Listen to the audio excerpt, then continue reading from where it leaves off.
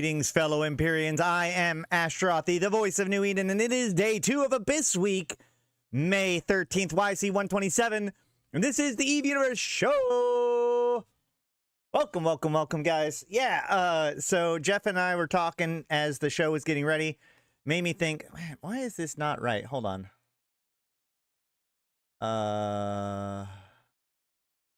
There. That works. So, like, he was suggesting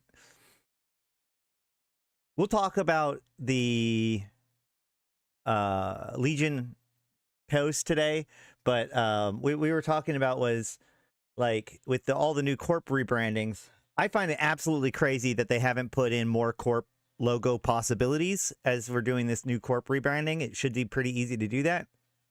And Jeff suggested, like, bunny ears, and that made me think, like, oh man, wouldn't it be like what they really need to do is add, like, so achievements have been something that has been very controversial in EVE in the past. You know, the idea of player made achievements that are player obtained achievements that unlock things like titles or skins or whatever. Like, this has been something that players have kind of been pushing back against, I should say, for quite some time. So the idea would be, what if the corporation actually had achievements or things that they could unlock? So, like, for instance, if you wanted to have the Garistus bunny on your corp logo, you could, but you'd have to buy it with corporation LP. See, corporations didn't used to have LP, but now that corporations can have LP, I think it'd be pretty cool if there were things that you could buy and unlock for the corporation that doesn't necessarily make sense for players, right? Wouldn't it be cool if for like 1 million skill point or 1 million LP as a corporation, or 10 million LP as a corporation or whatever, you could work together, work for the Garistus enough to be able to buy the ability to use the Garistus logo for your corporation? That'd be so cool. And like, once you open up that door, there's lots of games that do that where the corporation itself unlocks things. So that way anybody, like, you have to do the task as the corporation. So you can't have somebody who's already unlocked the Garistus logo join the corp. You have to do it as the corp to unlock whatever it is. But that gives value in history to one corp over another, right? Like, and this could even theoretically be something like, can you imagine if you could earn lower taxes as a corporation? I don't know. You go down a whole rabbit hole that way. But corporation progression sounds like a cool thing to do. So today we are in a Stormbringer, because we are going to do electric Stormbringer today. But first, we are going, well, also today we have the FanFest lore panel. Yes, Will could have an angel logo, although I would still like the Deathless logo over the angel logo. So we have the lore panel today, and we've got electrical Stormbringer today. But before we go into all of that, I want to... We just got Legion in Focus sent to us by CCP. This is going to be a kind of a quick overview of everything we've seen about Legion coming on the 27th. Now, obviously, well, a few things about this. First of all, they talked a lot about a lot of things during FanFest, to the point where it kind of became confusing as to what is coming on the 27th versus, you know, the rest of the expansion all the way through to fall. And so, you know, this is probably pretty good to give us an idea of exactly what is coming on the 27th versus other time.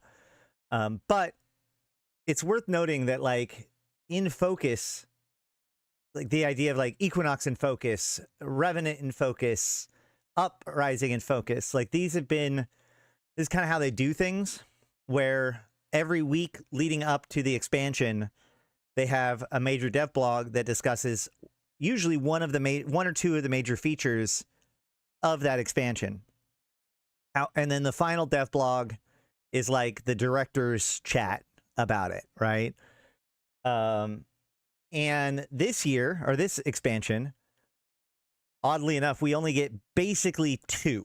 We get this week's, and we get the dev blog, or the developers chat, or the director's chat. That's what it is. So on the one hand, we could claim that this is evidence that Legion is a very thin expansion. But on the other hand, I think that this has to do with the compressed, just simply a matter of the compressed timeline that we have, right? They announced Legion at FanFest. Legion was less than 3 weeks later, but also like FanFest was over the weekend. And so this would be the first week to have a blog like this. And then there's only one more week until the expansion. The last week is supposed to be the director's chat. So this year, we get one in focus, which is kind of weird in essence, because like the idea of an in focus blog is it's designed to focus on each aspect of the expansion. But this is where we're at. This is what we're working with here. So we will look at this real quick. There is actually a 6-minute video to look at, which we will also probably at least go through. But the biggest ones are freelance jobs, which are, call me simple, but I'm satisfied with just the graphical updates to some of the cruisers. Excuse me. Don't get me wrong.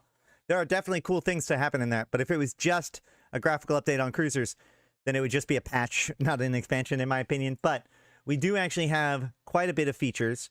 So the freelance jobs is probably by far the headline feature, even though it is a relatively small component to compared to what it probably will be in the long run. This is why I compare this expansion very much to Viridian, which is when we got corporation projects. Viridian felt a little bit thin and unfocused, but that's because like these are cornerstone pieces being built in, and it will build from there. Like in 5 years, there's a very good chance that like freelance jobs will be pointed at as being like a life before freelance jobs and a life after freelance jobs. This could be very, very impactful. However, for this expansion, probably not so much, and we'll look at that. 2 powerful new ships enter the battlefield. This is true. Both of these ships require unique assets, unique design concerns. We have the Angel Dreadnought and the Triglavian Marauder. Well, it's not just work on, yeah, there's a lot of work on the back end to get the core projects to work. Exactly. Just like events, when events came out, they were very simplistic. Over time, CCP had to build not only new events, but also the tools to build events, giving them new things to be able to track, new things to be able to do. And that kind of made, over time, things kind of grew to be a more broader tapestry of things. Well, events are kind of hidden from us as to like what development they're doing, because it's just we get the sites that we get. Whereas obviously with corporation and freelance jobs, that is very much in our visual sight, so we can see this coming together as in development. And already, I mean, like I'd like to remind you that when corporation projects first came out, you could not pay somebody for turning something in, right? Like build me X number of battleships and turn them in or whatever. Like you could receive the battleships, but there is no way to pay them out. You had to manually look at the project and then pay people based on their contribution afterwards. It wasn't until several patches later, I think, that they actually introduced the ability to put payments, automatic payments on project types. So in a very real way, when projects first came out, they were basically just a beta. And in the same sort of sense, freelance jobs are actually more complete than corporation projects, because they are building off of corporation projects. But, it makes sense that what we're seeing is the simplest version of a fairly significant feature to come. I mean, it wasn't even just a quality of life, in my opinion. It was a functionality issue, right? Like when the Skinner first came out, kind of smile for the internet. So when the Skinner, actually, yes, they are. So when Skinner first came out, you could not sell it to a specific person. You could not search for a specific skin. You could not transfer it to somebody without paying the then 30% tax. So like these things when they first come out are effectively like not ready for prime time. But they give us them a little bit early just to like get it in his hands and get us used to it. And then they continue to build in functionality. So there's a big piece of that there. The two new battleships, or the two new ships, like I said, the Sarathiel and the Babaraga. The Sarathiel for the Angels, Babaraga for the Trig. It is the first Tech 2 Trig ship. We'll see if anybody freaks out of that statement. New sovereignty updates. We'll look at those. But basically, you can add weather to your nullsec systems, which is something I've predicted for like a year and a half, 2 years. Corporation palettes. This is the idea, like, so eventually they want to add more branding options for corporations, such as like skins that use branded colors. But this is the basic, again, so like they're giving us the basic building block of this piece, which is the ability to set your corporation branding, your corporation colors. We don't get to use those colors in very much yet, but we will be able to like create your colors. Yeah, Trig Hauler. What happened to the Trig Hauler? Massive ship and module balance pass, specifically surrounding logistics. Think they'll ever add Zarzek weather to that system? No. That doesn't really make sense, because there's still sites and systems. And also Zarzek isn't caused by like abyssal radiation. It's caused by a giant black hole. Visual updates to ships. Definitely one of the biggest highlights. Hold on.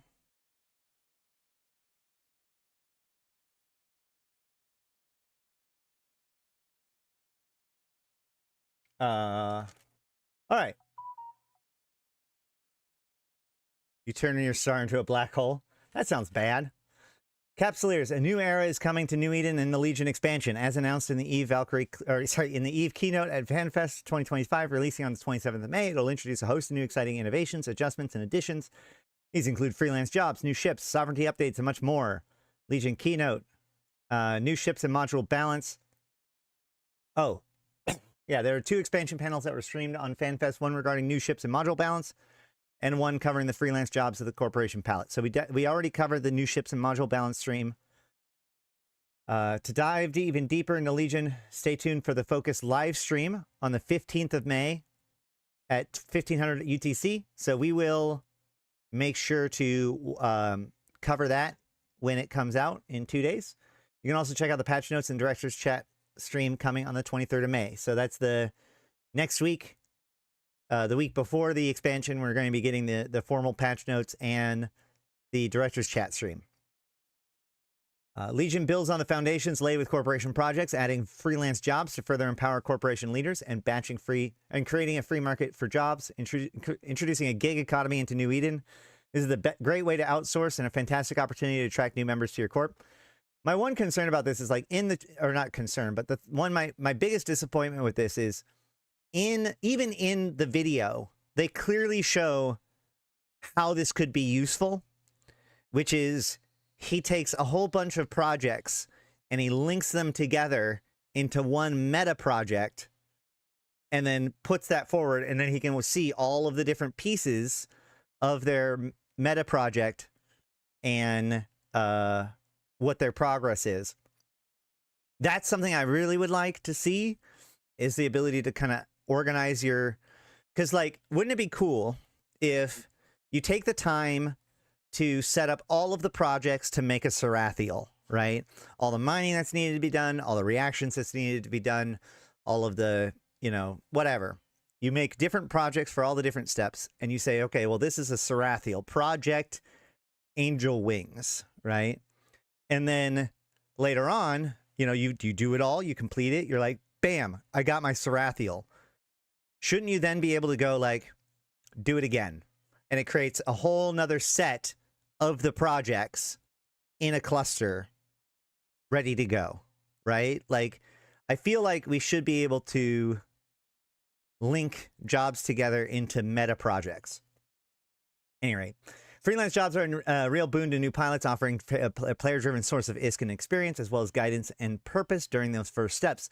Through freelance jobs, corporations can initiate connections with promising recruits, removing a potential barrier to entry, as new pilots may find the prospect of applying to Corp intimidating. Where they lack the confidence to approach a new corporation, freelance jobs allows them to take on fun activities and potentially get recruited, feeling valued and empowered to become a contributing member. Well, you can repeat corporation projects, but I mean like operations, right? Like yeah, link things together. I don't know. Each capsuleer can take on up to 3 freelance jobs at a time, which means, like, one of the big difference about a freelance job is that you have to accept it before you can earn points towards it, right? Like, if it's a corporation job and you accidentally do it, you'll still get credit for it, right? If I have a corporation job for armor repping, and then you armor rep somebody, you just get you just automatically get it. You don't have to accept it because you're in the corp. But with a freelance job, you could be in a system that has a project, like, oh, salvage in this system. You can go to that system and salvage it and not get credit for that thing because you haven't accepted the job yet. A corporation can have up to 100 jobs active. To begin with, corporations can offer the following types of freelancers: destroy non-capsuleers, damage capsuleers, mine materials, capture faction warfare complexes, defend faction warfare complex, and ship insurance. Of these, I basically predict that the only one that we will see used in a significant way is the faction warfare one, because it's the one that somebody will be willing to pay money for other people to do, right? Because this isn't mining materials and turn it in, right? You're just paying public people to mine rocks in a specific area or whatever. And it's like, there's no guarantee that they'll turn in those rocks. In fact, there's none of these are like turn in an item. So unless somebody's altruistically trying to get you to to rat, like a null set group could reward somebody for ratting in theory. But why would you do that? Does null have SOV upgrades for doing activities still? So they still have ADM, but ADM doesn't affect what things are available. So the amount that you rat doesn't, you don't have to rat a certain amount for the best sites to be there. That's all based on power grid or power supply and personnel and all that stuff. What it does do is affect sovereignty conflict, right? Your active defense multiplier still affects how the Entosis fight happens. So you still want to have a high ADM with mining and combat, but it's no longer necessary for those, for like the better sites or whatever. Most null SOV won't want a neutral mining in their space. Yeah, that's true, because this is going to be public. If you're going to just reward your nullsec people, then why wouldn't you do it within your alliance? I seriously think that the only ones that are going to be potentially actively used of the beginning ones are going to be these faction warfare ones. Because as a faction warfare pilot that cares about a given system, like putting down a call to arms publicly makes sense. But then what's weird about that is, let's say I want to encourage people to defend Fleet, right? Do I put this down in Fleet? Then only people within 5 jumps of Fleet gets to see Fleet. I think that you can do this from any of your corp offices and just direct them to go to Fleet, which of course, like, if you say, hey, destroy non-capsuleers in Tama, like, this is going to happen. That's the other use case of this, is scamming people, basically, right? Not scamming people, but just tricking people into doing something stupid. Or I guess paying somebody to do something stupid. Maybe that will encourage more NRDS alliances to hold off. I think that that's very optimistic. In the coming months, more contribution methods will be added, including improved versions of the deliver item. So there you go. That's going to be the want to buy effectively.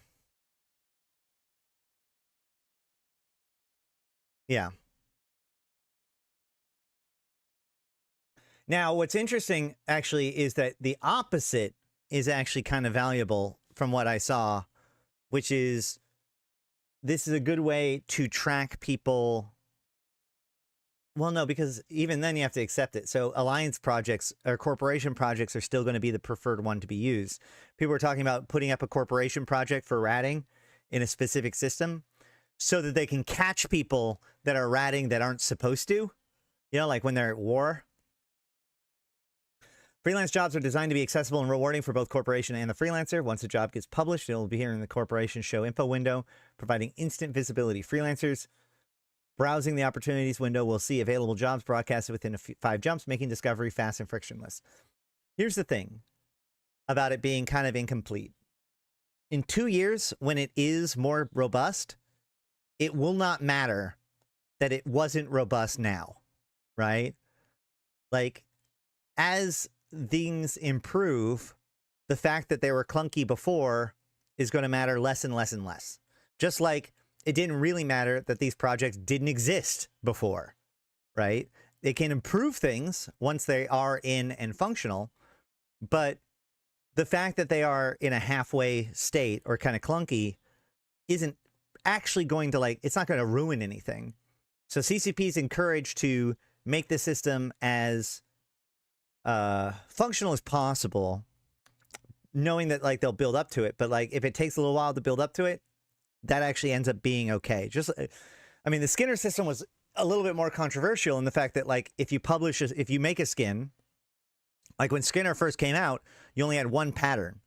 Then they made it so you could have 2 patterns. So technically anybody who made something with 1 pattern before kind of screwed themselves because they eventually got new capabilities. So, but this isn't really like this because it's all very temporal, right? Like, what project we make in 3 weeks isn't really going to matter in 2 years. So in that sense, this actually is a really good feature to effectively beta test live, because whatever value it does give is just value, and it probably isn't going to ruin anything. Probably be their primary link to Vanguard too. Yeah, that's actually a really good point. So I talked about this the other day, but like I was thinking about this where people keep on asking me, like, to predict the future of what's going to happen next, because, you know, the Drifter stuff is kind of coming to an end, and we've kind of, like, there's not a lot of direction right now. But what we do know is that in like 3 or 4 months, I think, or 4 or 5 months, whatever, we'll have the first Vanguard, or the next Vanguard playtest, and then 6 months after that, we're going to have Vanguard full time. And at some point in that process, we're going to have things like the Bastions being made, the rise of the SOE as being a major component compared to the death list, you know, all these other things that will be necessary for Vanguard to be ready to go into open beta next year. So I would imagine that a lot of what we're seeing right now, one way or another, is going to be components to that, because that's what they're building towards.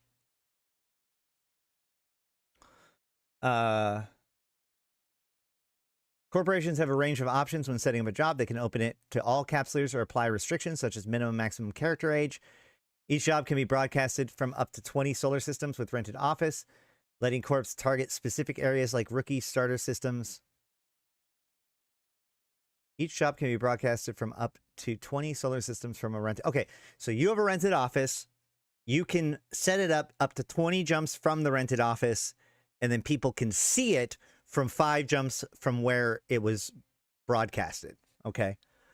More targeting options on the way, including filters based on NPC Corp affiliation, air career project score, and eventually full ACL access control lists for alliance projects.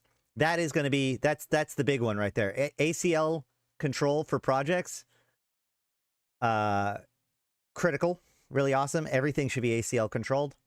It's going to be like, so again, like this feels less like we're going to introduce the feature to change the universe today, and more like we are putting in the framework of this new feature so that that way, if people are going to figure out a way to break it, they're going to break it early.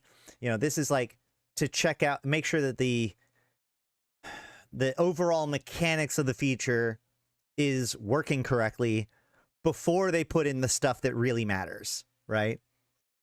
What's up, Roughnecks?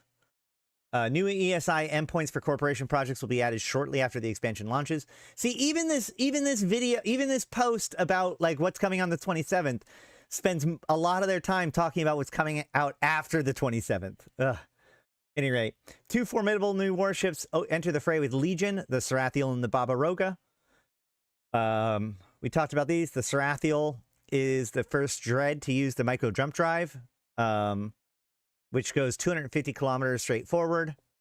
It can do it while in siege, which also means it can move while in siege, though not quickly. And the Baba Roga is a Marauder Leshak, which is going to be really awesome. Because if you think about it, the Bastion increases range and increases the speed in which the weapon fires, right? So the way Marauders work is that Marauders often have half the number of turrets, but then a big bonus to damage to let them like have the same number of turrets, even though they have half the turrets. And then a Bastion that makes those turrets fire twice as fast, which is how it doubles their damage. Well, the Baba Roga has only 1 turret, right? You can't half 1 turret. So, in fact, it actually loses its damage bonus, but it gains a range and tracking bonus over the Leshak. But that Bastion module, because it's going to make the weapon fire twice as fast, it also has the same bonus as the Ikitursa and the Nurgle in the fact that it ramps twice as high. But twice as high means it requires twice as many cycles to get there. But since it's going to be firing twice as fast, that means it's going to get twice the ramp in the same amount of time that a Leshak does. Now it's going to be a little bit less base damage, right? Because it doesn't have the damage bonus of the Leshak, but it's going to ramp twice as fast. So it's going to be pretty strong pretty quickly. Also, we see this picture here, I think is very informative because, so trig ships, especially Leshak, kind of fold outward like this when it's firing. And this was something I was wondering about because, like, Bastion has an animation and a trig ship has an animation when it's firing. So, like, how are those two going to relate with each other? And it looks from here like the folding open of the ship is likely from the shooting of the gun, where the opening of these ports on the side for venting, that's likely the Bastion mode. So, yeah, those are going to be fun. And by the way, guys, this is one of the reasons why we're doing Abyss Week this week, because everything involving this ship in particular has exploded in price. In fact, I think, hold on a second.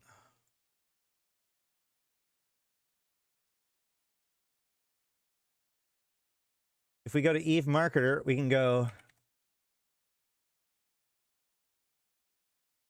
0 point condensate. Is this right? This doesn't feel right.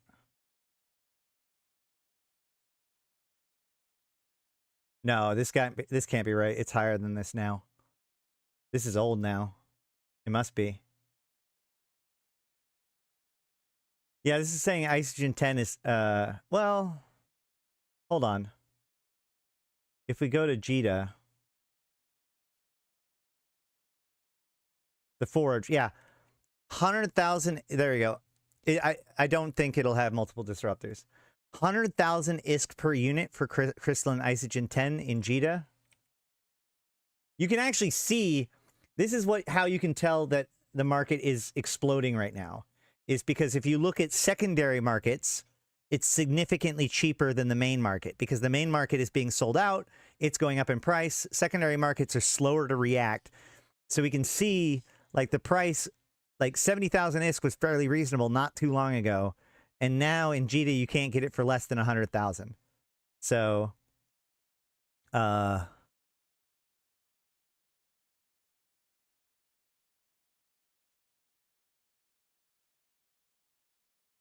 if we, yeah, we can see like in the last year, it's been mostly like 50 to 60,000 ISK per unit, which is pretty normal. I think the highest I've seen it before was like 80 million or 80,000 ISK a unit, and that was about the time when T2 ships were when the T2 ships were first coming out, and the Kikimoras were exploding in price because like there was once upon a time that a Kikimora was like 70 to 80 million. Right now it's 35 million. The difference was is that the Stuka fleets were so popular that it put a huge pressure on Kikimoras. And of course, this was when the trig ships were first coming out. So there was a big pressure on all our T2 trig ships on trig materials and such. And even then it was like 80,000, 90,000 per unit. And now it's 100,000 ISK per unit in the forge, although it's only 67,000 ISK for 0 point condensate. So right now, Isogen 10 is more expensive than 0 point, but I don't imagine that that's going to stay that way for too long. That's one of the reasons why, like, the Abyss is the great place to get this stuff, and now the Abyss is worth a lot of money because of this high demand. And this says, blueprint copies of the Baba Raga can be obtained by performing invention jobs on the Leshak blueprint copies. These ships are bound to be popular, so opportunistic individuals may want to adjust their facilities to meet the demand to make a tidy profit. So this goes back to, like, we believe that it'll probably use trig salvage, a Leshak, and a radar sensor cluster, and some other material to build the Baba Raga. Some other T2 material. Meanwhile, in nullsec, sovereignty continues to evolve. Legion introduces more flexibility and customization with 3 new categories of upgrades. New resource conversion upgrade to give you more control over your resources with the ability to generate workforce from power and vice versa. This is going to be big for when it comes to like the landscape of null. New system-wide modifiers allow you to lean into the strength of your doctrine, offering bonuses to scanning, targeting, and specific combat styles. I love this idea. I know people were like there's that question of like, well, won't this give you, like, the people that live there a huge advantage? Yes, yes, it will. Like, it's good that there's a home field advantage. It's also good that you could learn the home field advantage and get good at it and attack it against them. I think this is one of the greatest things about wormhole space, for example, is the fact that, like, you can have a weather, and so your entire defense team can be built around a strategy that doesn't make any sense outside of that particular weather, but inside that weather is really strong.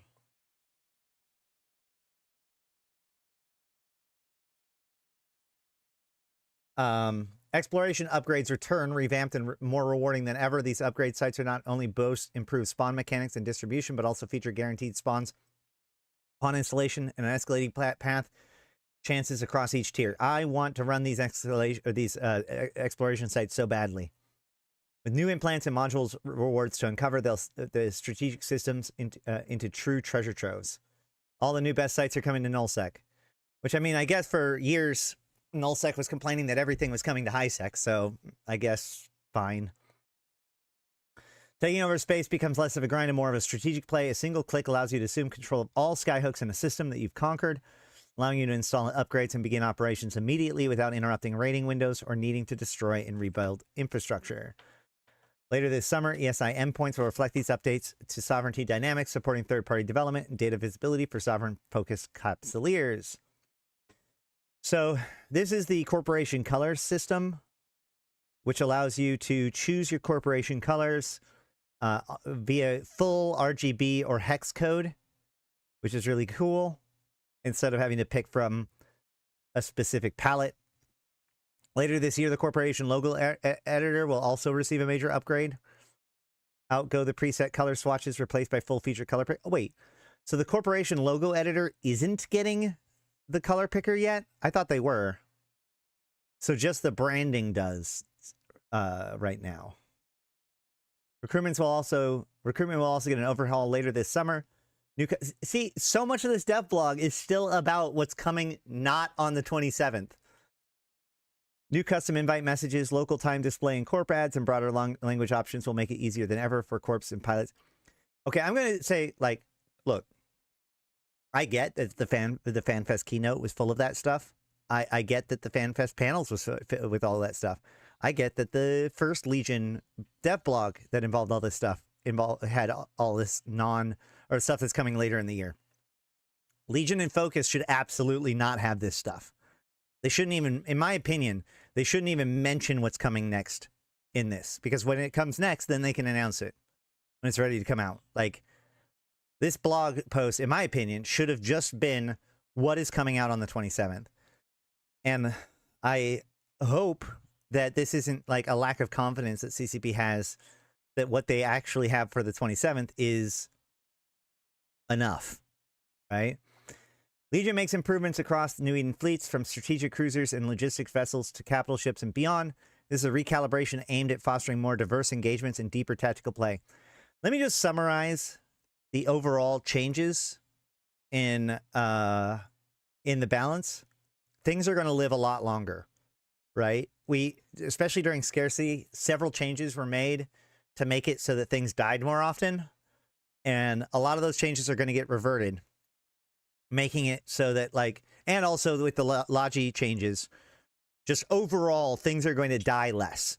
We are pushing the meta more towards a defensive meta than an offensive meta.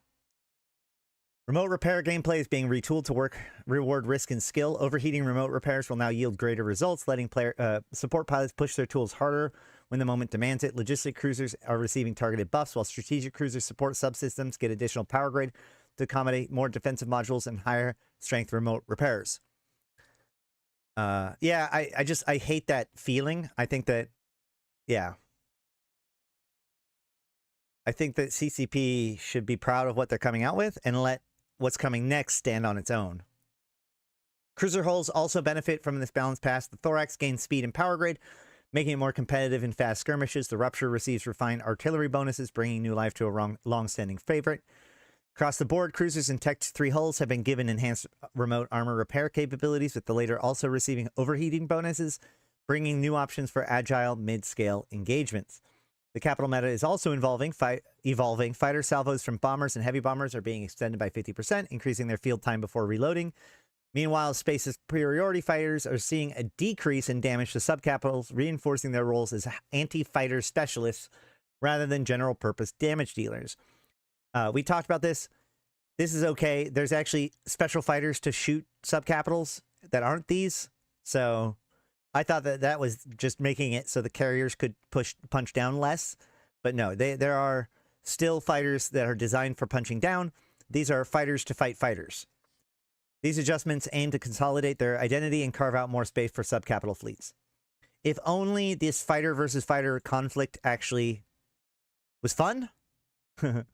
Survivability is also going up. The rollback of the penalty to shield and armor extenders from Surgical Strike update has been completed, now scaling up to 400% for supercarriers and 500 for Titans. This is part of a broader effort to elevate supercapitals back into a more viable role, keeping pace with the rising power of factions and Lancer Dreadnoughts. Good. I mean, like, even when this stuff happened, it was kind of an artificial thing that was like, hey, we're going to be depressing the impact of these ships in the game for now, because the problem is that there's too many of these things in the game now, and so the meta is being defined by Titans. So we're going to cut Titans down to size and make them really hard to build, so that way, like, rather than just deleting half the Titans in the game, we're just going to make it so the Titans aren't really practical to use, and have that be effectively the same. And that's kind of how they did it during scarcity. And this is a lot of, like, so they're undoing pieces of that to be like, okay, well, now it's time to use Titans again, guys. Directed Doomsday weapons get a 20% damage buff, with the new Advanced Doomsday Operations skill book increasing damage by a further 7.5% per level. This applies across the board, including bosonic weapons, but not to Lancer Dreads. And to round it all off, several Pirate Faction Dreadnoughts are receiving buffs to help them and stand shoulder to shoulder with the Sarathiel and hold their own against modern Navy and Lancer Dreads. Yeah, in general, the pirate faction dreadnoughts have all had their damage buffed to make it so that they are better damage than their navy component. Surgical Strike Legacy is being revisited too. Resistance changes from that patch are being dialed back by 10%, making ships harder to erase with a single volley and give logistics pilots a bigger window to intervene. It's important to note that like this is the second rollback of Surgical Strike. So while the percentage is not the same as the Surgical Strike change, this combined with the previous one, I think completely rolls back Surgical Strike. The map is getting a major overhaul. A long-term project has begun to bring the new map up to parity with the classic experience and third-party tools. I don't know what they mean by new map and classic experience. Are they talking about the old map, the old map? Now we've got 3 maps. This first iteration will make it easier to apply and switch between filters, share filters sets in chat, and add a view mode toggle as well as new quick action buttons to identify both your location and home station at a glance. You know what the map really needs? The ability to apply multiple color codings at a time. The fact that I have to like, I want to be able to look at pilots in space and faction warfare systems at the same time. I know. Well, this is at least replacing the new map. They'll probably never change the old map, at least for a long time, because then riots will happen. But like what we really need, in my opinion, is the ability to add multiple filters and view them both at the same time. That would be very useful to me. Visual upgrades have also been extended to the ship themselves. 5 Tech 1 cruisers and many other variants. 13 ships in total have been redesigned and polished, with some of them already seeing improved geometry, texture fidelity, bespoke animation states, refined weapon platforms, and updated VFX.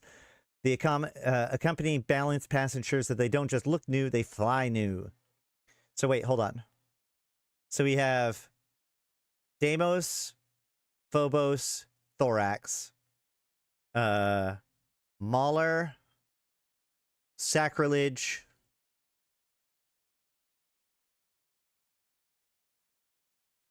the Hick, Imar Hick.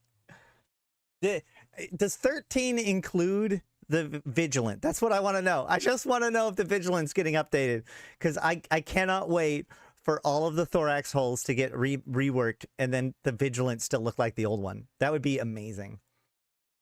Streamlined and sharp. A series of quality of life improvements are also coming with Legion. Neocom customization is on the way, allowing them to recolor the interface icons, which I have on good authority is apparently a big deal. You'll be able to view contact labels in character info windows. That's great. And see how many blueprints you own across all of New Eden. That scares me. Shortly after the launch of Legion, damaged crystals will reveal their status at a glance. You cannot be so proud of the fact that you are making it so that we can see the damage of crystals to bring it up before you're ready to actually put it into the game. I mean, I get that shortly after launch is probably 1 week later, because they said that there's going to be an update on the 3rd or something. But like, I'm sorry, man. Why am I reading about the fact that I'm going to be able to hover over crystals in the future when this is about the 22nd, whatever. And those flying as Omega will even have more to look forward to. The Air Career Program will reward twice the skill points for Omega pilots. Okay, so there you go. That's the piece that we didn't actually get to hear during the panels. At least it's not the first point. Yeah, just put it at the bullet points, right? Like, all right. A visual rework of Omega brand further clarifies what's on offer and why it's worth the upgrade. To explore Legion in greater depth, tune into the In Focus live stream on 15th of May and Director's Chat on the 23rd of May. God, I feel like, okay, hold on. I know I'm kind of distracted, but like, let's see what we can do here. Let's count the features, all right? Freelance jobs. Okay. And we're going to count how many times that they talk about something that's in the future. It's going to be even, because every single thing, or it's going to be even more things in the future, because like for every one thing they say now, they're talking about like 2 different things about what's coming later, which I mean, I guess I get that like each section talks about what they're doing now and then what's coming later. But like, yikes. Any rate. Guys, this is such a massive change. We updated tooltips. Well, on the one hand, like, it seems kind of silly, but these are the more impactful changes in Eve often. All right, well, that's fun. Let's go ahead and watch the video and see if there's anything new at all.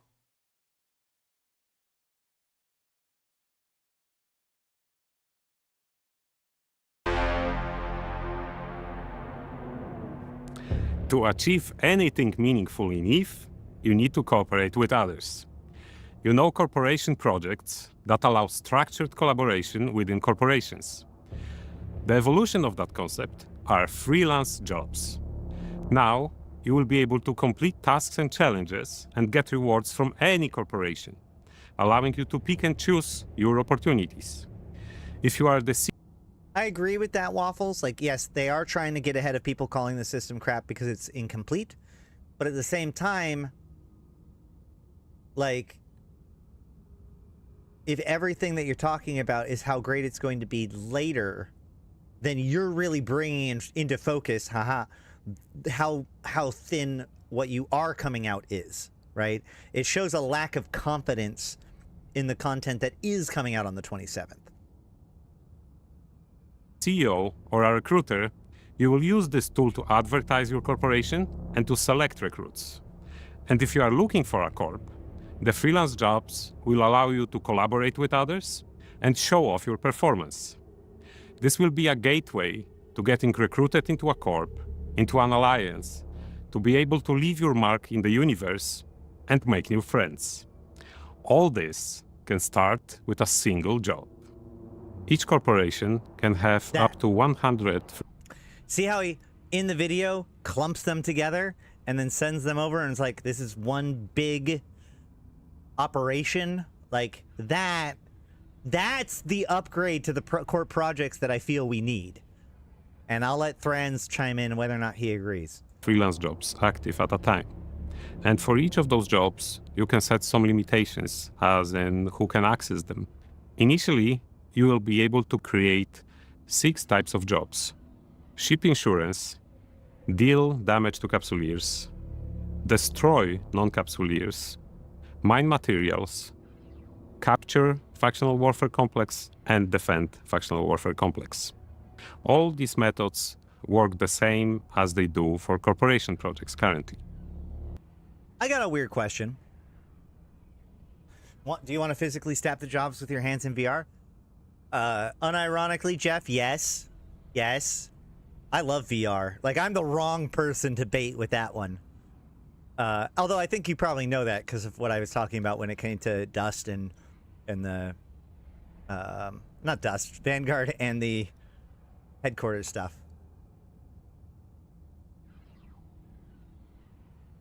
Hold on.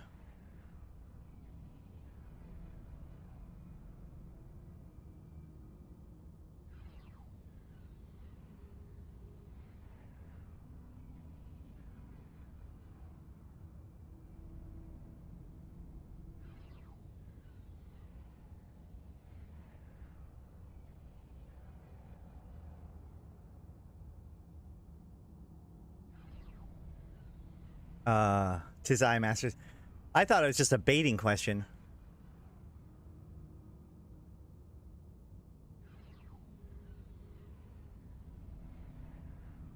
I want to wait for more info. At first glance, core projects had more potential than they had. All right, fair enough. And last but not least, corporation projects will receive... That's what I was wondering. Or what I was going to say. Like, I wonder if these are going to work in wormhole space. So, hold on. Sorry about that. Tried to mute myself. Couldn't do it in time. Anywho, like, wormhole space could be a really interesting one, right? Because you can only see it within 5 jumps of the system. Wormholes aren't connected by jumps, but they can have a corporate office. So imagine going into a wormhole system and seeing that there's a public freelancer project to kill rats in that system. Be like, I feel like this is a trap. If ESI support in this expansion, and freelance jobs will get it soon after. In the Legion expansion, we're focusing on bringing your corporation branding one step closer to being the same inside EVE as it is outside of EVE. The first step towards this is the introduction. These are the videos from the keynote, aren't they? I wasn't so sure with that first one, but this one, like, it feels like it's the exact video that they played during the keynote. Of the corp palette. This is a new way for your brand managers to set an official colorway for their corporation and can be first seen on the freelance jobs that your corporation sets up. In Legion, we're upgrading the corporation logo editor. We're saying goodbye to the pre-selected 18 colors and giving everyone a full-fledged color picker with full RGB and hex code support. But they said that that's what's coming later. Do you do reveals? I do. So I do reviews anytime that there's like a sale. We'll evaluate sales. If somebody wants me to look at something specific, we will. But generally speaking, when there's a sale, I do go over them. So you can easily match your corpse colors inside of the game with what you have set outside of the game. Every ship we create is a work of art. We pour our heart and soul into every design.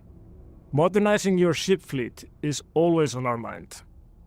The latest member of the family, the Angel Dread, is a great addition to the Angel lineup.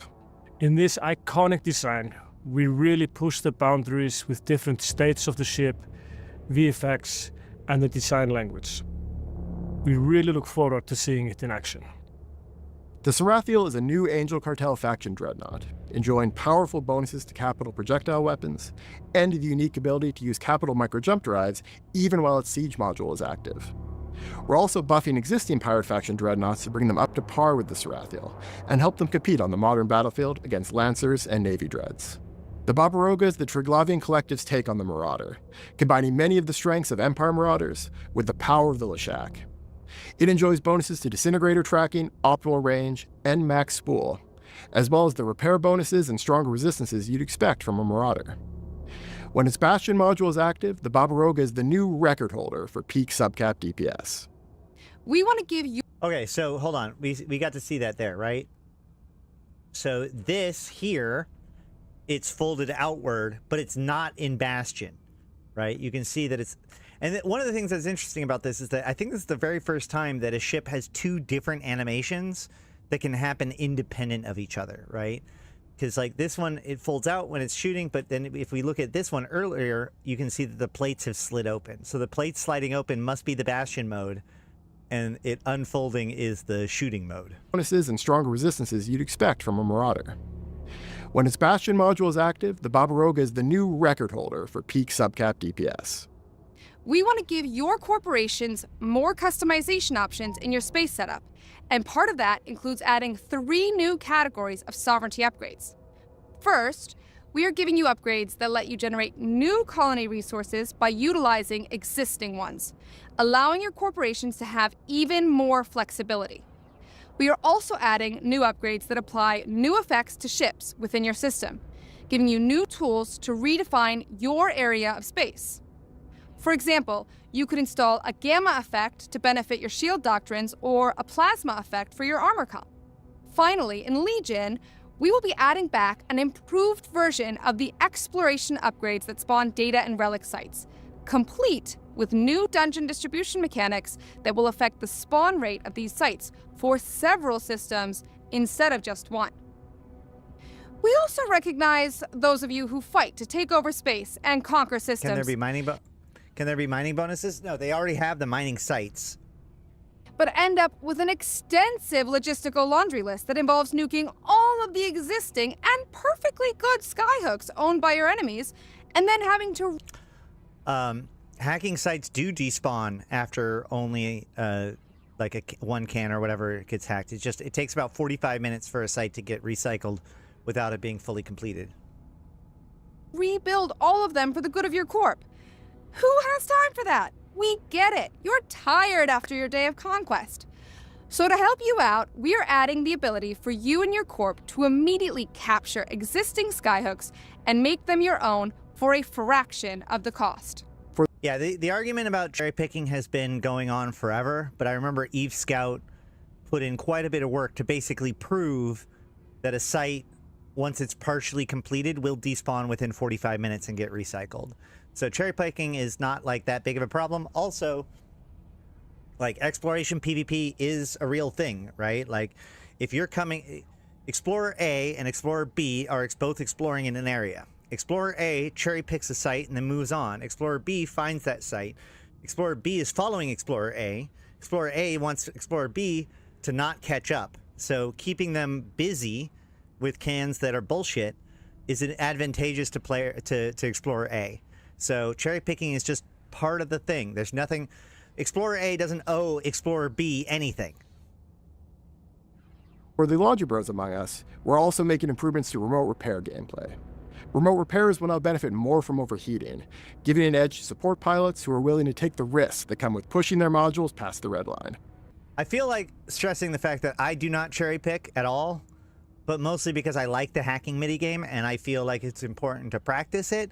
And honestly, it would take more time for me to cherry pick than it would take for me to just hack them all.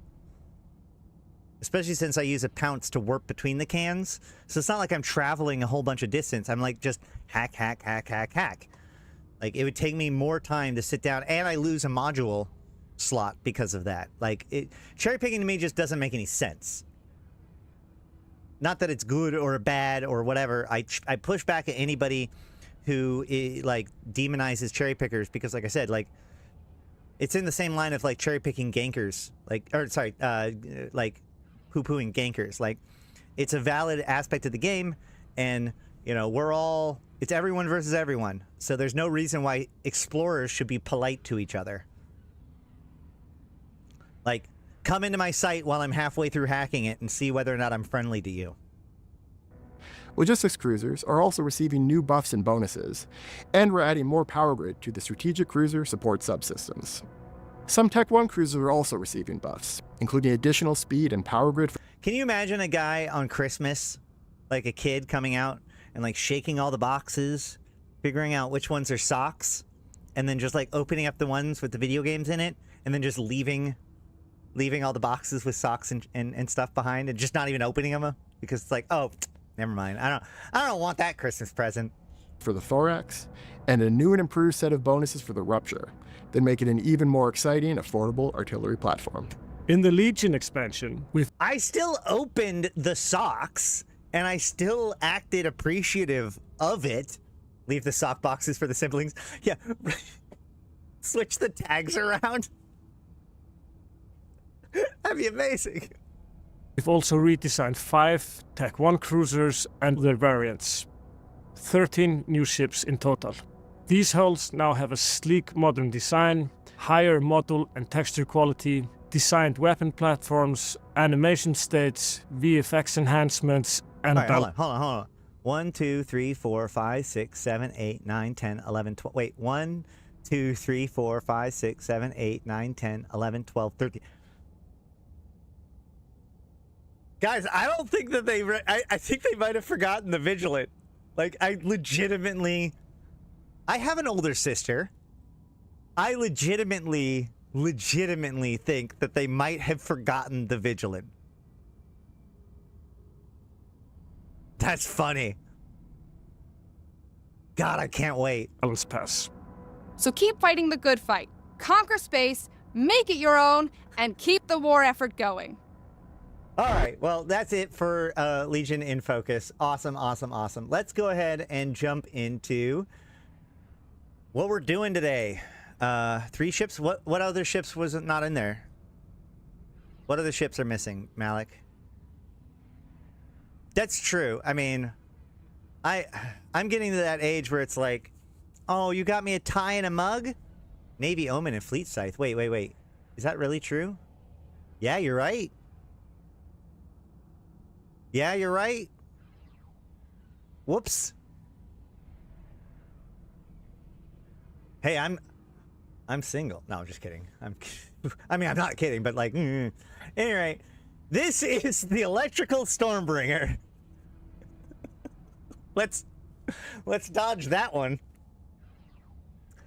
Okay, so what we're doing today, yesterday we did the Gamma Gila, which is basically the introduction to the Abyss. For like 500 million, you can get a ship that will do good T3 Abyss. This is a monster of a ship for doing basically any tier. The nice thing is that above tier 3, the biggest way that CCP like increases the difficulty above tier 3 is by just throwing in more rats, right? Which for most ships, that means more hit points to grind through, more damage coming in, etc., etc. But for the Stormbringer, because it chains between rats, more rats just means you're doing more damage. So this thing ends up actually like a Stormbringer in a T3 and a Stormbringer in a T5 is almost exactly the same. Now, unlike the Gila that we talked about yesterday and a lot of these other builds, this build does have a weakness, which is if you get 3 potatoes in a row, you're pretty much screwed. So we're going to hope for that. All of our yesterday was fairly simple. This week, for the rest of the week, the builds are going to get more and more spicy, and there is a good chance that you're going to see a very sad Ash potentially at some point this week because of this. The build is now in the comms, and do I have... Hold on. Yes, and it is in the comments down below.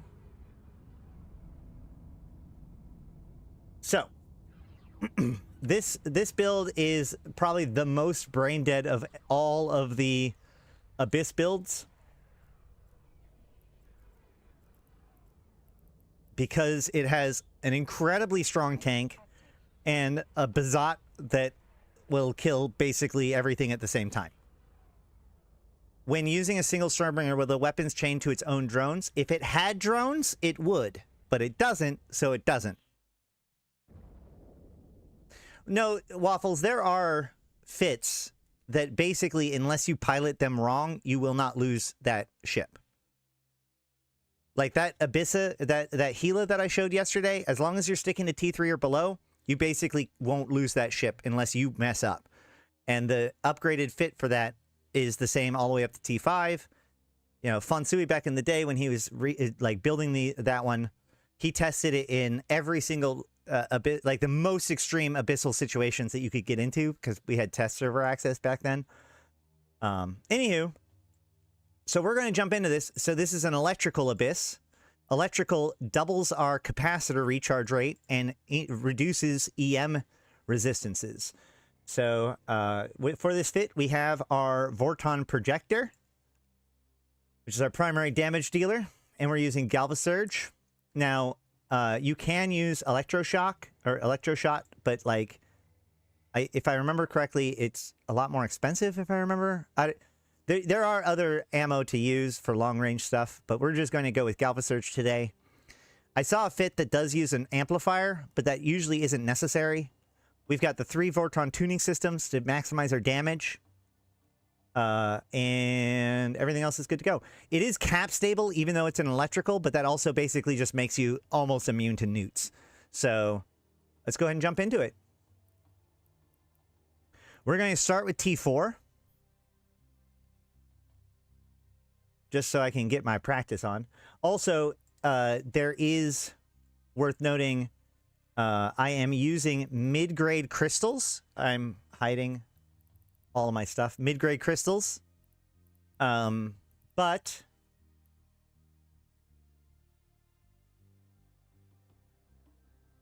if we go to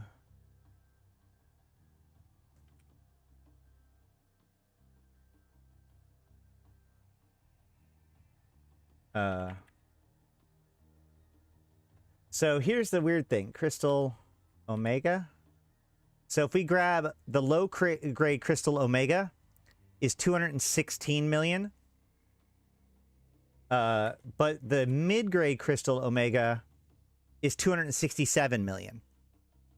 So what that means is, like, this is actually, like, that obviously is a little bit more, but basically, depending on the circumstances, mid-grade crystals can actually be worth less than low-grade crystals. So you basically never want to buy low-grade crystals. Mid-grade is the way to go when it comes to crystals. In addition to that, yes, my favorite piece about this the Stormbringer is what I refer to as the giggle factor. It's just really fun to watch an entire room explode. So let's get into it.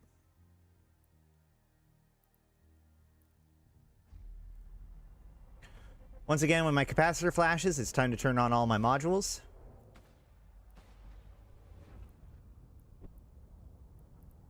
And let's get started. Now, I do not have a tractor beam, so we're not going to be going after the other stuff. But as you can see, like already one shot in, everything's taken armor damage. And the handy thing is it does destroy the biocache automatically if they happen to be flying past it at the time. So this build was originally built by Timerian. He said he did it because he wanted to have a ship that basically you didn't have to think about it all. You just shoot at the biggest thing, grab the loot, call it good.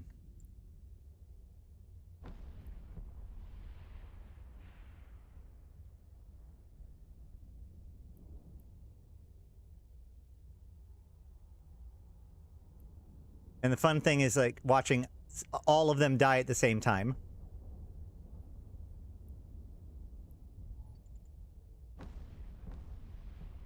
Boom, boom, boom.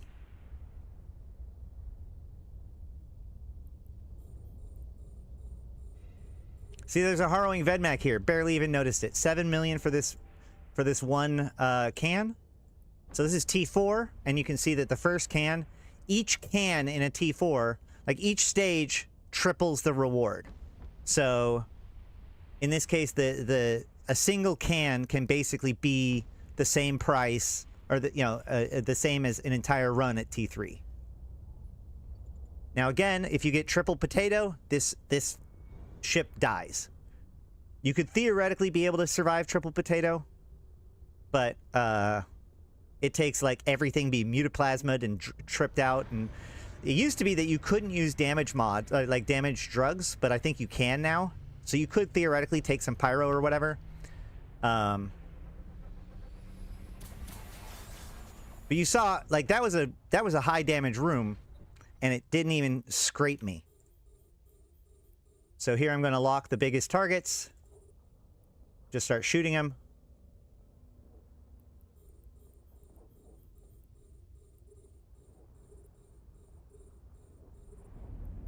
And there goes the cache.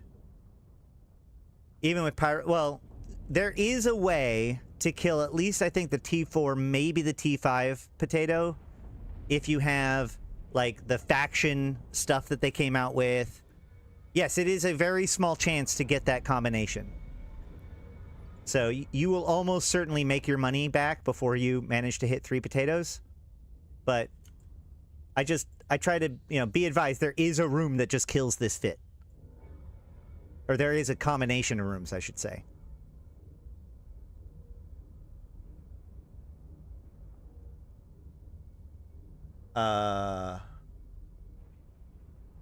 Oh, shoot. Sorry. Hold on.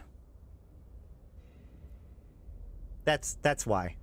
I actually have a setup for when I'm doing things. And then I have a setup for when I'm presenting things, so my bad.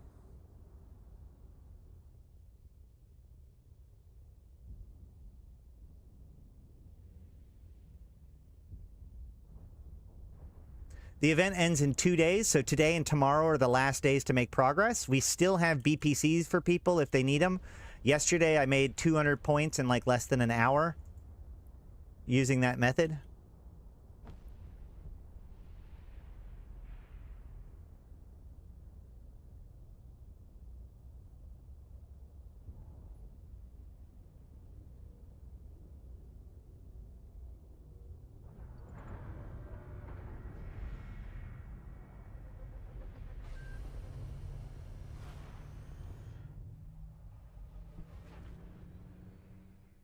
Yes, the ritual of...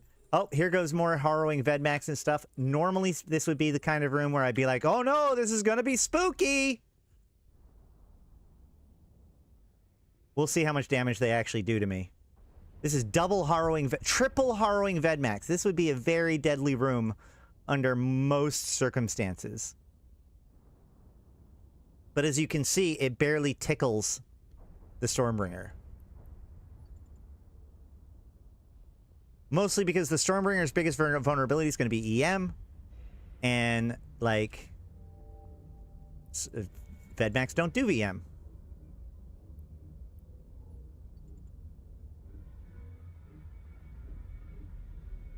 Even with 3 harrowing Vedmax, they are getting some damage done. But I'm definitely compensating. And they're about to all die. So as you can see, like, I basically can ignore... The one big thing that I can't ignore is orange clouds. I don't really want to be in an orange cloud. Technically speaking, you can get away with it because you're so overcapped and it's an electrical that you don't run into the problem with electricals capping you out, or orange clouds capping you out, but it's still a bad thing. You know, it's not a great idea. Should I have double cream with my brownies? Great stream, by the way. Hey, sure. Let's go with yeah. I put some hot cocoa in my coffee this morning, so we are living luxury. You can overheat your gun. Oh yeah. That's another piece to this, which is that you can kind of overheat your gun the entire time because it's only one gun. Like it overheats so slowly.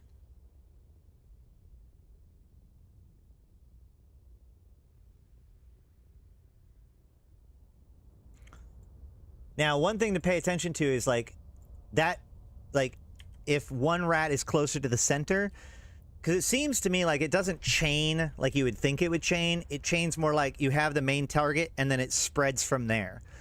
So I like to choose the thing that is like centermost, but honestly, it doesn't really matter that much.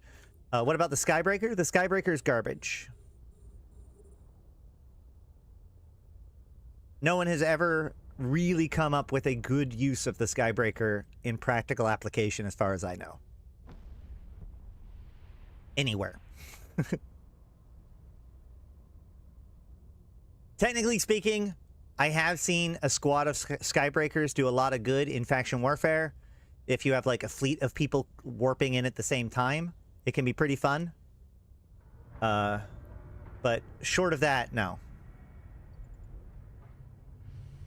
And that's it. That's an entire T4 run in 7.5 minutes, guys. 7.5 minutes for a T4. We're just going to jump right back into it again, and then when I'm done with these two, we'll step up T5 and see how that goes.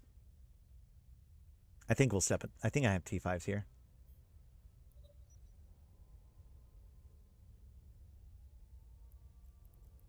So if we go... Did I not? I feel like I got really low loot, though. Did I not?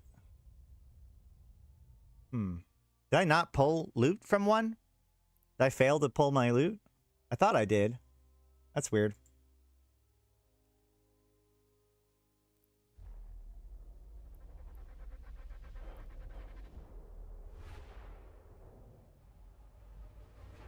The ammo's so expensive, I'm not sure if this is profitable.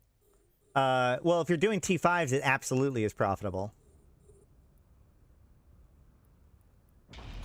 Ooh, gotta turn on my hardeners. That makes a big difference.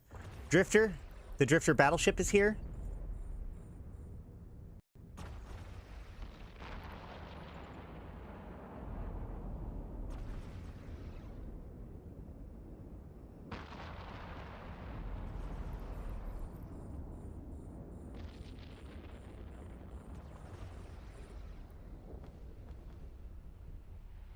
Boom, boom, boom. Look at all those look at all those explosions at the same time. That's so hot.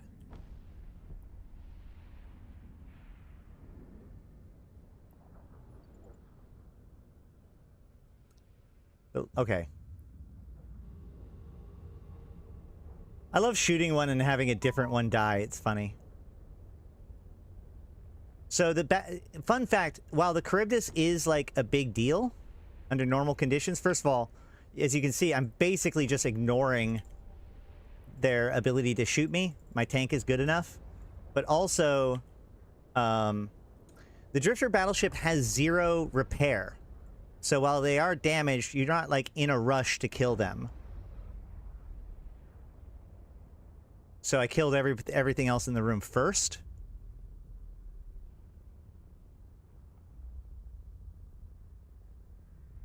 It'd be funny if the chains killed missiles too. That would be pretty funny. I don't think that's true. Now this is going to be one of the slower rooms because it is a battleship, so I'm going to overheat my weapon.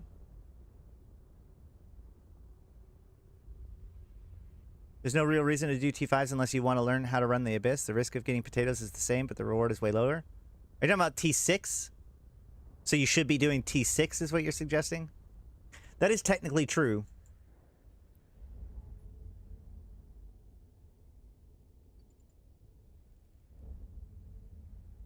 As you can see, I've been running this overheated this whole time, and it's not even damaged yet. Oh, now it started to be damaged. It's 2% damaged now. And it goes 50 kilometers, which is almost the length of, like, the Drifter's total range. So I could more or less just orbit the gate and be fine.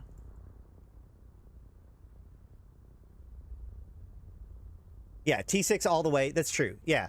No, it's a solid point that, like, as I said before, T4, T5, T6 for a Stormbringer is basically the same. And arguably, T6 is better for a Stormbringer, because if we look at our cheat sheet here, you can see that T6 and well, really T4, T5, and T6 has a higher percentage resistance nerf. So going up to T6 can actually make things easier to kill because they're less resistant to your EM damage, and you're still hitting everything in the room. And the thing that kills you, the potatoes, will kill you regardless if you're in T6 or T5. So QB here is 100% correct.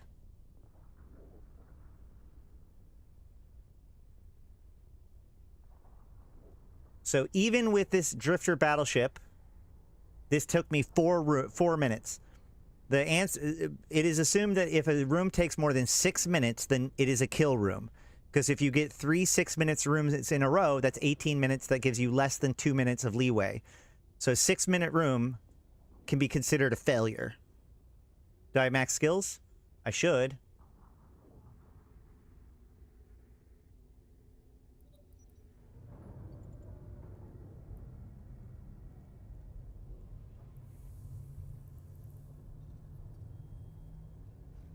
Yes.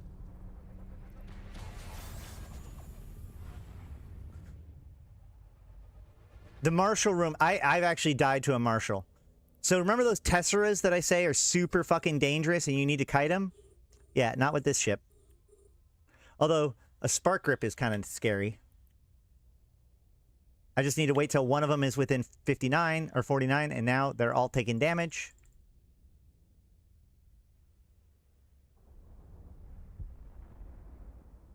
I would argue that you still want to kite out the Tesseras a little bit, because it sounds really spooky to have a bunch of these battlecruisers within range of you. No, yeah, I lost to the Marshal room.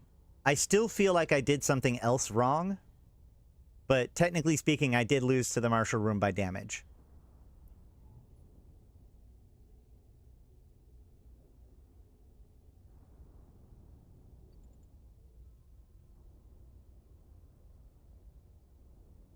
So yeah, I am within, like, oh my god, I should be dying right now, damage space of some of these Tesseras, and as you can see, I'm basically not taking any damage at all. This ship is so strong with its resistances. I can just ignore them. And there goes 5 of the fucking, or all but one of the Tesseras all in one shot. Beautiful, beautiful. 23 million in that can.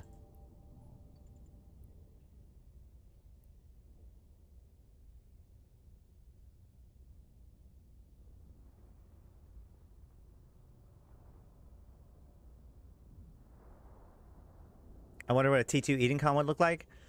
Hopefully it would chain heal people.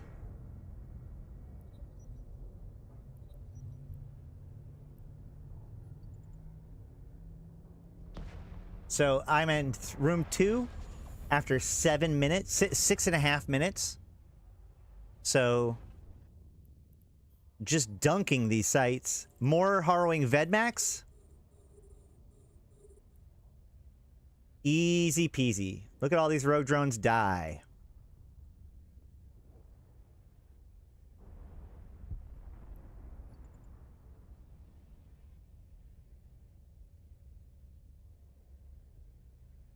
So yesterday we did the easiest to get into abyssal running ship with that of the higher tier abyssal running ships with the starter Gila. This is the easiest to run abyssal ship in my opinion. You can't, yes, because these are so straightforward, you can easily multi-box them.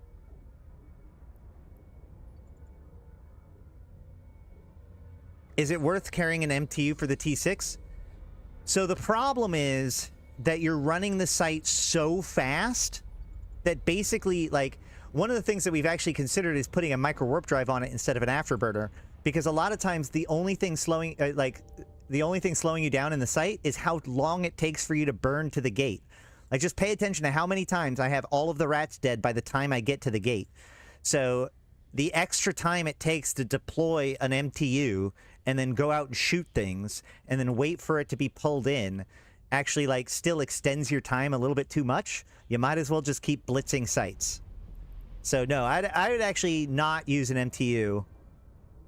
There are some people that bring, like, Electro Punch for the range, and then you bring an MTU so that way you can grab the cans. But, like, again, like, it probably will extend your time because of how quickly you run the sites under normal conditions.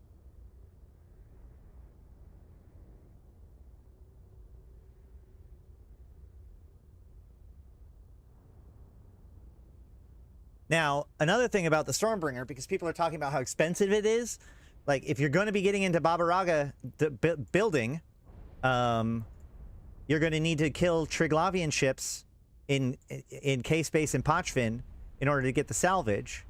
So you might want to run the minor conduits and other sites like that, which is going to get you DLP, which you can use to buy Stormbringer pieces. And the parts to build the Stormbringer you get for killing the Edencom ships. So if you balance the two and kill both in order to keep your standings stable, then the side effect of that is not only are you getting stuff to build the Baba Yaga, but you're also getting the stuff to build more Stormbringers. So you kind of get the Stormbringer for free in that way. Not for free, but, you know, as a bonus. So starting next week, guys, starting next week for the convocation, like right now we've been focusing on the event track, doing Labyrinth fleets and tourism fleets. Next week, or well, actually probably starting tomorrow, or not tomorrow, but the next, yeah. Starting Thursday, Friday, we're going to focus on Pochfin dual standings fleets to try to get everybody as high dual standings as possible. So that way, when we do move on... Why is my game locked up? Hold on. You guys see me? Hear me? Can you hear me? Okay.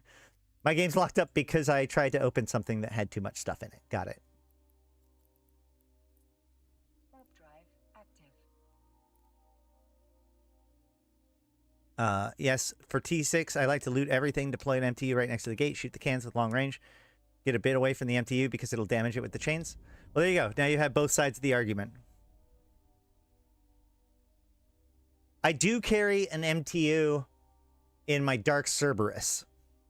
That's the only one that I use an MTU for.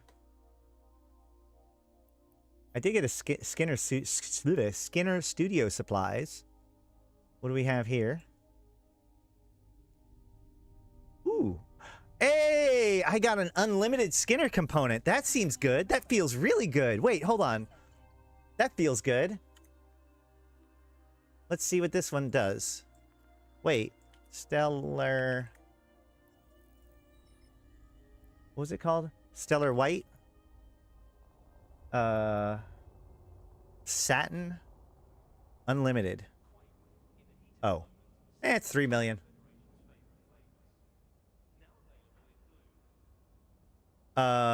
Is the Icatursa good for doing Firestorm's T6? I don't know about T6. It's touch and go at T5.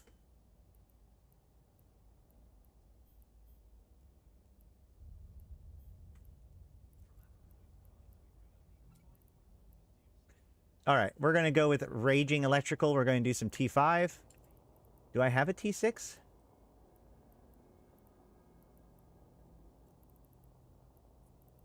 I think I already used all my T6 electricals. Yeah, so we're going to do some T5.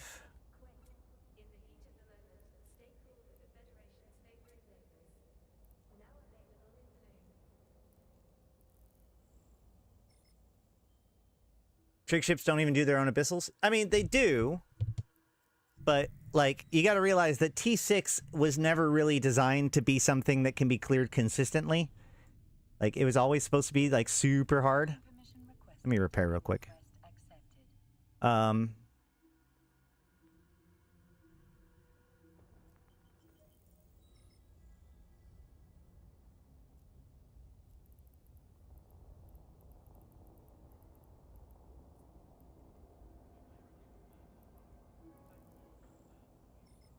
It also makes sense that the Edencom ship is so good because if you think about it, Edencom developed these ships to fight Trig.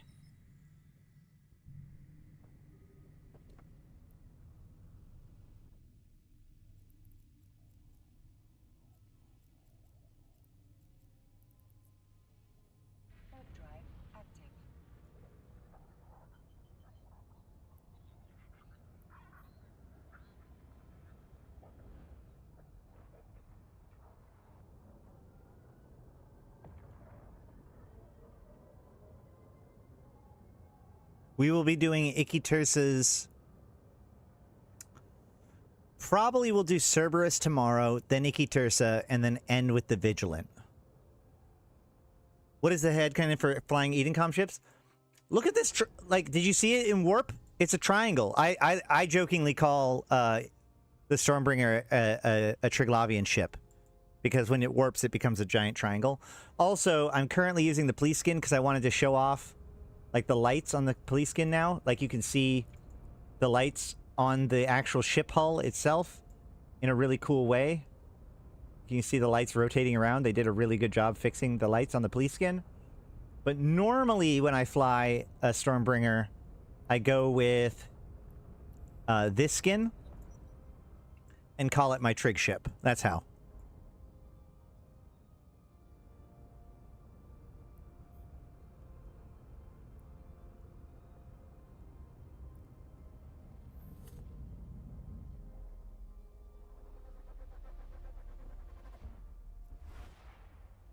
I'm a double agent. Ooh-wee, that's a lot of orange cloud. Drifter assault battleship.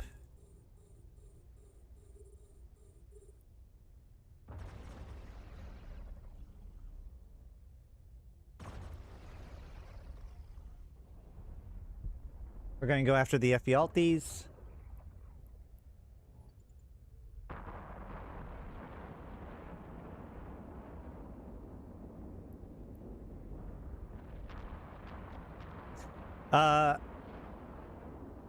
The best way to support me, I'd say that the best way to support me is just becoming a member here, just because it unlocks, like, you can see videos that I've released and you can see the icons. Obviously, I think I get a bigger cut, theoretically, if you support via Patreon, but, like, it's easier for me to manage it if you just support me on YouTube, so that way it's all just in one place.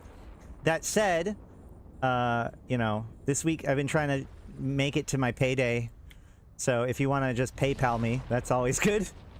But, yeah. Member on YouTube is the most straightforward. Although I do really appreciate the people that do support me on Patreon, because like I said, I think I get a better cut of that one.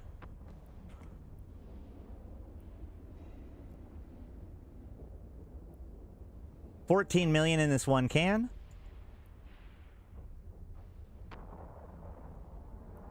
We're going to overheat when shooting at Charybdis. Right? I try to overheat.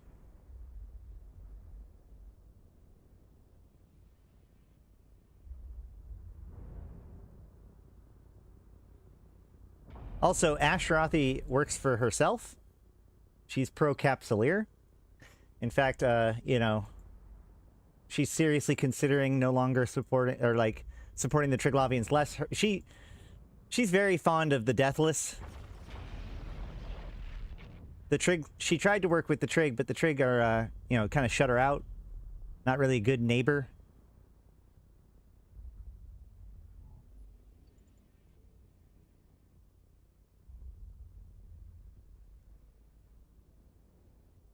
This is starting to get, you know, this is theoretically a little bit spooky because it's room 1 and I already have a battleship. So in theory, if I get like 2 potatoes, you might see a sad ash. But we'll see.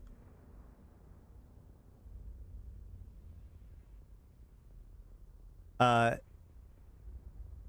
the Stormbringer make as much ISK per hour as the Gila given the cost of ammunition and not dropping the MTU? There are Gilas that can run T5s, T6s. So those are clearly going to make, like, your ammo costs are going to be a lot less.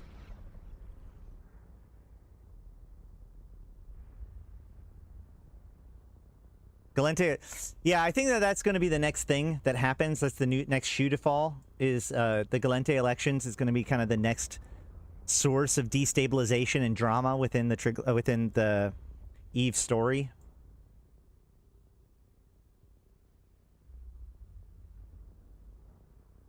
I cannot tolerate Suvio Belleron winning the election. That would be the worst case scenario.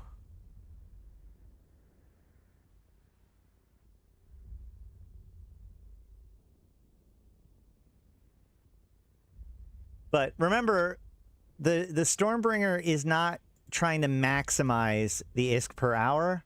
It's trying to maximize the ISK per thought processing. Like, the whole point is that you can do this. It's very, you know, like, you can do high-level Abyss without having to worry too much about your individual piloting. You can watch, you know, this is a Netflix and chill kind of task, as opposed to the rest of the Abyss, which is much more stressful. Hey, Flash Gordon, becoming an immortal patron or sponsor. Thank you so much. I need to get you on my list of immortals, which I also need to shout out more often. So we're going to add Flash Gordon to my list. Ebo, Erlidis, Alondre, EF, right? F comes after E. Why can't I add, whatever. I need to focus on this. I can't, why can't I type anything here? Why won't it let, whatever. I'm going to figure out why my computer's being bad later. Thank you so much. It'll be kind of interesting, the Galente fractured. Well, yeah, and they've also kind of showcased that the Amar are kind of ready for a civil war too. So, like, the Empire is kind of starting to internally collapse is definitely something that they've kind of built up for. So that was a almost 6-minute room. Well, 5.5 minute room. So that was almost a deadly room. But it still wasn't a deadly room at T4 or T5. As long as I don't get 2 more potatoes, theoretically speaking, I should be fine. There's a fucking potato!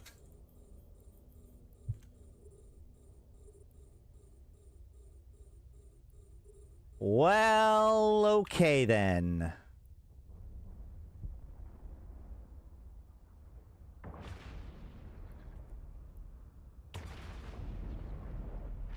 This is a T5 run, yeah. Am I going to lose my Stormbringer on my first T5 showing you guys it? That'd be good. That'd be hot, wouldn't it?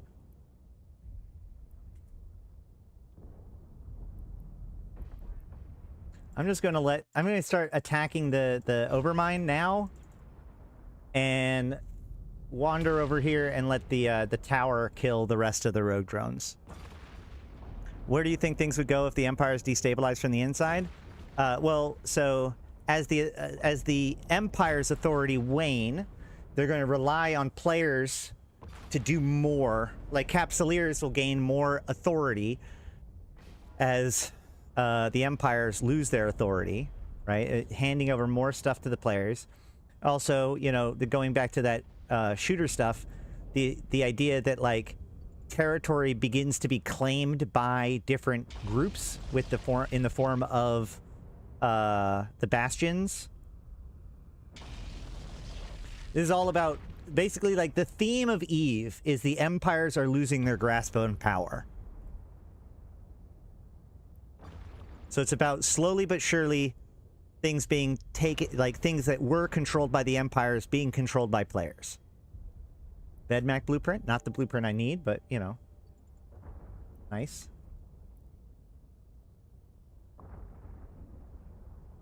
If the Amar Empire breaks apart, what do you think is the outcome would be? Just Khanid, Amar, and Amatar? So currently, like, the conflict is between Tashmerkon and some of the more traditionals. So I could see So there has been a thing that I've been talking about for years now, which is like, what are you going to do when Tashmerkon invades Stain? Because that's... They have absolutely been setting up for that. For like 5-6 years now. Yeah, I think so, yeah, Tashmerkon accounted, or no, it's Artishapur. Artishapur and Sorum are basically a block at this point. And they're the traditionalists. With Tashmerkon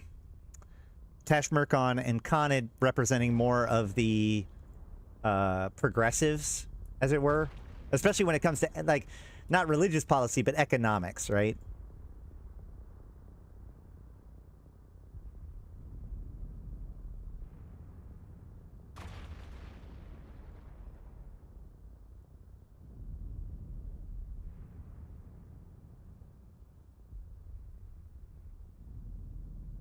Are you only using ranged ammo, or is it not viable to try to chase the potatoes with short-range ammo?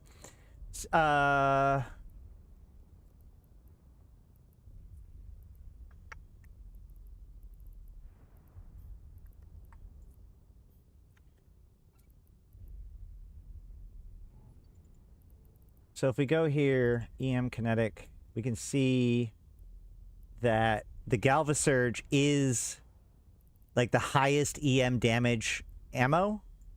That's why I choose it. It actually is... Electro Punch is the shorter range, but it has more of its damage in kinetic over at EM, and I'm running an electrical. So in theory, the Galvasurge is just going to function better. If I need to do range, I would use Strike Snipe. Like if I was going to go after boxes or whatever.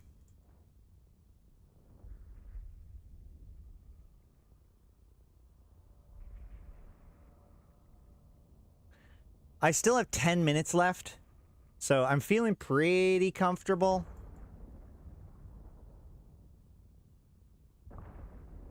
But we'll see. We'll see. This might be a short stream.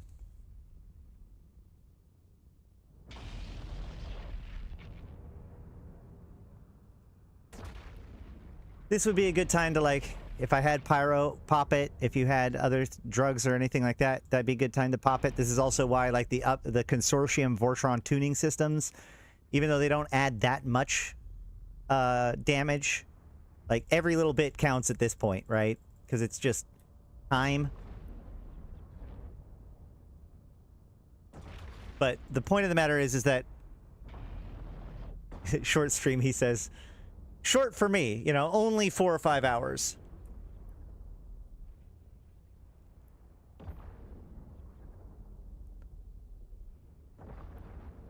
A Caldari civil war, like, they have set up factions within the Caldari with the mountain, ocean, and forest factions, but they haven't, like, been in conflict with each other as much as, like, you would think, or like the Amar factions have, at least in my opinion. And the Amar also, the Caldari also have Akimakasaraki, who's kind of uniting the Caldari. I think that it's much more likely that as the Caldari destabilize, they're going to go deeper into fascism, deeper into strongman politics, much like they did last time with Tibus Heth.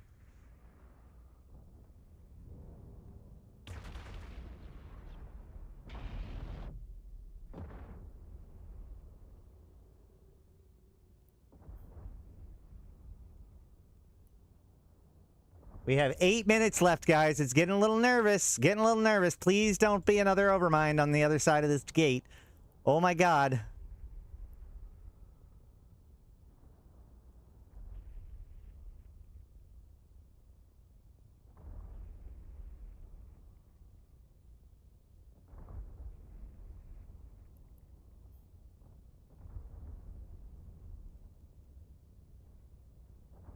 Strongman politics could force the other factions to rebel, especially if they no longer have the GF to be concerned about. I don't know what you mean by the GF. Did you talk about the drugs and other things that can affect your damage output, since they are not the usual guns and can get a lot of impact, etc. for?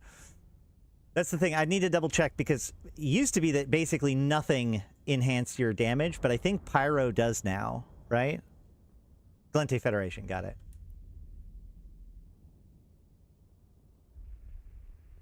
So I think Pyro would theoretically work.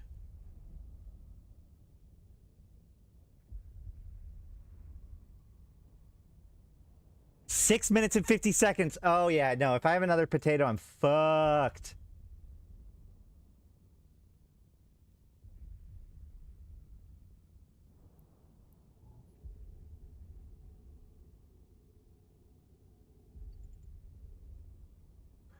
Come on. Don't need a reload. Just kill him. Just fucking kill him. Please? Please and thank you. Yay! With 1 shot left.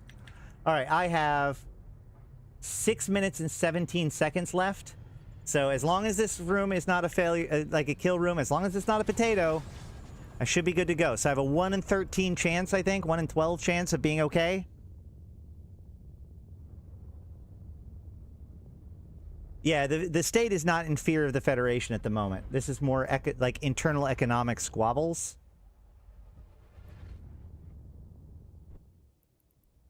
Fine.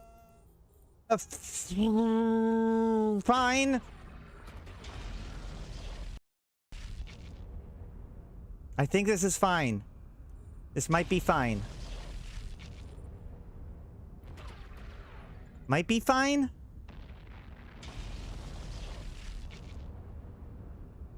Oh my god, they're taking like no damage.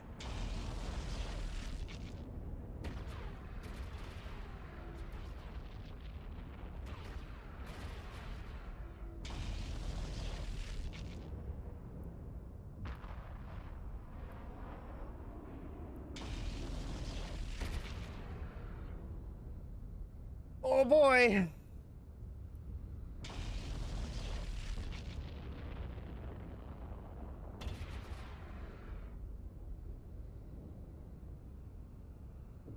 Well, so the Deep Watchers are powerful because they have remote reps.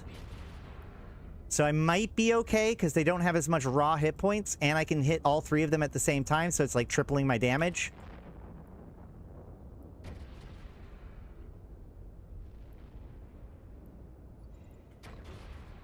But I'm not happy about it, that's for sure.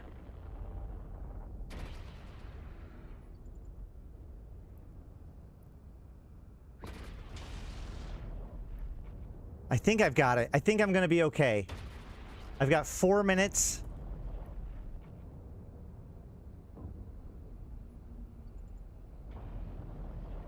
Do T5s, they said. It'll be fine, they said. And I got only a 50% resistance penalty. So if I had gotten a 70% resistance penalty, this would have done more damage.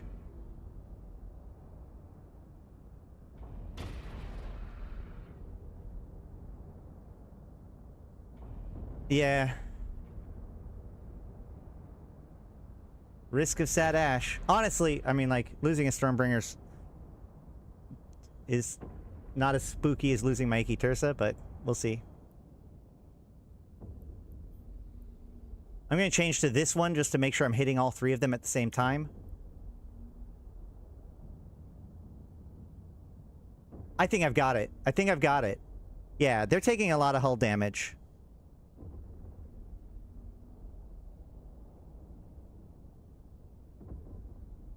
I've got 3 minutes. Yeah, we're fine. We're fine. I have been overheating. Well, I could overheat again.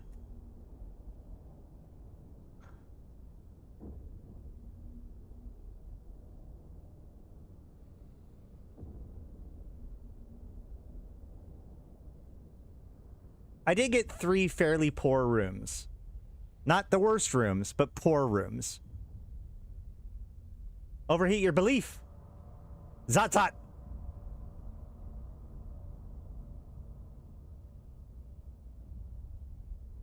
Yeah, we'll do it. Boom. What are you talking about? We have 2 minutes left to spare. 2 minutes. 2 whole minutes.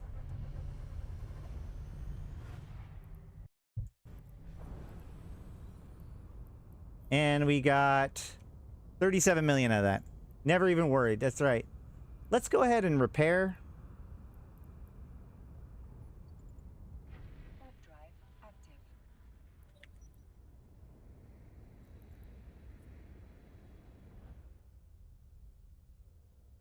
Not even close. Exactly. Not even close. I was just faking it to make it exciting. See, look at the triangle. See the red triangle? See the red triangle? Exactly, it's a trig ship.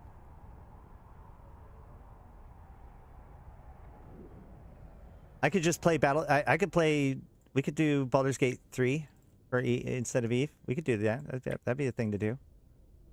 So I am tethered now, and I'm going to let it repair my modules. No, they all have the same loot.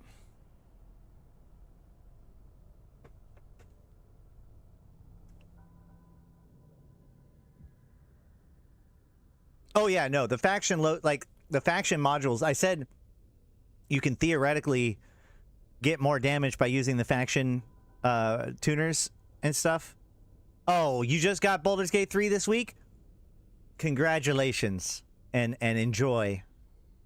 It's a great game.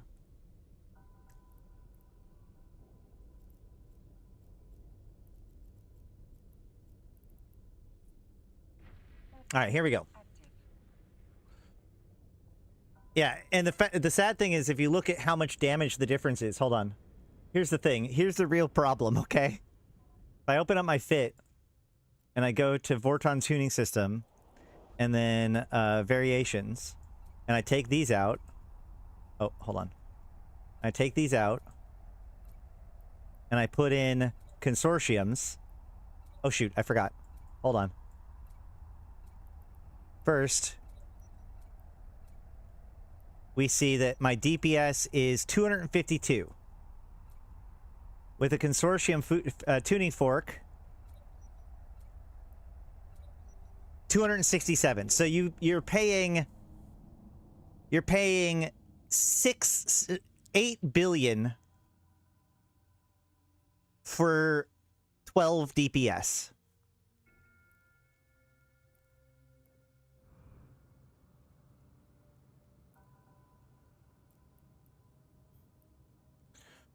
All right, let's hope for the best.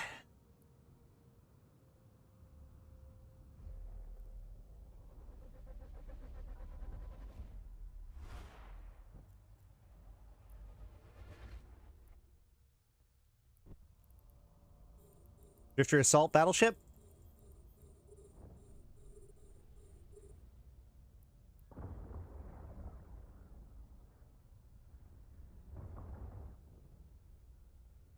Where's the can? Oh, there it is. Why did my rep not get turned on?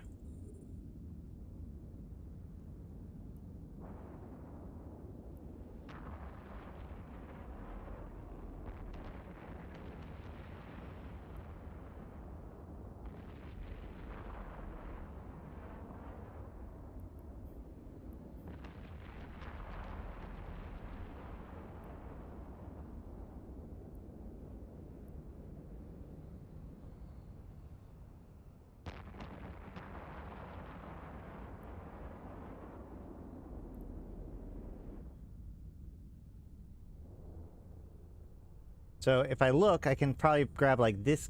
One of these guys is probably going to be more centralized than the others. So I'll probably switch to this one when that one's dead. There it goes.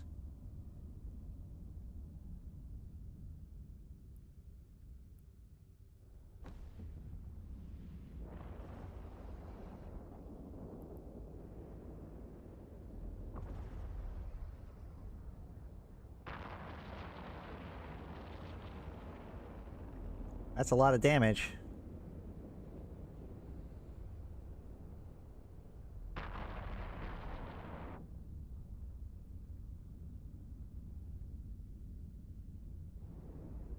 But I'm pulling it back already.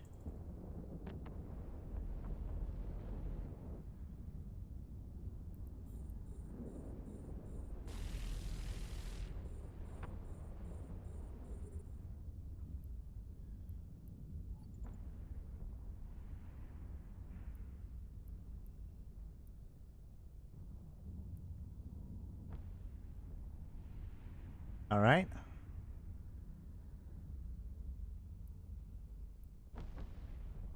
I'm going back for the loot.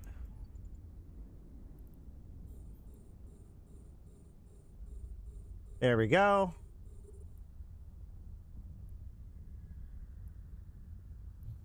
Finish off the illuminator while I grab the can, because I'm not going to be close enough for the Charybdis to shoot him yet. 17 million. And the nice thing about electricals is that you do get a combination of both 0 point and Isogen 10.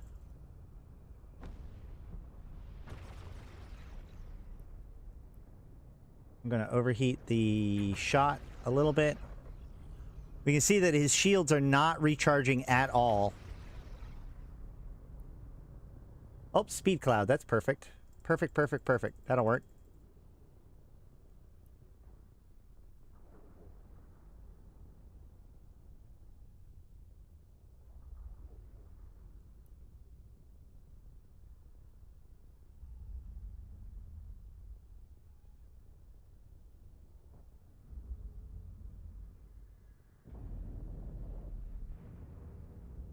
This is going to take a little while too, so that's not great. But, I mean, let's see, this is room 1, right? Fuck. I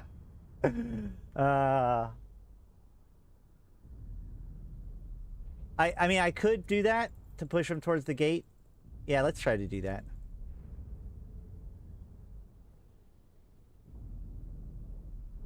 Because I'm going to have enough time. The thing is that, like, I can push him... I can race back to the gate pretty quickly. Just thanks to the fact that, that there's that speed cloud there. But still.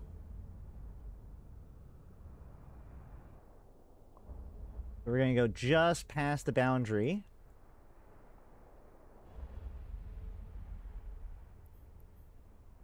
Start to turn. Start to turn. There we go. Perfect.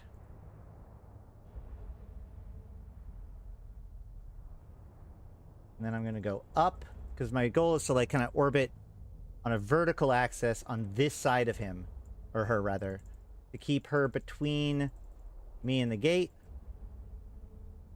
Keep her pushing back towards the gate.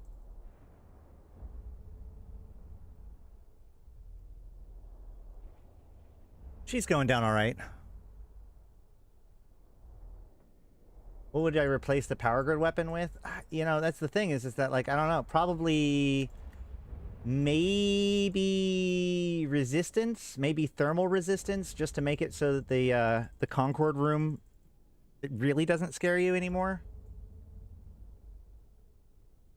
The problem is I'm pushing her into the gray cloud, so she's about to fucking take off.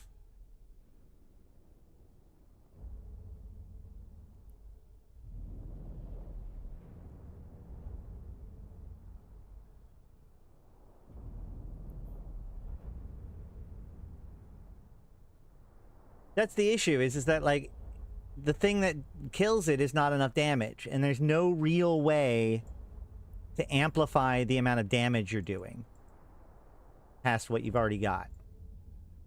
This is why one of the things people have asked for, which, I mean, balance-wise, it's crazy, but one of the things that people have asked for is the ability to have an ammo that changes it to doing single target damage instead of chain damage, so that way, like, in this kind of case, you could swap to that and do more damage. Oh yeah, this is fine. Well, not fine. This was a kill room because I'm at 6.5 minutes. So I need to have... Give me a rogue drone room. Give me a normal trig room. Anything. Anything besides sleeper battleship, drifter battleship, rogue drone battleship. Anything besides those three, and I'd be good. Yes, it would be absolutely OP, which is one of the reasons why they aren't doing it.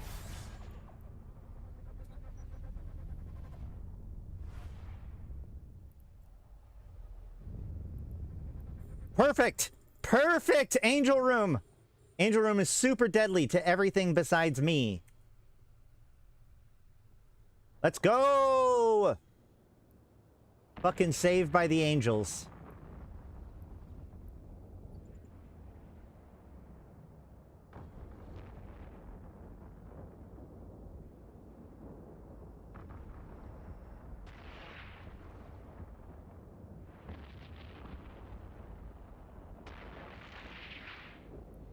Alright. Well. We'll finish him off, but then we gotta go after these Cinnables and stuff. There we go.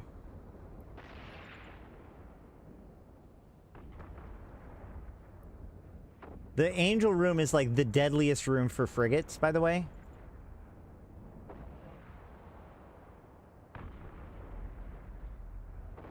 No, I just win at this point. I'm pretty sure even if the last room is a potato, I still win.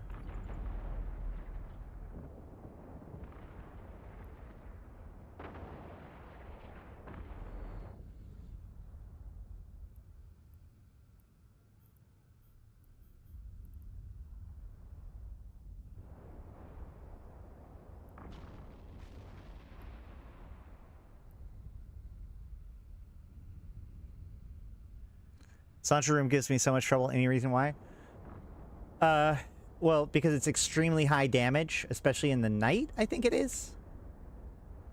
And again, just like the Angel Room, they can track smaller stuff a lot easier, so Angel Rooms are also pretty deadly to frigates. Not quite as deadly as the Angel Room, but it can be. Part of the thing is that Sancho Room and Angel Room and Concord Room were actually added later to the game, or to the Abyss. And so they're sort of designed to take on the meta at the time. Especially Hawks.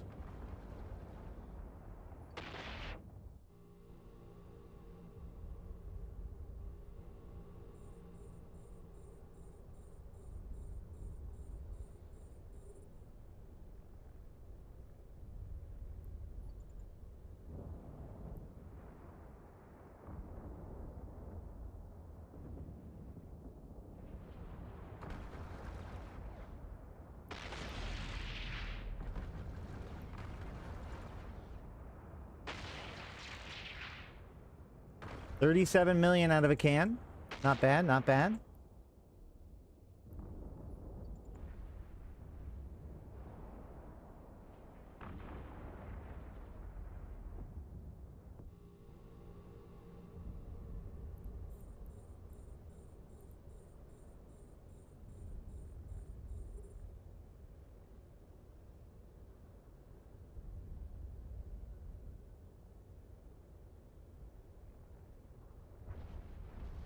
And one last dude.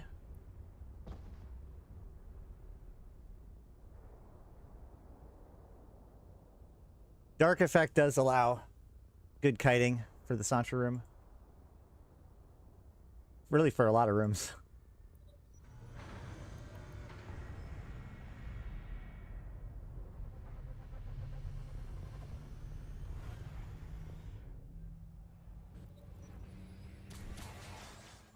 Hey, fucking perfect.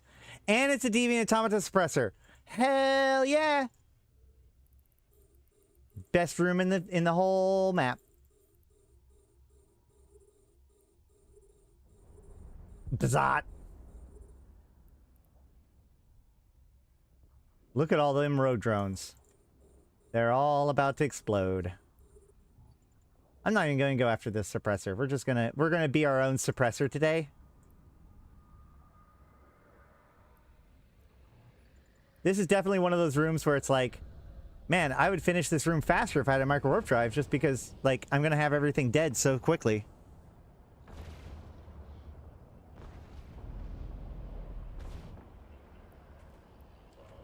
Hold on. Let me go close the window.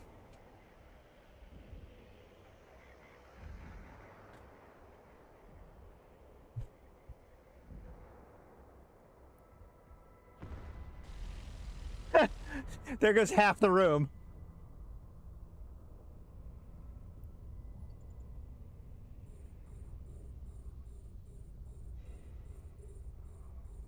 Another 22 million.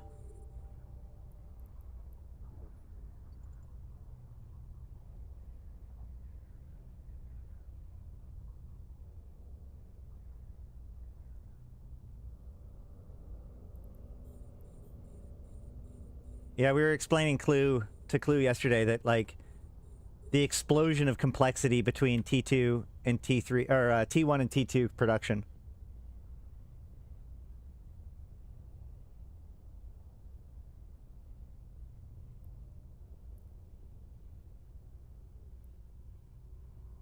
So I have earned 115 million. Oh, shit! I got a medium disintegrator specialization, which is only worth 4 million now. Wow, okay. Those used to be worth like 100 million. And that room took me 2 minutes to do, I think.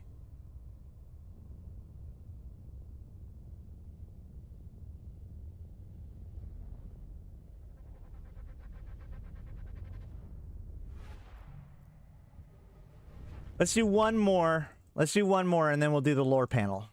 Let's do one more.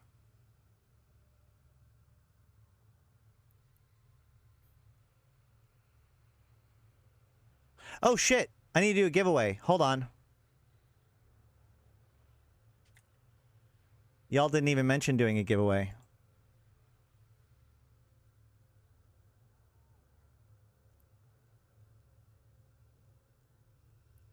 This time I'm gonna open it up wide.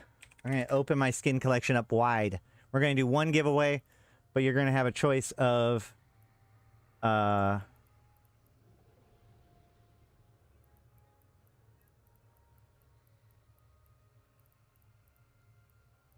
where's Cheetah?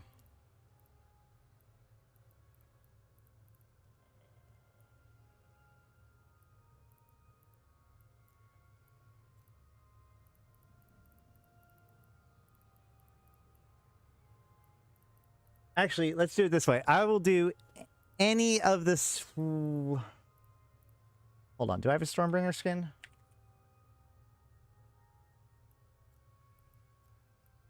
Only an Aurora Universalis. So any of my Scope Syndication skins. Ferox, Kestrel, Raven, Tempest, Vedmak, Venture, Varger, Abaddon, Stratios, Gila, Obelisk, Prowler, Hecate. Let's go ahead and do one of those. We're only going to do it for one round of the Abyss. When it's done, I will do the giveaway.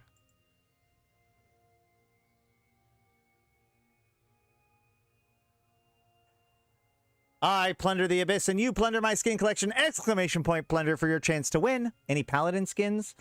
You know what? If you guys ask for a Paladin skin...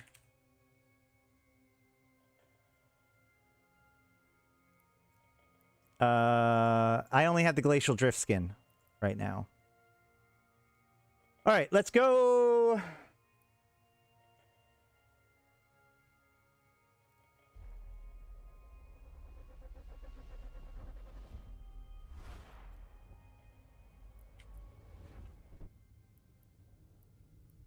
And I already win. I already win. I already win. This round is... We already won this round. It's just that simple.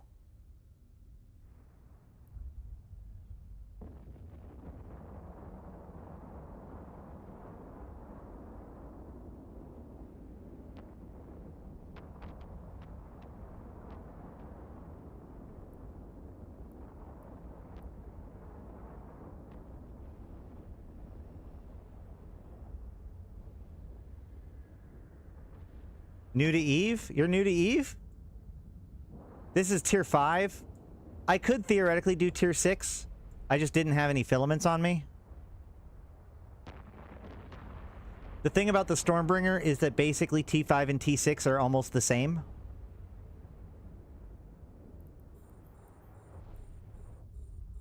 Come on, boom.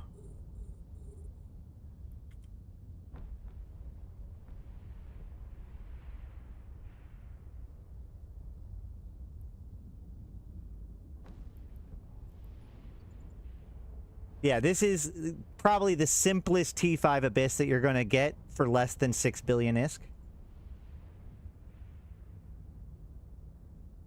A big piece of the advantage is honestly that you only need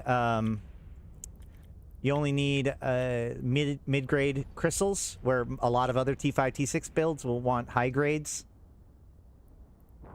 But like, you really don't need it for this ship.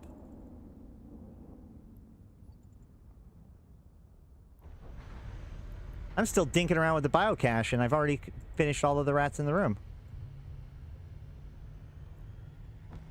16 million.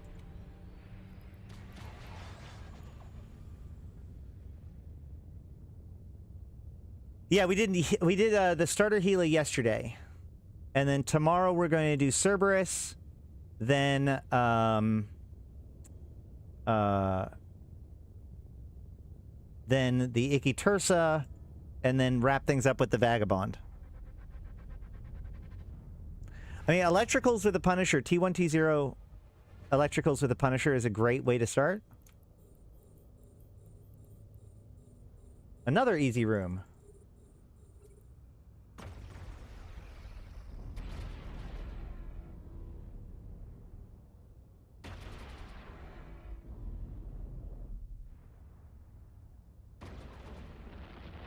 T5 with retributions are fun. Actually, I love Nurgle is still my favorite frigate for the Abyss. So I'm looking at this. Lucis Sentinel seems a little bit more centered. Or maybe this Upholder. Either way. Just trying to get them to do more like chain to more things. Like this one right here. Let's get them. Zot? Hey, yay, got me the cash. I think soloing T2s with a Retribution or a Nurgle is like the highest tier that you can do solo with frigates, which remember, so frigates get triple the reward. So basically running Frigate Abyss is like running one tier higher Cruiser Abyss as far as reward goes. However, if you're doing Frigate Abyss, do not go after extraction nodes and subnodes. While the loot in the Biocombative cache does triple, the extraction nodes and subnodes do not. So it's actually even less valuable than normal to go after extraction nodes and subnodes.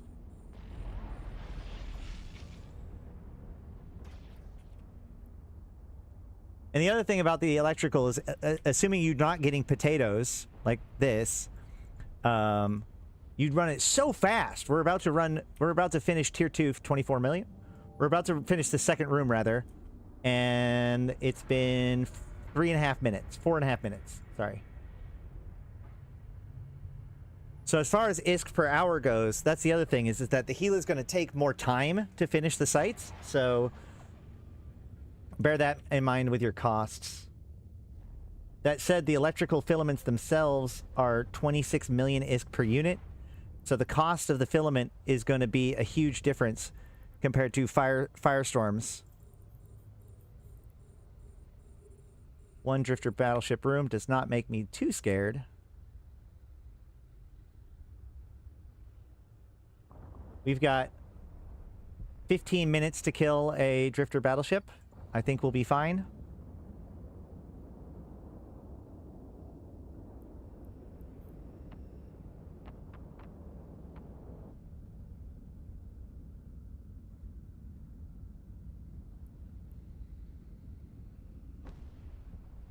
And even though this room has a heavy amount of newts, this would be a killer room for like Gilas, for example. Because I could get damped out, newted out. But this thing shouldn't take too much damage, all things considered. And because I'm cap stable even before coming into an electrical, these newts are doing nothing to me. Nothing to me. 41 million. Hey, another chaotic electrical. That's handy.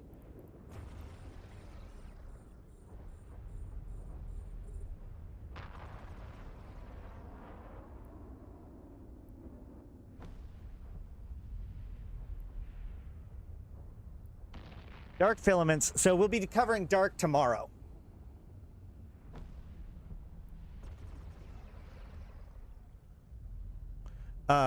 Firestorms are the hardest filament in the game, and therefore they are dirt cheap because nobody wants to run them.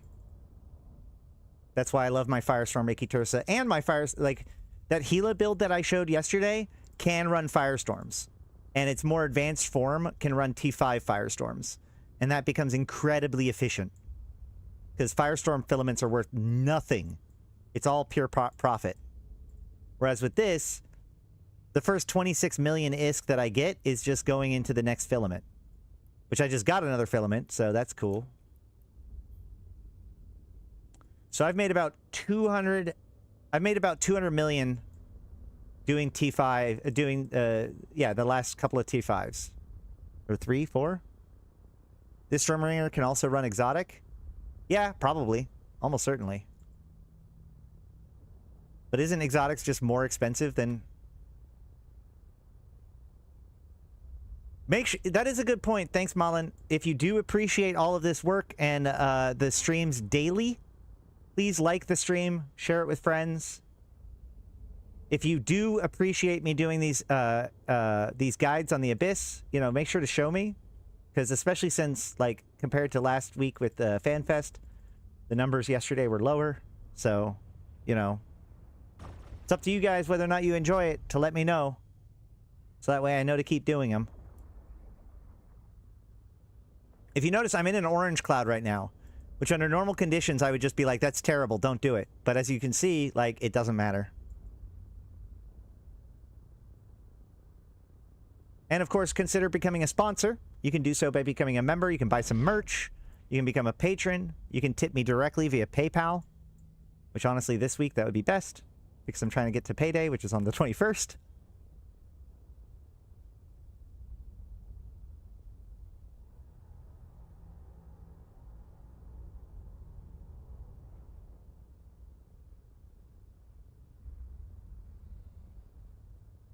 But yeah, you could in theory run your Vortron projector overheated almost the entire run, especially if you don't have any potatoes or whatever. You just overheat it always, especially if you have high thermodynamics.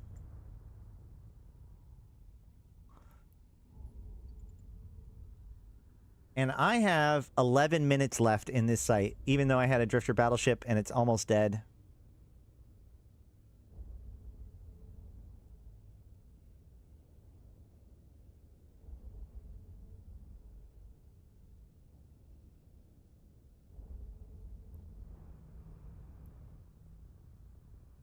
Hey, thanks for the subscription. Make sure to share these streams with friends. That's how we best maximize player engagement, maximize player literacy, and make a better EVE Online, because a better player base makes a better EVE Online. EVE Online is a sandbox. It's all about us.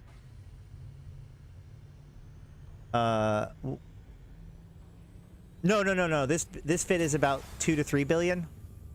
Like the base fit is 2 billion, and then the mid grades are like 500 million. So no more than 3 billion for this fit. I was saying that this is the best ship sub 6 billion because there are Gilas that will just dunk T5s and T6s, but most of them are like 5-6 billion isk each. So compared to other ships that can run T5, T6, this one's better. Or this one's cheaper.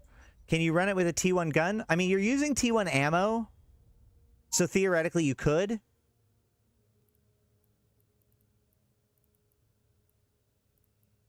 Again, it's one of those things that, like, you could probably do it with a T1 gun because if you get triple potato, you're dead anyways, and if you don't get triple potato, you're fine anyways.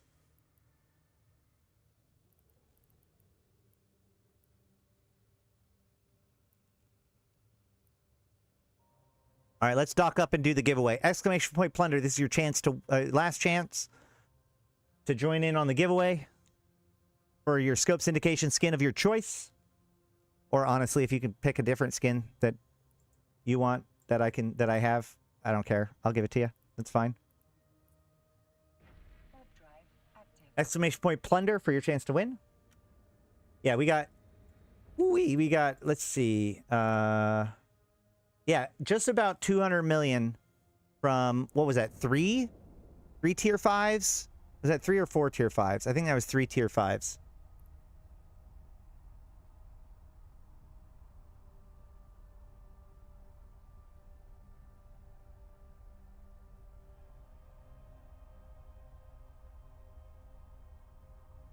Hold on, I gotta contract some of the stuff for the event to a buddy, so that way he can get started, because we want people to be able to finish the event. Remember, you only got 2 more days. Where is it? It would be in...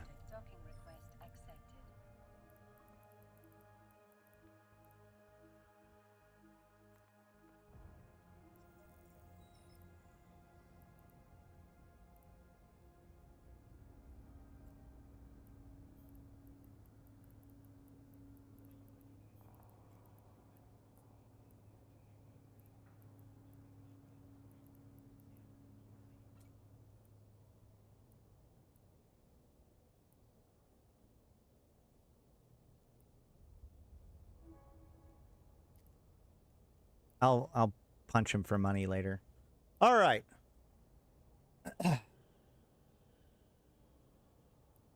Let's go with the giveaway. And closing it up now. You can no longer enter the raffle. We're going to pull in 5, 4, 3, 2, 1. Ragtag Pro. Ragtag Pro.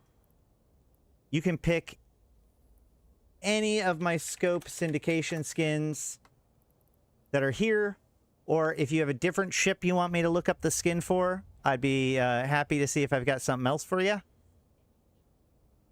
You can also, if you really want to, look at the estimates if you want to make a educated guess as to which skin is the right one to get.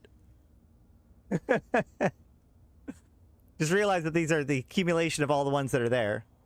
So Ragtag Pro, X up with your in-game name. Yes, I know. Just so I can copy and paste it and not get it wrong. I need your in-game name and which skin that you want. The Vargar? Okay. Excellent choice.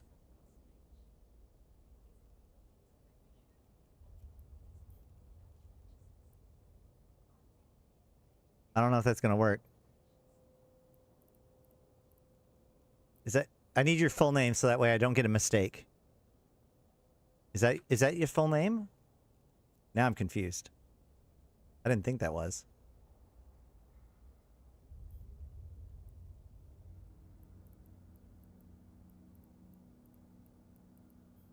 This ain't you, right? Is that you?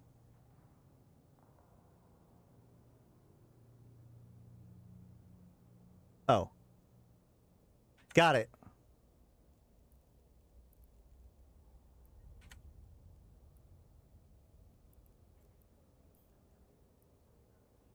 No?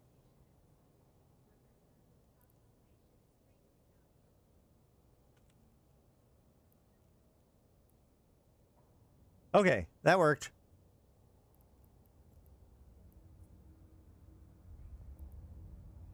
Give you only one of them.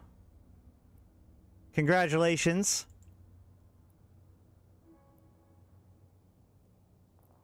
All right. That is it for the Electrical Stormbringer. Hopefully that helps convince you that it's a fun ship to fly. An option, a good option for you if you're interested in the Abyss. Like I said, the biggest advantages of this fit versus the other ones is that you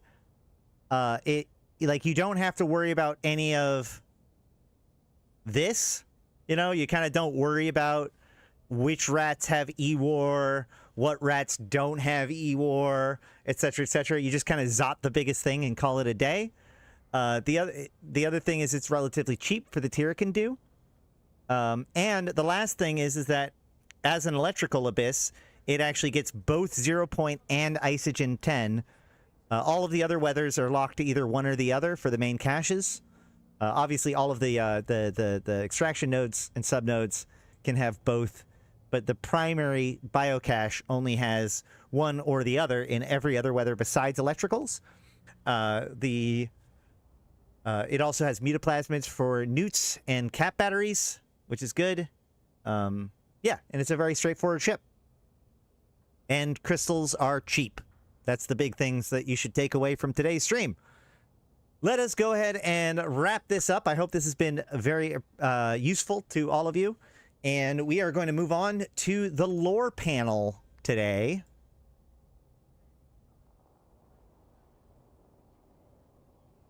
Any questions, comments, concerns about the electrical abyss? Or this legion, or the this ship, rather. Okay.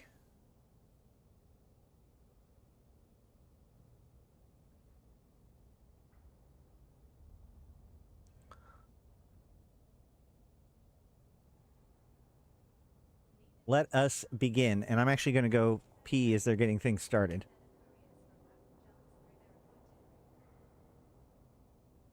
See so many faces. All right. I'm so happy to see so many faces at 11 o'clock on Friday morning after a long night for many. So welcome everyone to the lore panel this year. We're going to keep it quite casual. We have some awesome people here that that work on lore or work with lore a lot in game. At CCP, our lore team is a bit of a meta team. We have kind of people from few different teams, but we try to make sure that we sync up a lot, we talk a lot together, and to make sure that we progress the story of our beautiful world. But I'm going to have everyone introduce themselves, so maybe start with you. Hello, I'm CCP Wanderer. I'm a technical narrative designer on EVE Online. Hello, I am CCP Rampant, and I'm a game designer that has been working on the most recent Drifter Crisis event. I'm CCP Winwin, a lead narrative designer, and new to the company, started this January, and so excited to be here. Welcome, Winwin. I'm CSP Fozzie. I'm another one of the game designers on EVE Online. And I'm CCP. So a couple things. Well, he's about to say he's CCP Burger, who's like one of the main three people that makes decisions about EVE Online. But also CCP Fozzie, I'm going to call out specifically because like he very much is a mechanics-focused person. He's done a lot of the game design of the game, but he's probably like of all of the game design people, the most like lore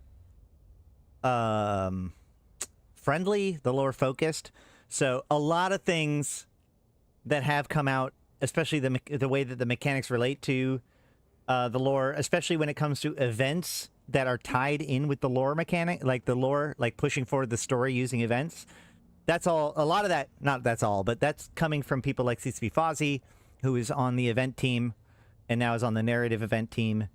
But like tying those, like what is happening mechanically when it comes to introducing new sites, new ships or whatever, and making sure it all makes sense lore-wise. He's a big key piece to that. She's interesting. I know Delegate Zero is now not with the company, so I guess maybe she's the new like keeper of the truth. I'm not 100% sure. Actually, of this panel, the left three, I'm not as familiar with as the right two. So I'm excited to see what they have to say. CCP Burger. I'm the creative director and a big lore nerd. So he is a big we're not going to nerd. have any presentation. We're just going to kind of, allow the room to ask questions. But maybe to start us off, Drifter Crisis Summit. Can we maybe kind of give a tiny bit of a rundown of that incredible event yesterday? Hi. So some of you might have been able to. They actually got a lot of criticism for their last novel because the players were working on unraveling the mysteries in the game at the time through the Eric Jalan project. And so a lot of people who were really into the lore got kind of shafted because the book, and like a book is a big chunk of information all at once. And so like Templar 1 kind of swooped in and answered a lot of the questions that people were working on developing the answers for through in-game inspection and investigation. And the Triglavians are significantly more environmental storytelling based, right? We're unlocking the mysteries. There's not a lot. There is now one chronicle which gives us any information about the Triglavians at all. There is like there's the comic book about the fall of Erebos, and I think that that's kind of the answer for what could be good for a novel, where like it might be interesting to like they do the invasions and the entire invasion arc plays out by players, and then go back and novelize that story instead of trying to kind of make a moment that's happening right now to build forward. Instead, like have us do something and then have the details of how that plays out in a novel form. I think that that's probably the direction that you would need to go. Although that may be considered less satisfying because it doesn't reveal anything new potentially. Although like something like looking at invasions and how it played out, one you know would be a great story to tell, the invasion of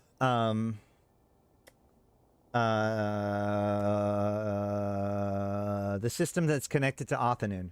Hold on.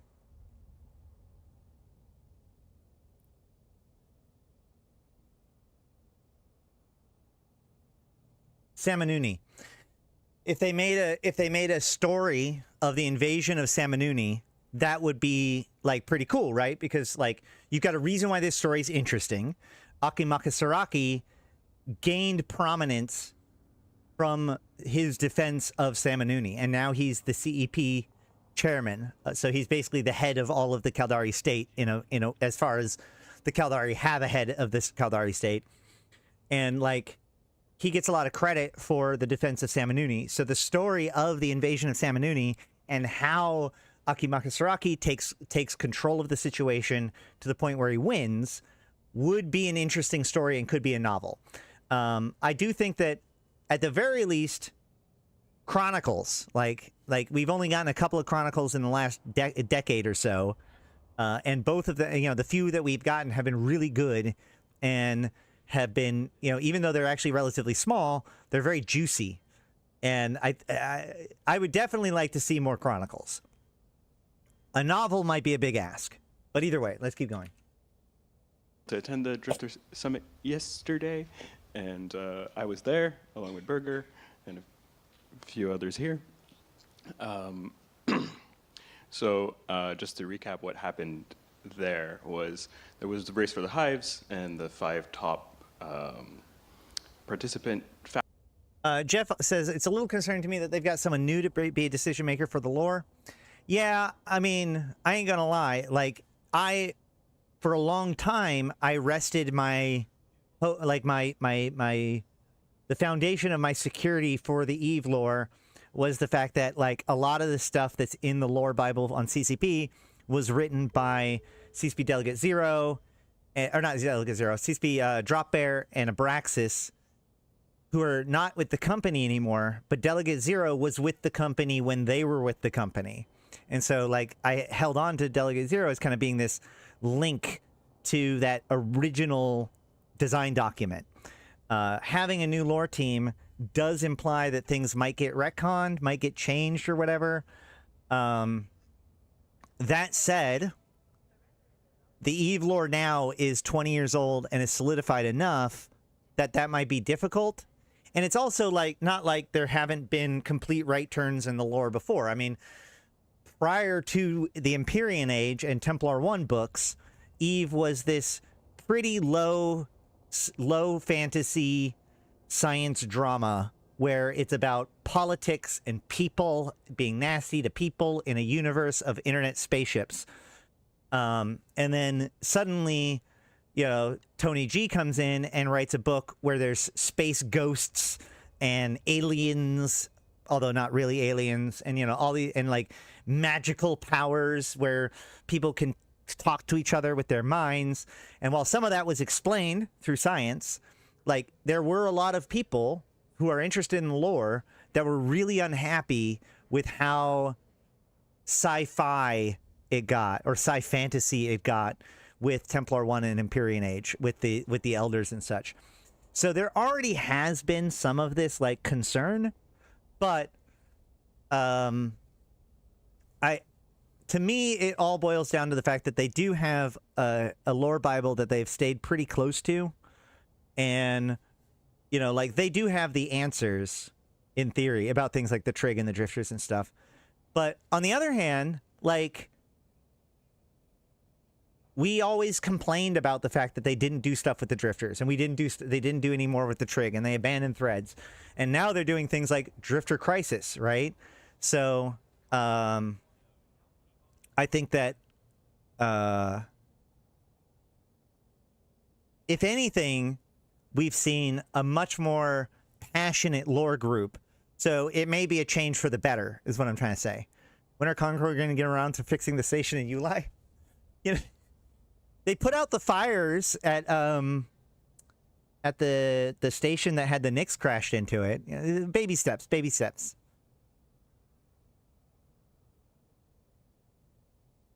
Either way. Factions managed to occupy Drifter wormhole, and they've been fighting to maintain that occupation. And at the Drifter Summit, it was a round table where all the different factions, those 5 factions, made proposals on how to deal with the Drifter threat as like an entire cluster. The winner was shockingly Edencom, and their proposals were to share the data with the entire, with everyone, not just the ones who had occupied wormholes, to experiment on the hyperlane network. Wait, hyperspace. Thank you, hyperspace network, and to push back against the Drifter side. So that was the results of the. It's a solid point, Jeff. Drifter Summit yesterday, which was a great time. Oh, it was awesome. The big concern is like in their excitement to do something with these empires, they might, or with these groups, they might lose some of the majesty of what they are. I think that's a fair concern to have. Oh look, more filaments. If you are interested in finishing the event, at this point the mining track is one of the best ways to get it done in a short period of time. Please reach out to me if you're interested in working on that to finish the track. I've still got plenty of blueprints left to go. I'm still in awe of participation and the political speeches. I have to, it was fantastic. Awesome to hear like people go into full-on character, even volunteers that might have not played that faction before. They went into dark places in the lore, which was awesome. Glorification of the fit, mortification of the unfit. But yeah, maybe we should just give it to the auditorium, and if there are any questions, if anyone wants to kick us off with a question. Whoop, there is a question here. I didn't do my run practice yesterday, so I'm just going to do the stairs. I owe like half a marathon, so. I mean, you could argue, like a good example is like CCP Falcon. Did a lot for the lore. You know, he wrote the Eve Frigates of Eve book, the Eve source book, and all that stuff. But he was also a very conservative storyteller, right? Like he was against, for instance, the events and stuff, like having the events tie into real world stuff, like having the Easter event with the Garistus, right? So, you know, he was very much like the grim, dark, Eve should be Gur, serious Gur. And if you read his books, like every single piece is like just disaster and death and pain and misery. Eve is a story about disaster, death, pain, and misery. But one could argue that him moving on and having other people come in have really unlocked the freedom of Eve to kind of explore what it can be in the modern day. So it's good and bad. I think that a big piece of it is that, like, enough of the lore is established now that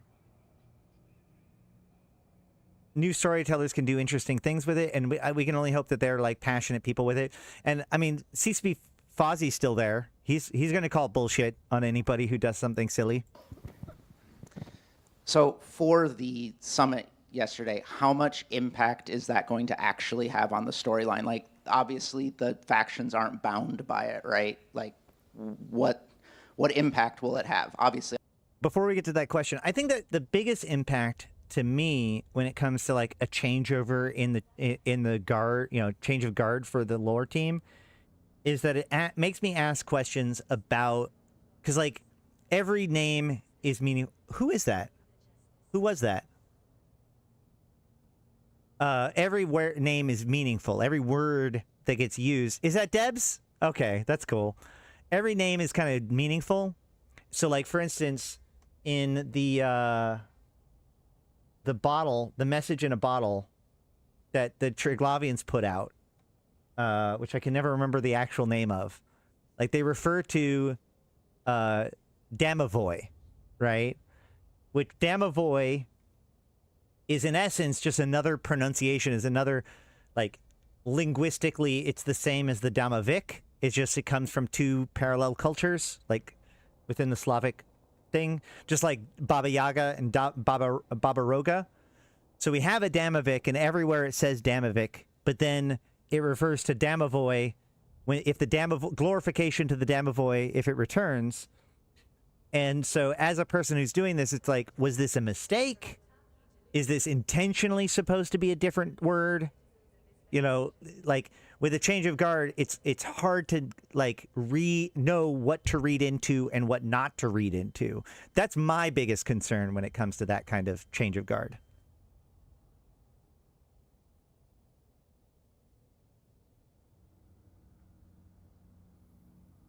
I'm not asking for spoilers here, just how much impact will it have? Will it matter, really?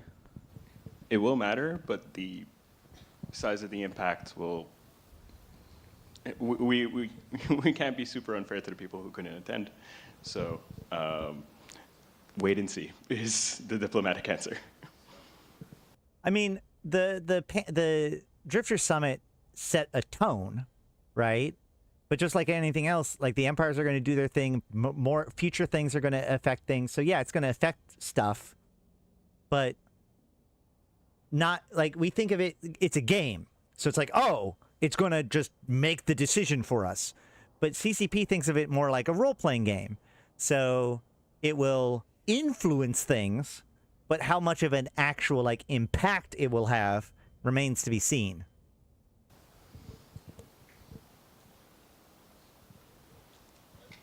Who wants to go deep? Yes. They killed our empress. That's unforgivable. I don't care what the other factions say. Will we be re-expanding our empire to take out, say, some of the less enthusiastic factions that didn't quite recognize the intensity of what this threat actually is? Goodbye, Galente. Wow. The Amar and the Galente are currently technically allies, right? From Amar, and I say, kill them all!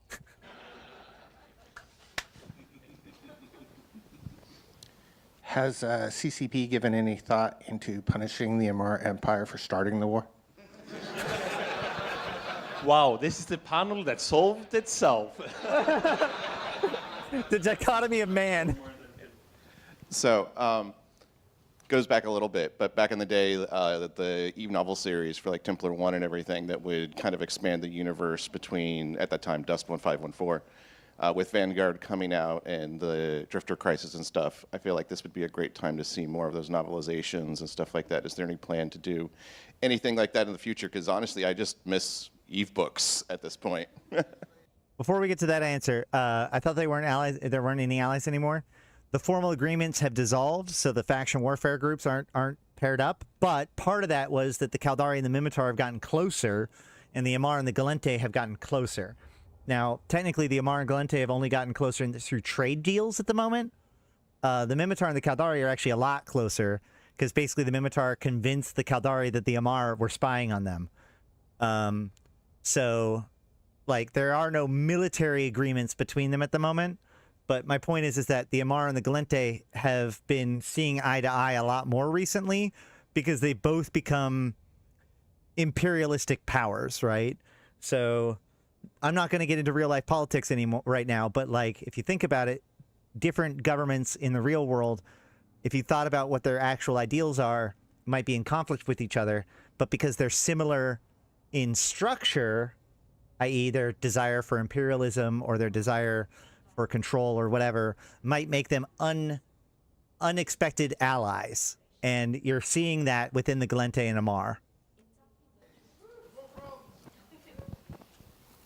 I can do the Eve books, but do you guys want to talk about Amar, or should we just allow that exchange to conclude that conversation?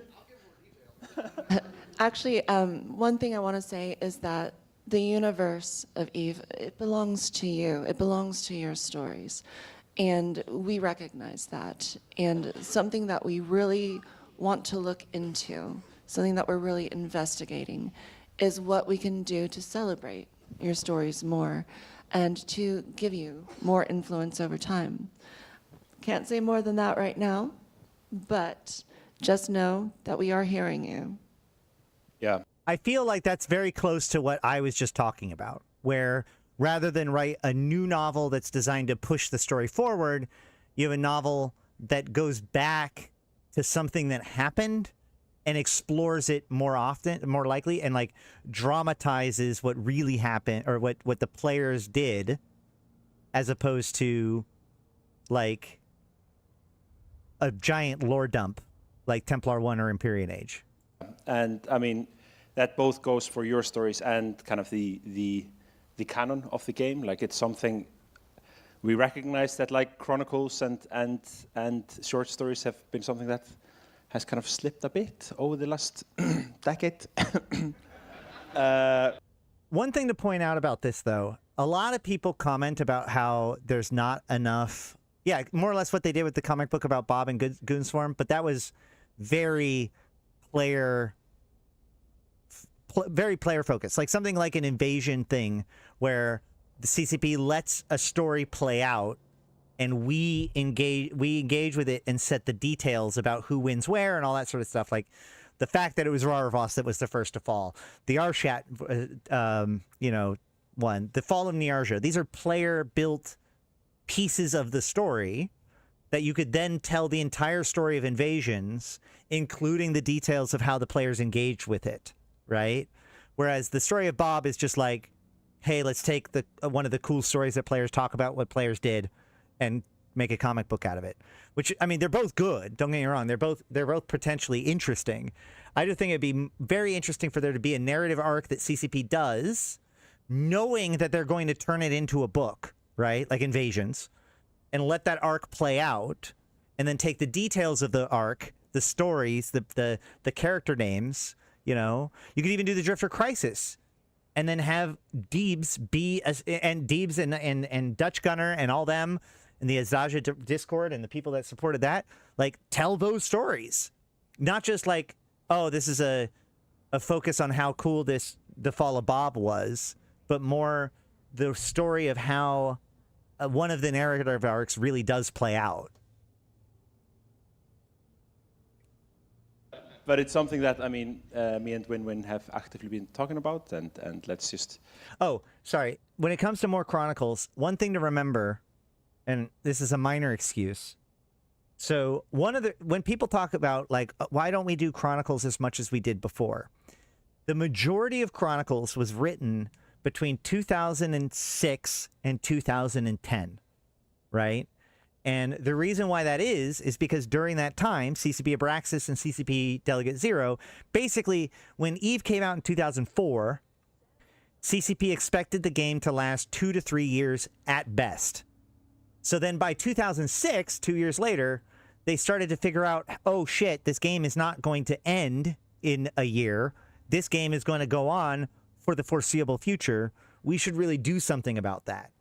And so they worked together to make, to kind of flesh out some of the story and to make the lore Bible.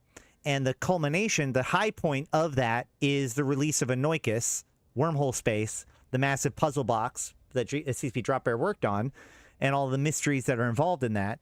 But there's chronicles that lead up to that and chronicles that that follow from that. And they straight up said that they were going to do more chronicles during that time. And so they did. Like, a bunch of chronicles came out during that time. A bunch of the chronicles that you think of nowadays came out during that time. So when you see and you say, like, okay, well, there's not as many chronicles now as they were then, it's because that period of time was a concerted effort to come out with more chronicles. And then, of course, after that came the books, and a lot of the lore shifted away from that at that time. I feel like the consequences of the Drifter Crisis are too small and contained from a player perspective to warrant a book or chronicle. So far, probably. That is the big concern, right? Like, on the one hand, you need things that have big consequences. On the other hand, the game must go on, right? Like, it's cool to think about the Amar destroying the Galente, or the Amar collapsing and into civil war, but like actually doing that in game could be problematic. So you have to naturally strike a balance between making it enable good stories to build in the game and being more realistic, you know? As was it Jeff that said it the other day? Nothing ever happens. Yeah. Let's allow the Queen to settle in a bit before we take the next steps. Oh, was it not you? I always like to say Jeff did it. I give Jeff credit for everything. Less of a question, more of a suggestion. No, it was Wizard, I think. Wizard said it. I'm a relatively new player. I started right before the Treglavian invasion, and Empires of Eve is a great way to, like, TLDR of what happened before in case of player-driven conflict. There isn't anything that would get me up to speed in case of lore. Like, I had to research through a lot of different media. So, like, a book or a series of books of just what happened before and how players were involved in it, especially that since the invasion, I noticed that there are a lot of events, lore events, that are driven by players. Invasion itself, the systems which are now Pochven are a great example. And then you had, now you had with the wormholes, the Zarzak itself, etc. So it would be nice to have like a TLDR of this influenced the current landscape like this. You can actually go to this place. I'd like to point out at this time, I do have a lore speedrun video from a few years back, and I've done several videos recently wrapping up or like catching people up on the current story. If you go check those out.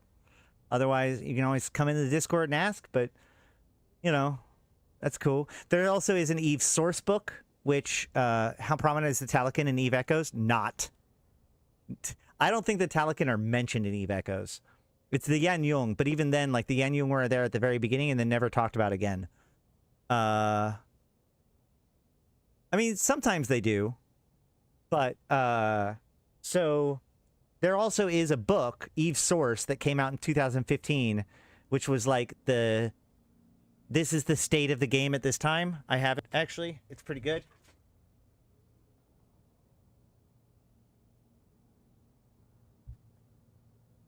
Eve Source, it has like demographic information about all the different empires.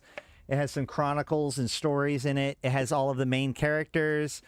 Well, so in Echoes, one lady shows up and says, "We are Yan Yung," and has like their ships and stuff. And that was at the very, very beginning of Echoes.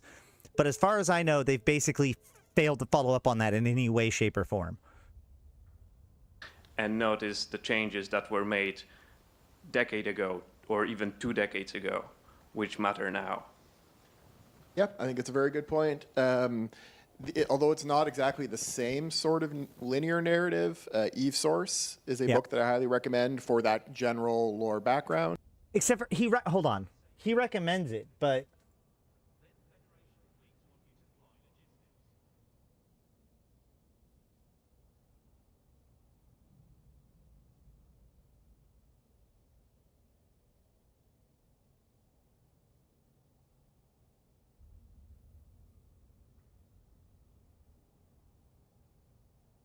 you can recommend it all you want, but it is $47 right now. That's actually better than it was.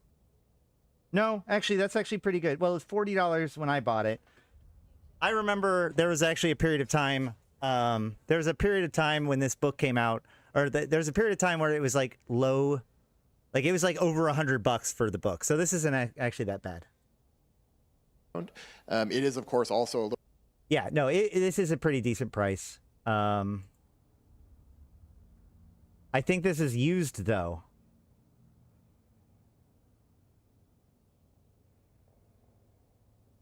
Yeah, all of these are used. So the price is going to be, like, there's no new editions or anything like that. There's no digital version that I know of. So it's actually really hard to get these books. The Templar 1 and all that, that's fine. And Templar 1 does have a audiobook version, which is nice.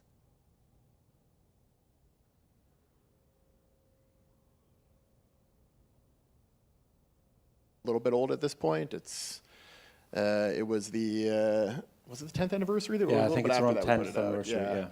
So it is getting old now. But it covers a lot of the lore events, including lore events that players had a big part in, like the Corvair incident. 2014, so yeah, 10 years. That were in that first decade. Building on that and both making like an Eve Source 2 maybe someday would be great, but also, yeah, I think the idea of telling it in the same kind of linear narrative format as as Empires of Eve, that's a great idea. I like that a lot. Yeah. So one thing, though, I will say about the Empire, so the Eve source book, a lot of information from the Eve source book has actually made it onto the universe portal. So if I go universe.eveonline.com, I think... nice. Yeah, these friendly skies, for example, like this whole story is originally from Eve source. This is one of the early books of Eve, or one of the early sections in Eve source. So a lot of the information that's revealed in Eve source is has been updated to the Eve universe portal. Also, a lot of the events from Eve from the other books. So not Templar 1, but like if we go to Elder, if we go to Elder Fleet, like this here, this detail here, this is from the book.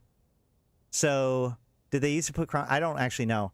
So like I used to be upset because there was a lot of lore that was behind a paywall, right? Through the course of the books and stuff, but they took the data, at least the high level information from those books, and they did make articles for it. Also, like Eye of the Needle, for example, a chronicle that I have done a reading of, by the way. This is actually from the Frigates of Eve book originally, but they did bring it over into here. So I think all of the Frigate of Eve chronicles got moved into the Eve Universe portal. So they've done a pretty decent job of keeping the Eve Universe portal up to date. Just to keep that in mind, I guess. We actually transferred the whole of the source book into the Universe portal 2.5 years ago, and maybe I shouldn't pause so quickly, huh? We really want to expand further on the Universe portal. We want to make it more live, and we've been kind of exploring how we can kind of open up maybe portions of it to the community to document and actually write stories in there. So it's not only kind of the deep hardcore lore, but also kind of you know, the broader history. So booster, is there any boosters you can pop from the queue? Yeah, there's lots of them. Like if you go here, anything that has this like person with an arrow is going to auto redeem. So like this one right here, this repair booster, it's going to auto redeem. Oh, okay. Oh, I see. You're trying to save my ass while I was running through the abyss. Thank you for that. No spoilers.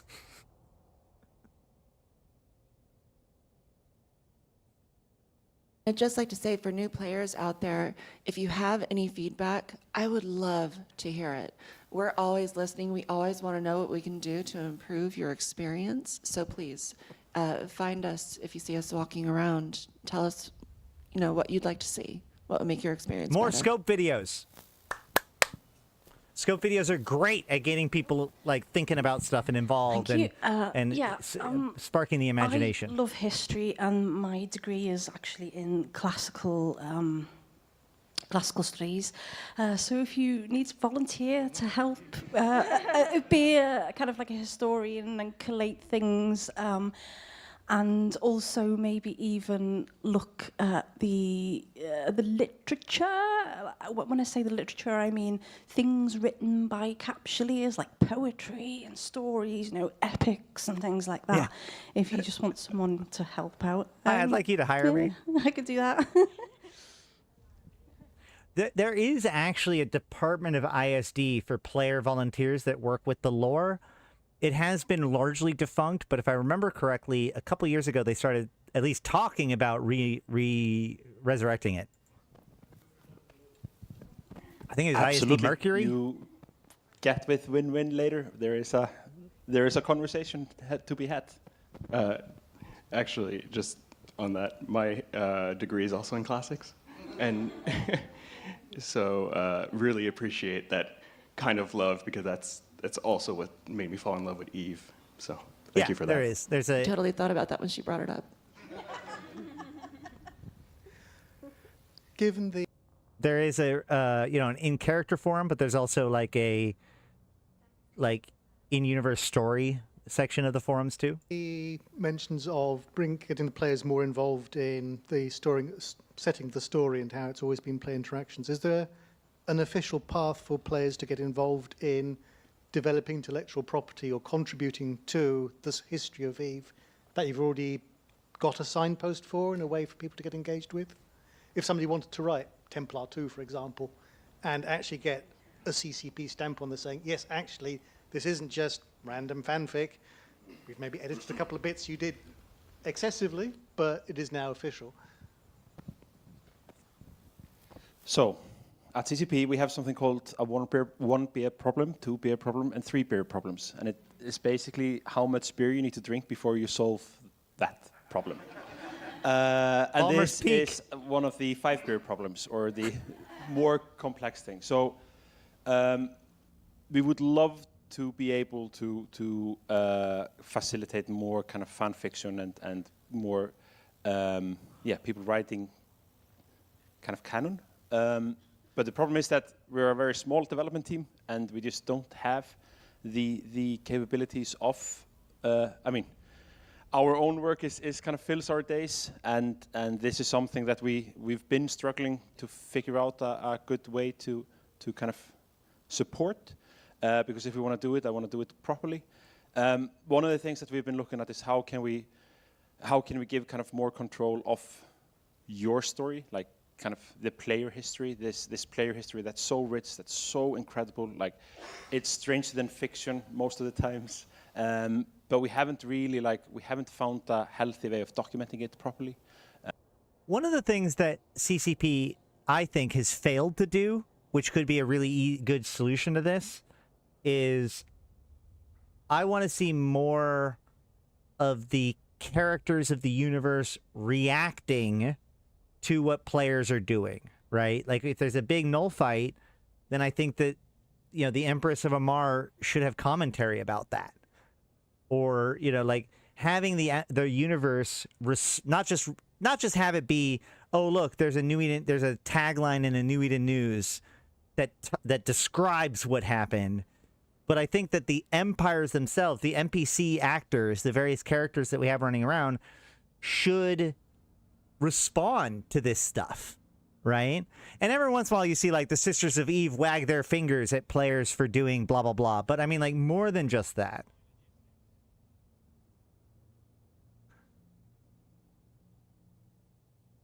So I think that might be an interesting starting point to look at. And while we're doing that, we can start to kind of develop processes and pipelines to actually support fan fiction and kind of, yeah, fan fiction and kind of your kind of more in-character stories that we can then amplify. Like, what if during the Great War, or, you know, World War B2, you actually see the Blood Raiders come out and talk positively about PanFam? Because if you think about it, like, the goons living in Delve have made a bit of a nuisance of themselves to the Blood Raiders. So when somebody comes in and starts smashing their stuff, perhaps the Blood Raiders would have something positive to say about that, right? Like, just as an example. Was that really political, or was it? As IP law is very complicated. So as far as official IP, I cannot speak to that. However, we do want to celebrate players' stories, and we do want players to be more involved in the longer term, and we're investigating that. That said, as for the broader IP side of things, I don't think I can speak for that, but that is a very interesting concept, and, you know, we can talk about it internally and see if that's even something we can entertain.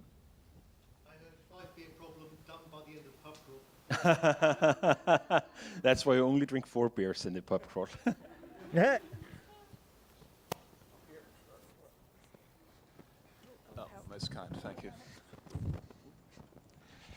Speaking as a Federation loyalist, I just wanted to ask a couple of things about where the Gallente will be heading in the future. I note that the President has a legal duty to protect life, hence why the elections were suspended, but a democracy requires elections to function. So will we see the elections resumed at some point? And following on from that, will we see more interactions between the member states and the Federation government, like with Intaki, Edencom, for example? Will the Gallente take a further role in that? We just want to see more Gallente stuff as a loyalist. I'm going to go on the record and say, just based on her reaction to her, like her facial reaction to that, I feel like he nailed something. Myself. These guys are really excited by that question. As you mentioned, President Agard has been has delayed the previous election, and notably the Gallente are not one of the 5 that have occupied a drifter wormhole. So without spoiling anything, wait and see, because it is on our radar.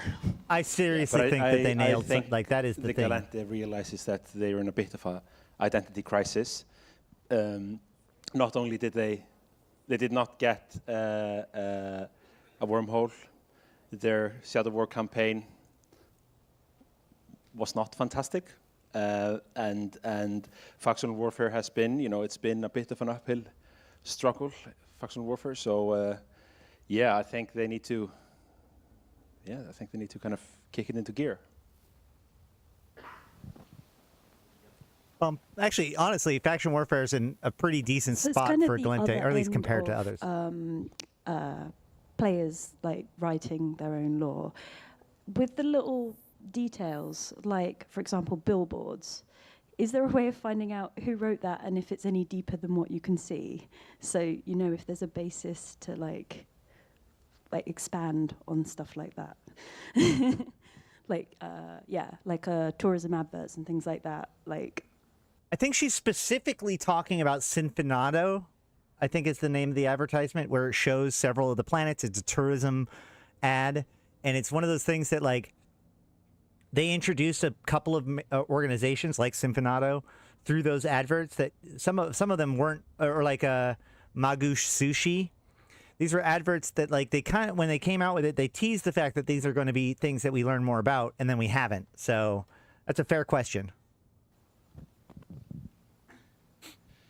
A lot of those are built as essentially Easter eggs. They are generally built with, like, the tourism ads are for real planets you can find, and that usually have other things written about them that you'll find in all the normal sources. An example of that is that Symphonato ad. Like, they show Amar Prime, or no, they show Shatrath City or Shatrath Spire, which at around that same time was when they came out with Sine Wave Alpha and Sine Wave Omega, and Sine Wave Alpha takes place at Shatrath City, at Shatrath Spire, just prior to the Rite of Shathal Sin, when the, like, as the Empress was being coronated and the other candidates were being committing ritual suicide. When, like, a new ad comes out for a new product, very often the planning for that product existing universe is for the ad for the billboard. But I'd say generally, if you search for it in Eve on the Eve universe portal and you don't find anything else, then it probably means that you can start riffing on it and write something in the summit and see what comes out of it. But the summit is the in-character forum. You might go down a really deep rabbit hole when you start searching for things on billboards in Eve on the universe portal. It's a one-way street. Yeah.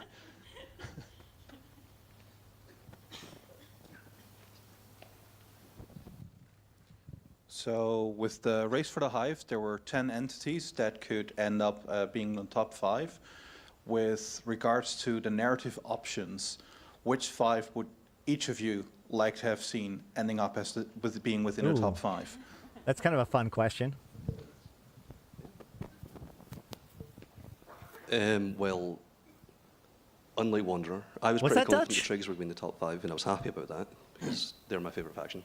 And I'm not allowed to be biased, so that sounded kind of like Dutch. I'll pretend that Edencom is also maybe one of the 5.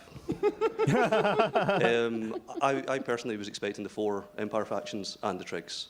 Yep. I was surprised at how well the Trigs did do in comparison to everyone else. I was expecting them to maybe beat Galenti, was basically where I was thinking they would be at. But yeah, ideally, I would have liked to see one of the smaller groups, like somehow if the SOCT got into it, I think that'd be very interesting narratively. But you could see within the first few days there was no chance of them managing that. And it would have been great if Evermore somehow got a place. Evermore was like the dark horse candidate for sure. Love to see what they ended up doing with one of the wormholes, but yeah, that's one of the things where players get control. We should have had a whole campaign where it was like Evermore needs to be the ones that win, so that way we get better Skinner components. And we have to try and make it work within the short amount of time after the numbers come out. But there's something really dark about an Evermore wormhole. Like, what is an Evermore wormhole? It's like a... Why do they want the tech? That's free skins.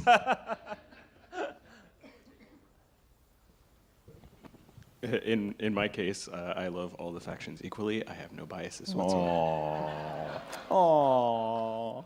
I love all my children equally. I did find it fascinating because we love to bet internally on like what we think is going to happen, and it's also just to prepare ourselves. But we really thought it was Trigs and before major factions. So Edencom was a very pleasant surprise. Also interesting to see the Angels do so well and get knocked out at the last minute by the Amar. So I just found it fascinating no matter who would win. And this was a really fun event to see, like really see the players kind of dictate where we were going. So who won the bet? I think we're going to have, like, that's part of what they want us to kind of see it play out. Like, this reminds me of the invasions where it's like we had to make a choice about how we interacted with it, whose side we wanted to support, without fully understanding the implications of that group winning, right? Like, I remember, like I said before, the very first time that Rarvos flipped, and I went to Rarvos a couple days later, and I saw the star turning purple, and there was just a moment where I had this like, did we fuck up? Did we do a bad thing? Is this a bad thing? And like, I feel like that unknown where they're using us without us fully understanding why is kind of fun. I did not win. I really expected to see the 4 factions as well, the 4 main player factions and the Triglavians.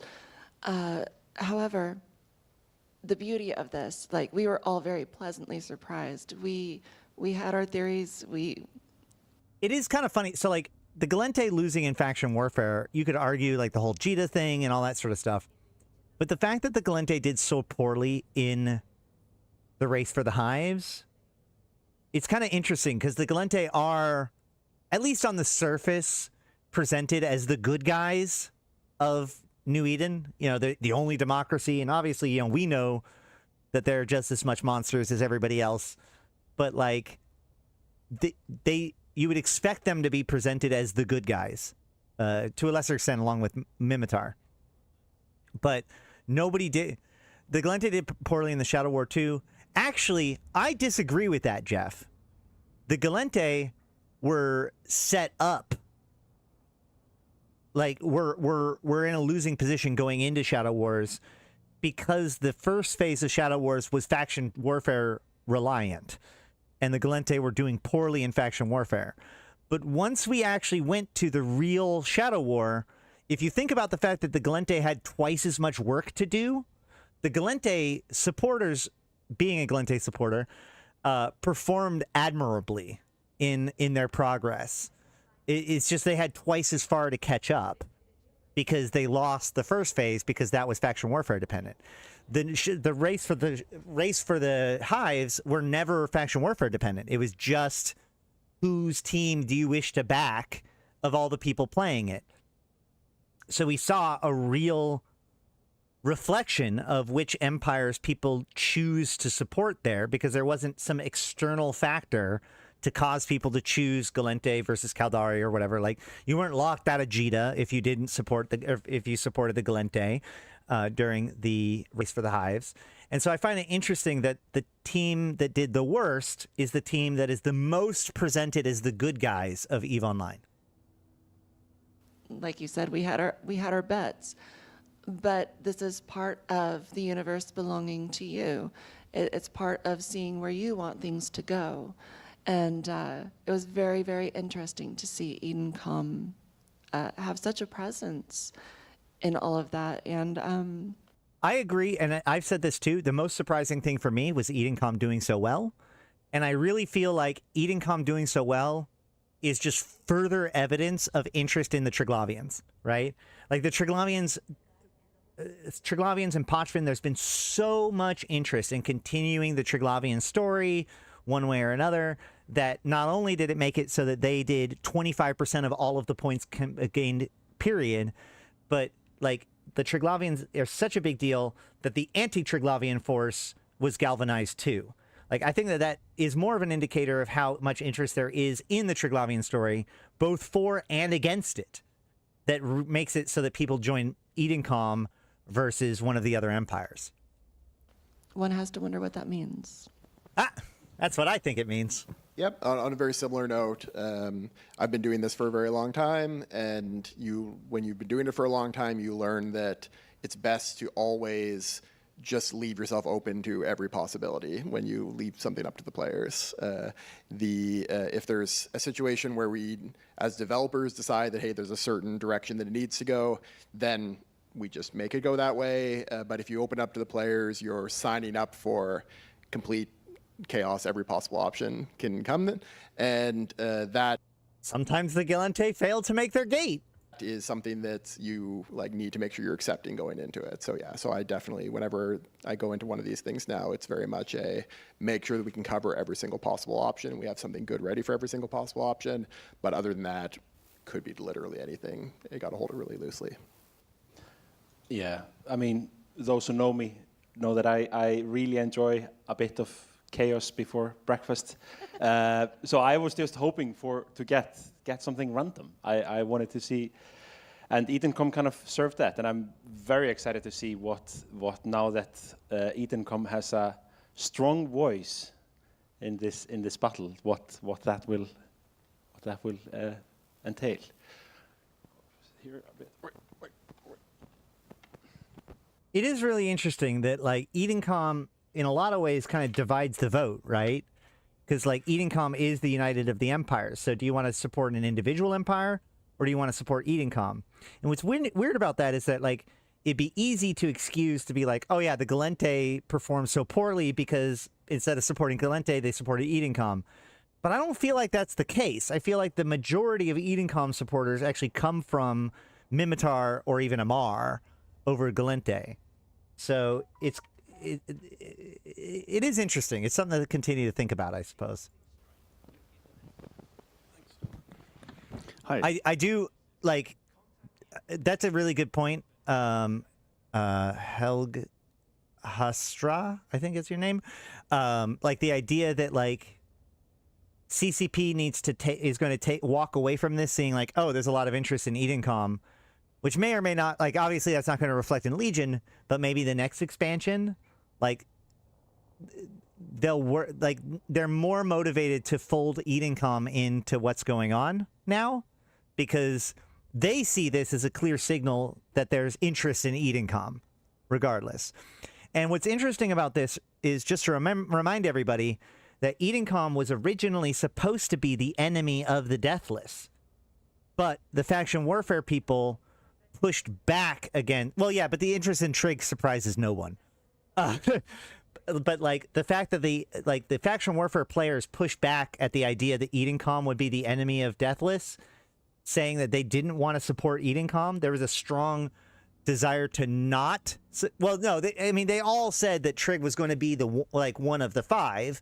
They just didn't think it was going to be that big of an interest. So yeah. I mean, you could argue that, like, the Baba Raga, they could have... They would know that the Trig was going to have probably some sort of interest. But my point is that it's a dramatic... It feels like mixed messaging, right? We hate Edencom so much, we don't want to support them against the Deathless, to the point where CCP at the last second... If you go look back, like, there's lots and lots of plot about Aegis and Edencom preparing for them to be the counterforce in Vanguard.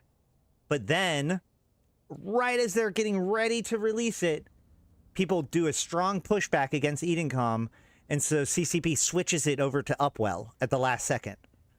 I find that kind of interesting, and I wonder if this is going to get them to like fold Edencom more back in. Thanks. Because like, think about it this way. This is what I've said before. Like, it'd be so cool if the counter-pirate forces got access to an LP store that gave them maybe or BPCs, not BPOs, but also Edencom ships, Upwell ships, you know, like all that sort of stuff. It'd be a good source for Edencom ships. One of the reasons why, like, the only reason why Edencom ships are so expensive right now is because DEDLP has been all but cut off, right? Because people don't really run emerging conduits, minor conduits, major conduits, and stuff like that like they used to. The only people earning large amounts of DDLP are the Marauders and Pochfin running the World Arc sites and stuff. So, like, adding a new entry point for Edencom ships to come in through stuff like Counterinsurgency LP store would do a lot to bring down the outrageous costs of Edencom ships and weapons. I wanted to ask... DDLP is insane. If you have DDLP, like, I mean, I have some, but, like, DDLP is crazy right now. Hold on, let's go look.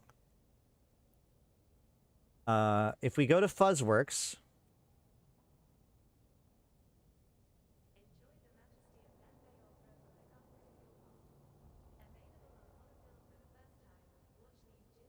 We can go to LP store.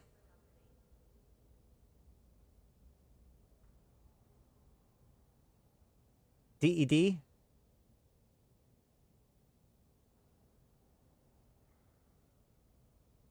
Look at that. Look at that. 10. Is that, hold on. 1, 2, 3. What is that? 1 million ISK per LP? 1 million ISK per LP? 1 million ISK per LP. Are you fucking kidding me? Like, Jiminy, you want to know? This is why. That's for the gun.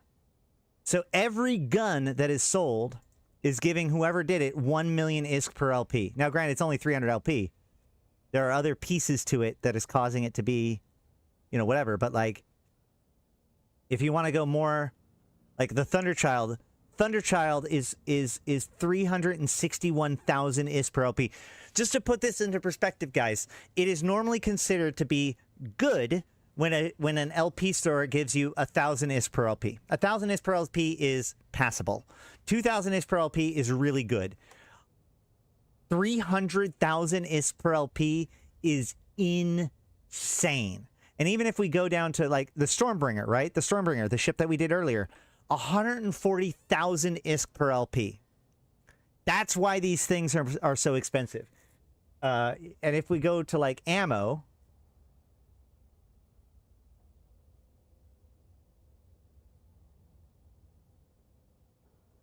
well, ammo doesn't even take LP. Wait, ammo doesn't take LP? Okay. Well, then why is ammo so expensive? Because people aren't running the sites. Like, that's it.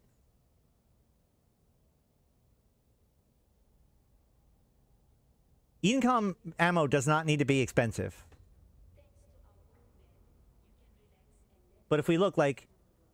so even Pyro 2, even if you just want to liquidate with Pyro 2, which was always a good way to get to spend your DEDLP, is 10,000 ISK per LP.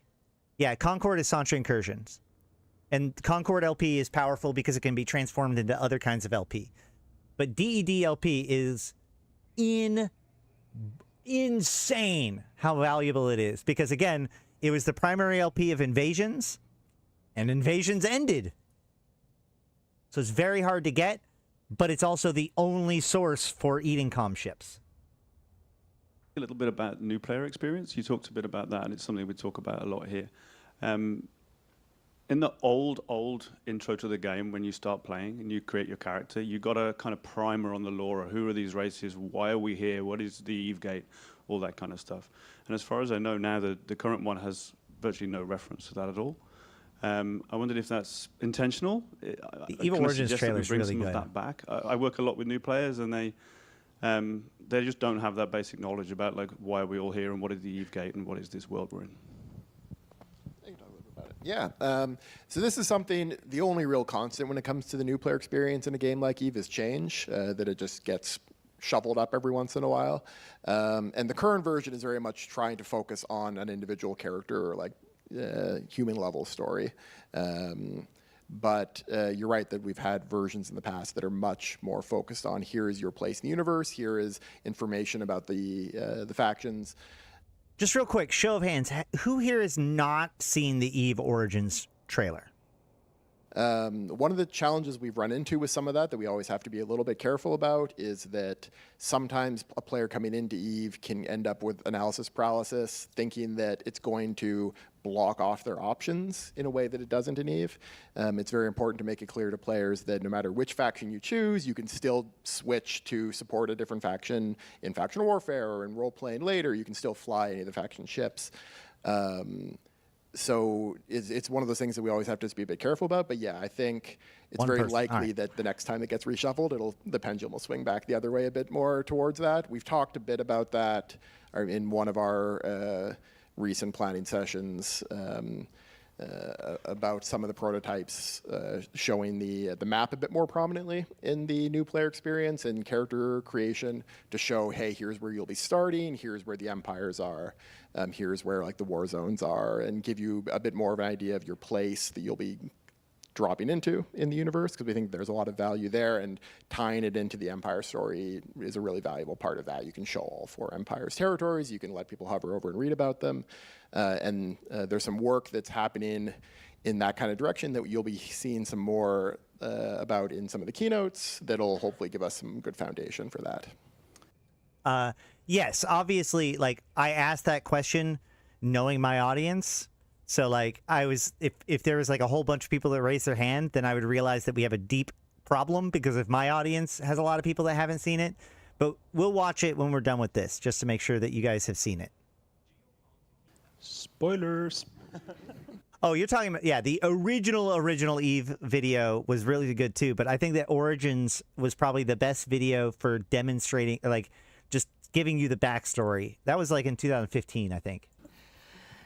And one thing to keep in mind is that the game focuses on a diegetic interface. And when you have a diegetic interface, it's more about your personal experience to start.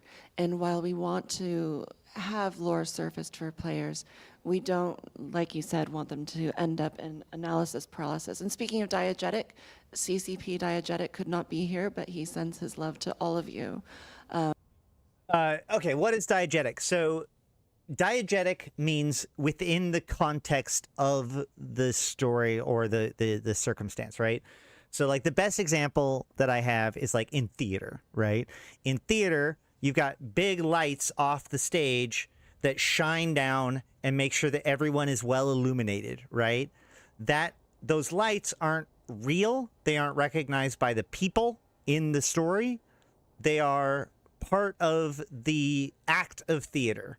However, you could have a lamp on stage, and if the actor turns on the lamp and it starts shining light, that light and that lamp are in the scene. That light is diegetic light, okay? When you open up a menu in Baldur's Gate 3, like, it is disconnected from the rest of the game. It is not, like, when you are looking at your character sheet, it doesn't mean anything for the character at all. Whereas in Fallout 3, when you're looking at your menu, you physically pull up the Pip-Boy on your arm. That makes the Pip-Boy and the menus as part of it. That's a diegetic menu. It's a menu that exists within the context of the game. So what she's saying is that the idea is that everything that you experience in EVE Online is something that your character is also experiencing, right? That makes it diegetic. And I promised him I'd tell all of you that. But yes, we are looking at ways to surface lore more readily for players in general. Like the stream, I put EVE into context for you, my fellow Empyreans. I'd love to hear more of your thoughts on where you'd like to see the lore, not just in the new player experience, but where all of you would like to see the lore in general, where you would like to access it. We've got it on the web, we've got our pages and everything, but in game, in books, and we'll definitely look into that. I don't know what's planned on that side just yet, but yeah, I would love to hear where you want to see the lore in the game itself. So a good example of this is like, I've been designing my own video game where you play as a wizard or whatever.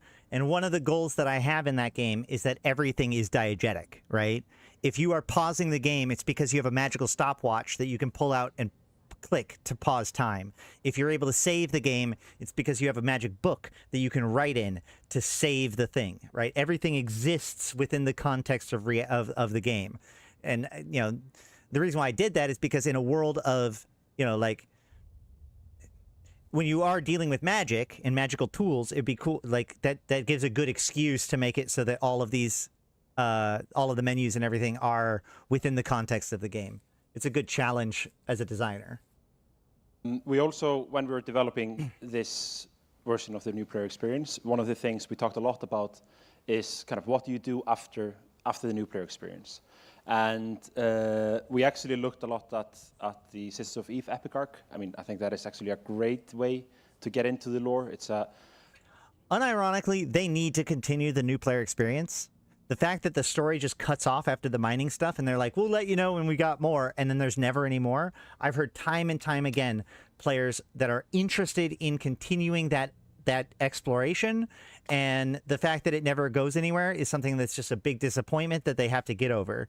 It would be nice if they continued that, like, if there's more, if they keep putting more to that, even if it is an MPE, but something.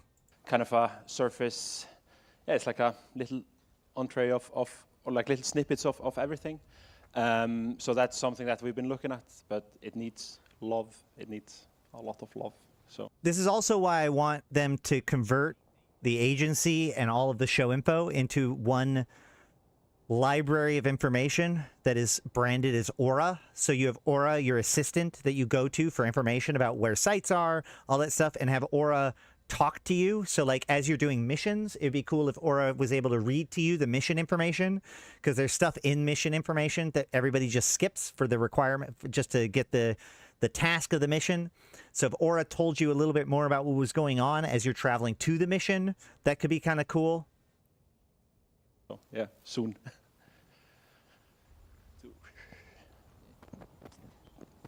Man, I'm getting my steps in. Yeah, I was really disappointed in that we don't fix it because players can do it better. I hope that at least on some level, that's just current branding based on their extreme interest in getting people to start engaging with the community projects, as opposed to an actual like signing defeat as far as the progress goes. I find it interesting that they compared it to career agents, which was the last thing that they updated, as opposed to like they could have said, we would like, we could have updated the SOE Epic arc, but we would rather give it to you guys. They didn't say that. They didn't say what would be the next logical thing. They instead said the previous thing is the thing that they're not going to go back to. So this is 100% cope, but in my mind, I am at least halfway rejecting that idea of like, we won't touch the MP, like we're not doing anything with the MPE. We're not doing anything with the story because players are going to make a better version of the story. I would almost like the opposite, where it's like with players building out early opportunities, that actually frees CCP to worry less about, oh my God, how do we make sure to teach everything that we need to teach in this MPE, and more about like, how do we grow this story? Suggestion for where we can find lore in-game, just to expand on the map, being able to hover over on the map. So as people travel around New Eden, when you leave one Empire space into another, you've got all the banners and everything around the gates. So as a clickable item, if they realize that they're leaving Amar space, entering Minmatar space, having a click. I want more of an Aura companion. I want Aura to get not stop talking to you. Like the first time you go into a region, maybe Aura lets you know. There's this moment in Subnautica, right? You have your computer assistant, and they most of the time stay out of the way. Sometimes they make comments, but then there's one point in the game where it says, detecting multiple Leviathan class within the area. Are you sure that whatever you're doing is worth it? And it's just like, and like it's just like puts so much pressure on you, even though it's just a simple throwaway line. We need more Aura engagement to like help set the tone for the universe. Like the very first time you jump into nullsec, be like, by the way, there's no one coming to help you. So you get a bit of a history. If you enter a system that has had a specific significant event in the past, again, just a bit of local history as you're traveling around. It would be funny if like Aura got really excited about something, like, oh, this is my home system, blah blah blah blah blah, marking this place to go warp to. Yeah, also to answer this. Yeah, I think that Aura is by far like their most underutilized advantage for the lore, because like it's the one person thing that you become kind of emotionally attached to in the very beginning, and like they could really work with that. That's why I want seriously, I want all of the show info stuff to be moved into the agency as like an encyclopedia, so that way you can reference. You don't have to right click on the rat to look at it. You could right click. You could just look in the encyclopedia. It's got all the different stuff. It's got all it's all of the information that Concord has available to it. It's cross-indexed. It can point you to tutorial pieces or help files, or help videos, or whatever to teach you about tracking. But then brand that whole thing as Aura, so that way Aura is your like. You get used to Aura is the person that you talk to, engage with in order to learn what to do, and what's going on. Question. There are several lore items which are like extremely cool, so you can learn a bit of lore through show info basically. But it would be nice if there was a link in the show info to some like broader informations, because you can only say so much in that small window. Although another cool thing is that like in Eve Echoes has a lot of the same lore items as we do, but they also have the archaeologist. I can't remember his name, but there's a character where you bring the lore items that you get to him, and then you get credit for it, and it can unlock skins or whatever. But the point is that you can go and look at the museum. So you can look at all of the lore items you've unlocked and read about them, and all of the lore. You can see the holes where the lore items you haven't gotten are. Also, the Blood Raiders music box works and plays music, which is really fucking cool. So what I found cool, and maybe some people don't know, if you go to Coife 0, there is something like several lines of texts that are way too small to read. You need to copy it into the notepad, and you need to learn, like, you can learn that it has side effects, what kind of side effects. It has list of like 20 different side effects that will affect and It's the fine non-capsule print. drinking it and stuff like that. So All right. I know I'm interrupting this way too much, but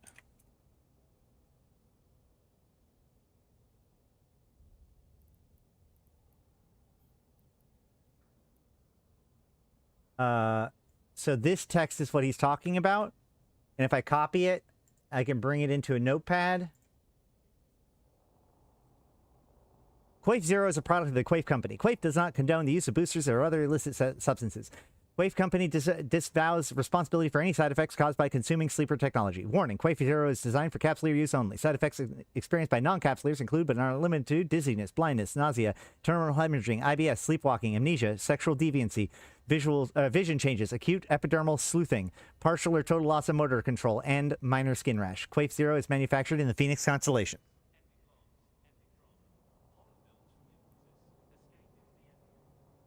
Yeah, unlocking the pieces in a museum, collecting up your own museum could be really cool. So like even the links in show info would be nice for Easter eggs. Also another thing is more scopes would be nice, because I noticed that there are less of them. And scopes in-game that you can click, you can watch, would be great. Even just to get you up to speed with what's going on right now. And the third thing that Genshin is also struggling with this, I believe, that they have a lot of dialogue, but it's all written, and people just skip through it. So at least for epic arcs, because I know that it requires a lot of voice acting, at least for epic arcs, it would be nice if it would be narrated. Yep, yeah, those are all things that have been looked into in the past and I think would be good too. This is why I think that doing Aura would be a good idea, because then you only have to worry about one voice that you portrayed. Also, here is, thanks to Captain Benzie, some samples of the Museum Arcana. So, Arcana jump point. Now, this can be a little bit confusing at first if you're not quite sure.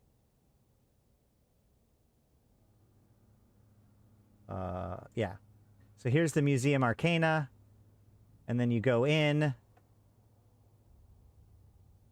and you've got this Daniel Oliver character, who is like the main archaeologist. And note, there's a monolith here, which is exciting too. And the monolith seems to be the way that you look at this stuff. And so these are all of the different items. Obviously, he hasn't turned in any of them, or very few of them. These are the same. These items are also in Eve, but these are like three-dimensional models for everything, which are pretty cool. And yeah.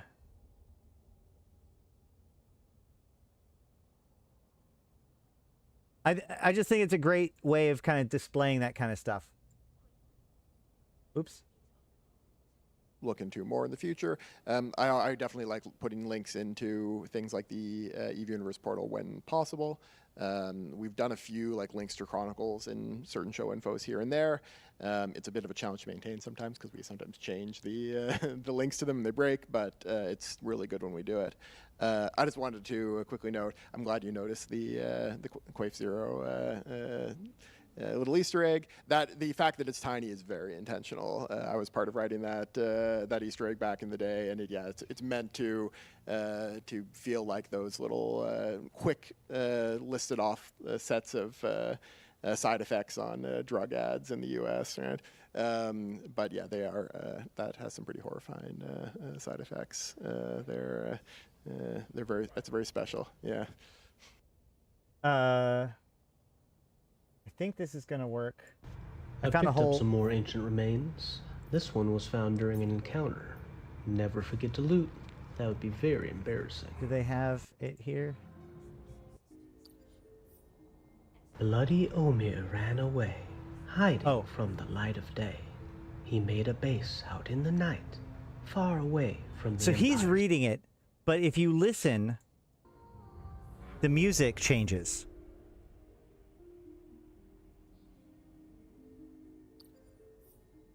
Bloody Omir ran away, hiding from the light of day. He made a base out in the night. It's actually playing the music of the nursery rhyme in the background. Sorry, that's enough for me.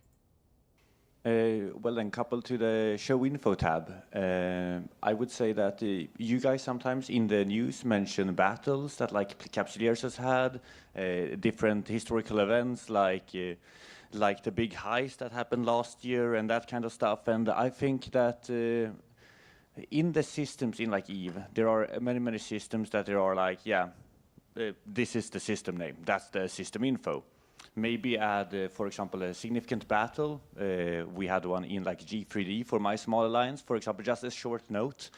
There was a biggest history battle in like the Torrid, for example, or like one DQ during the siege, etc. Just something like a short note of a historic event. It won't matter for anyone except those who actually were there. And yeah. Yeah, I really love that idea. The thing is, like, oftentimes, because I mean, it's what 7,800 systems, and when you're kind of working on it, you tend to kind of look at them evenly. But of course, like, I mean, I lived in Torinos for probably the first 5 years of my EVE existence, and I have some great little memories of trying to get through the gate to what low sec there and just losing everything and all my ships. And that's important to me, but to all of you, that's just like, whatever. But it would be fun to get that little snippet when you go through. Yeah, it's cool. Has anybody like had this moment? Because this happens in real life too, where like there'll be like a big car accident or something significant, and then like, or even like some tragic event or some attack or something happens that makes a place a very particular way for a very particular time, and then you go back like a week later and it's all cleaned up and there's like no indication that anything happened there at all, and it's just kind of eerie. I get that all the time in EVE, where it's like if you go to a system the day after a massive fight and it's just a normal system again, and like yesterday this was the most important system in the whole game, and now it's just back, like there's not even a trace of what has happened. On the one hand, like that is like you want to keep the history, but on the other hand, like life does go on, and there is a certain eeriness about being somewhere where something has happened, but the evidence of that happening has been wiped away. Cool idea. Yeah. It doesn't even have to be something tragic. It could be as simple as like, there's a sandcastle competition. I went to the beach and there was a sandcastle competition. So everybody made all of the different sandcastles. And then you go back the next day and there's barely any hint of any of the sand. Like the tide has washed it all away. It's just normal beach again. All that effort, all that work, all that beauty, completely wiped away.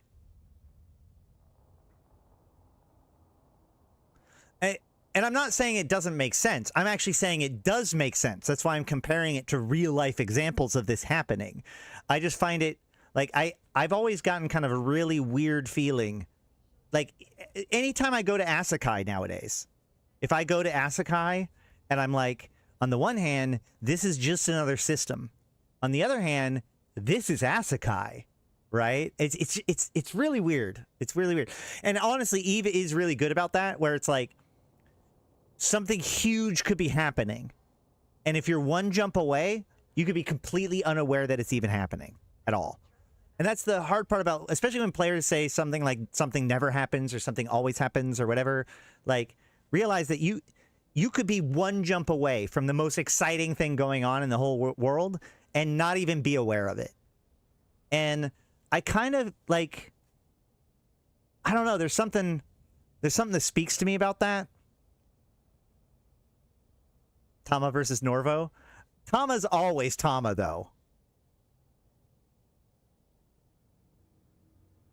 It's even weird if you feel like you're one of a small people that even know it happened at all. Yeah, there's a weird sense of responsibility when you know the history. It's honestly why I stream. Like, I have all this information, and if I go away, how much of it is just lost because I happen to observe something, or I happen to be there, or I happen to ask the correct question. How much of the information that I give out to people would not be replaced if I wasn't giving out that concept has led to an existential crisis to me in the past. So like, it is why, unironically, why I stream, because like, I feel like I have information that I owe it to the world to put out there. Otherwise, it gets lost. And that terrifies me. Say we do that a little bit through monuments right now, obviously. But I kind of feel that way about shattered wormholes. Whenever I find one, it feels almost unsettling that something big happened, but there's with no structure and no destroyed planets. And destroyed planets, yeah. Yeah, all those moments will be lost like tears in the rain. Thank you. Thank you for bringing it home. Both monuments as well as human written notes are a little bit of a challenge to keep up with, right? There's a lot of stuff happening all the time.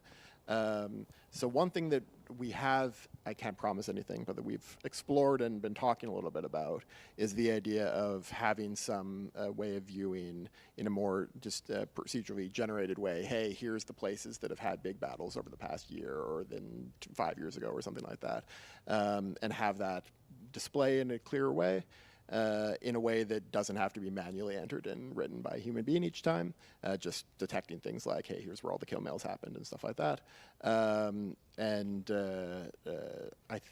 Again, there's going to be a potential future thing that will get shown in one of the keynotes.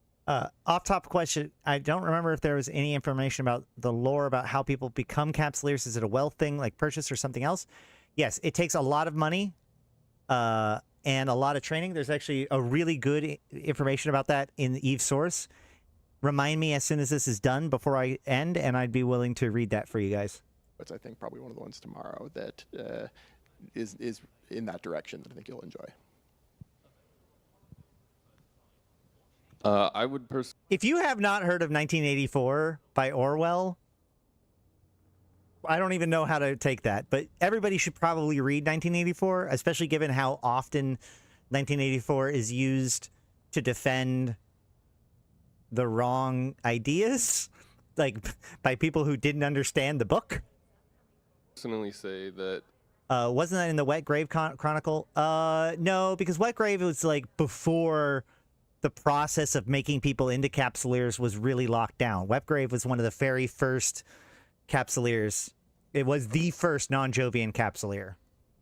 you guys actually already got rid of the best possible way to show your lore, which is the walking around stations. There used to be so much info there that you could just see, like they were just talking about a little snippet of something fighting there, or even just maybe reading the book. But I used to just sit there and watch it just so that I could see what was going around in EVE. And this is not quite bring it back, but maybe something similar where it's a screen that you can look at that kind of has tickers going on or extra info, or even just a way to like click on a bookshelf or something that you could just have the lore stacked right there and read it. Love that. And honestly, we've gotten a lot of feedback during this fan fest about the stations and whatnot. So we're hearing you. We're excited to hear this.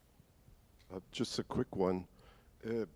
Probably a few months ago, I tried to look up my first kill from back in 2004, and I think I only got back. You had to go pages.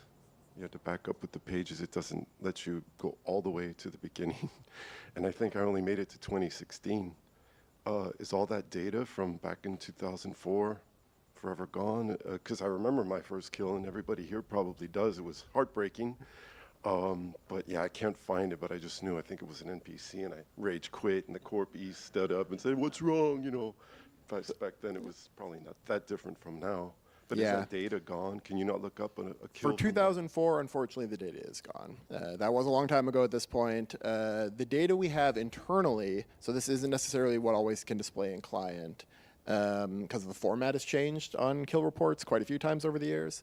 But the oldest data we have internally on kills and losses is from 2006. Everything before that is unfortunately gone. Although, well, there are player archives of some of it. So there are the old Band of Brothers kill board. There's people that have copies of that bouncing around. So as usual, there is players that have more data than CCP does, but that isn't necessarily easy to get a hold of. When it comes to that really old data, yeah, it would be really, like, I would love us to be able to convert some of the older data into some of the new kill mail formats. It's a little bit easier said than done, but yeah, when you look in the client right now, you're only going as far back as the last time we changed the data formats for kill reports, which I think might have been 2014 or something like that. Definitely a two-player problem. Maybe it's the challenge of having a very long-lasting game, is that it's a lot of very old data that is often in very different formats.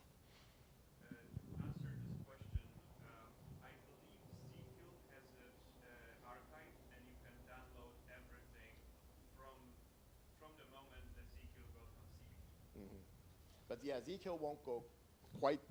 Yes, Zkill does have all of its data. It won't cover the 2004 time frame, I don't believe. But Zkill's like 2013. 2004, I believe it's going to just be killboard. Was it .org or .net? Was the only one that was like really active back then at that point, but that was very early. Obviously, that was like a year after he started. But that might even predate Battle Clinic 2004. But Battle Clinic around, yeah. But yes, there's definitely some good player archives out there for a lot of these eras.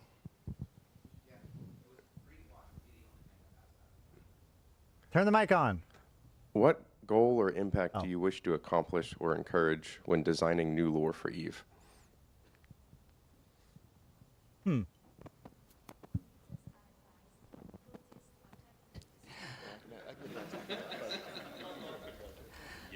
One of the biggest things I want us all to achieve, and I think we all want to achieve, is a sense of ownership and a sense of agency. We want all of you to feel your place in the universe. We want you to feel that sense of ownership over it, and we want you to feel immersed in it. We want to give you enough world building to build your own stories within that. And then anybody else want to? Yeah, it was very similar along those lines. I was going to say, which is that in a lot of ways, the lore that we write is a frame where you guys can then build your stories on top of. And so we want to build a world that is that feels real enough and that feels open enough for you guys to then be able to build your own, do your own things that affect it, but also just develop the stories of your own characters as well within that framework. So as long as we're providing that, and obviously there's lots more we can do to keep doing it even better, that's the goal from my perspective. I mean, it's more the same. when we're writing lore, we're just trying to make this world seem so real that if you close your eyes, you can imagine it continuing and its gears going, and you can imagine yourself living in this universe. That's basically it. It's just we want you to fall in love with this world as much as we are in love with it. Yeah, on the topic of ways to get the lore stuff that we already have put in out there, we've already done a ton of work on making these interesting sites, making these monuments that have these interesting things. A way to access where those are in game would be excellent. We already have a lot of ways to That almost sounds like something for a new map. to show hotspots of different things. Maybe a tab there that shows where there's monuments and systems, something like that, so that it's easier to access all these amazing sites that we already have built. I will also note you will be happy with some of the stuff that gets shown. Tune into the keynote, man. Some of you may be seeing a theme of what I'm. Yeah, this video is before the keynotes were presented. So this is before Legion was announced, just so everybody knows. So just because that question is kind of confusing otherwise. But yeah, this is before Legion was announced and the details of Legion was announced. So keep that in mind. I'm talking about with some of these keynote things. But yes, 100% agree, both in making them more visible. There's a lot of, I've done a lot of work on landmarks over the years, and I'm really proud of some of the stuff we have in there, but obviously a lot of it can be highlighted a lot better, both in making it visible to players, and I'll note this is something that a lot of you who have talked to CCP Diegetic in the past will know that it's something that he's very passionate about, is providing players a way to show off how many of them they visited and which ones they have been to and which ones they haven't. A kind of a like travel guide sticker book concept. That's something that he's really passionate about, and I'm sure that given enough time we'll be able to get it done. I think it's going to be really valuable when we do. I have a question about previously, like if you go years back, there was a lot of GM-driven events in game where you would actually do something in-game that involved the GMs and the players, and that would have some kind of impact, like when the Serpentis stole a Titan from the Galente faction, for example. You mean like what happened in more recent London? times, you had like Black Ops ship from Amar that got stuck behind enemy lines in Minmatar space, and they had to rescue that and escort it back into safety. Are there going to be more events like that going forward, or is that like a wish that you want to do more than that?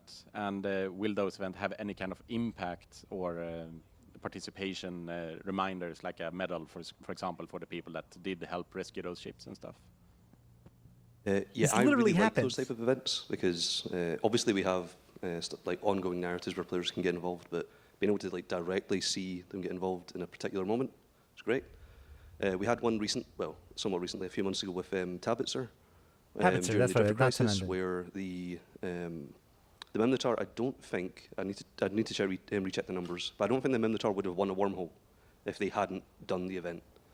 But yeah, there's something that we look at occasionally. They require a different kind of work than like just making events. But yeah, I really like them. I'd like to see them more. I can confirm that the numbers work out that they would not have gotten a wormhole if it wasn't for that event. And just to let everyone know, we're getting close to the end. There's about 3 or 4 minutes left before we need to start wrapping up, so we'll try to move quickly through the last questions. In the past, most of the events were like more of additive nature, so they added a new angle or a new mechanic, and the only event that really differed was like the trigger invasion, where like something changed forever. And like most of the people who participated on the income side were doing it to make something not happen, where now most people participate in events to make something happen. Is there like plans for events that have more of a destructive? So Tabitzer was basically rigging the event for the Minotaur? No, because like anybody could have turned in the doodads, but because it was happening in Minotaur space and it was the Minotaur that were the ones attempting to do it, the people who engaged with it were more the pro-Minotaur people, which means they're the ones that ended up with the doodads, and they, of course, turned it into the Minotaur. So it's not... I'm pretty sure it wasn't the event itself that helped the Minotaur. It was the fact that the people that participated in that event also supported the Minotaur, and therefore the pieces that got turned in pushed it over the edge. Nature, where people want to participate to make something not happen.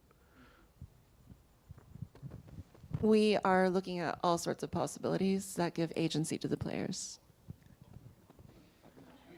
Hi, guys. But also, Jeff puts out a good point where, like, a lot of these things are knock-on effects of other things, right?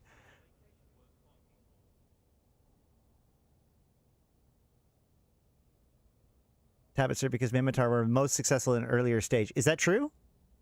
It almost happened in a Marlow-sec? I didn't know that.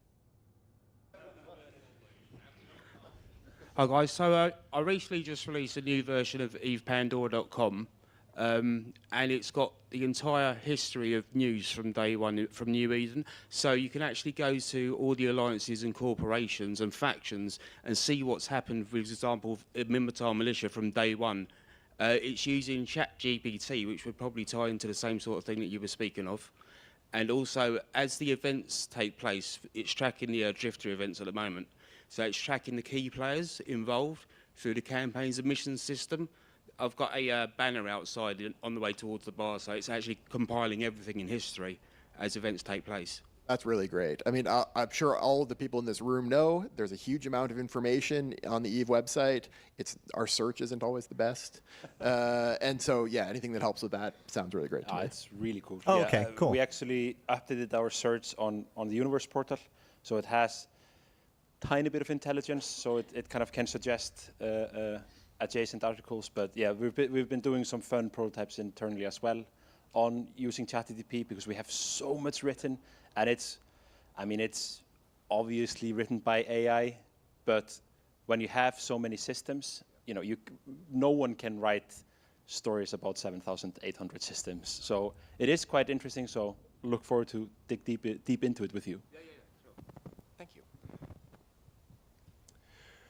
So this one is a little bit of a CC, please. Basically, in the building of the lore and the player-driven lore specifically, and kind of harkening back to the monument of BTAC R5RB, I'm just basically wondering, do we have any plans potentially to add AT shipwreck permanence? Because as it stands right now, we're basically just stuck with a really bad month for killboard efficiency. I think it's a cool idea. There are obviously quite a lot of them out there, so it's an interesting idea. It's not something that we've kind of dived into doing for AT ships. Strange Manic posts, is there any way to survive diamond rats when just a solo mining barge? So diamond rats that are not pirate aligned should not mess with you.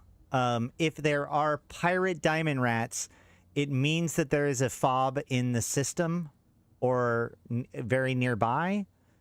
So you're going to need somebody to clear out that fob for you. Otherwise, they're just very dangerous. I mean, you could theoretically try to tank them or whatever, but they're very dangerous. You can move to a different place that isn't currently infected. But your best method is that lets you know that there's a stronghold in the system. And you can get somebody to clear it out, or you can clear it out yourself. You can theoretically solo the strongholds with a rattlesnake. I also know that there's plenty of people that like swoop through and do them. I would not recommend mining when there are pirate diamond rats in the area. We've only done it for the first Titan, for instance, and then for the one really big battle. But it's a cool idea.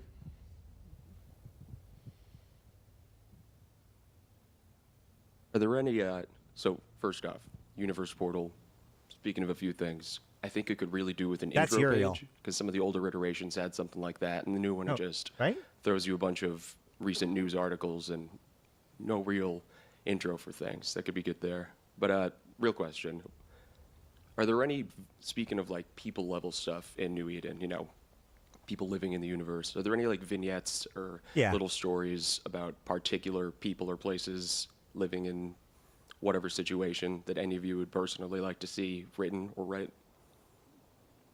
I do respect Uriel dropping out from the company just in time to be able to go to FanFest and ask a question as a player. That's the kind of stuff I really love personally, and I have a stack of backlog stories about, what it's like to be a Shrieker clone, for instance. So I want more of that. Give me that. Wait and see. We'll see what we can output. Just dump it. But, I don't care. We Don't definitely even put it love on the those universe kind of portal. stories. I want to We know what it's also like to be a love, Striker clone. Players that imagine themselves in those kind of situations as well. And write about it. Right, I think at the end, I think we need to take one more question, and then we have to head off because some of us have to get to other next panels. But if anyone doesn't get a chance to ask your questions here, find us in the hallways, talk to us at the pub crawl. A lot of us will be out on pub crawls in different groups, and we would love to talk to you more about that if we don't get a chance to answer your questions here. So I apologize if this is going to be a little bit longer than you want, but so with the Drifter crisis, everything going on, I don't believe many people understand where that all started with outside of the Trig fight with the Drifters, which is a separate thing. So back with the sleepers, that discovery, eventually those stations got boarded. Everyone found, well, the sleepers, people in cryosleep, separated from the Joves, dealing with their own stuff in basically Matrix. And then the Empires kind of harvested millions of them, finding that their implants are very compatible for clone jumping. So they made infantry. And I think that's where the Sisters of, or Society of Conscious Thought came in and kind of leaked that to the other empires so the Amar wouldn't have a massive advantage. Kind of all of the empires committed mass genocide kind of towards the sleepers. And they say that all attempts with communication with the sleepers have failed. What attempts have been made, and have they ever tried sorry? Yeah. That's the That's short a good summary. It is, and this of course was tied very heavily into the Dust 514 lore because those were the implants that were used for the Dust 514 clones. And there were a lot of consequences that came out of that, including a lot of people going insane and some AIs that were not particularly friendly. Yes, I think that is a good summary, and it's the kind of thing that would be good. I think it exists in EVE Universe, but it would be good to have it all summarized or connected in one place because it exists in a bunch of different places and a bunch of different chronicles. I mean, somebody's probably attempted sorry, but that feels less of the people trying to take advantage of the situation would do, and more what someone who's a bit more on the outside might do. Yeah. You mean like my Notion? Mm-hmm.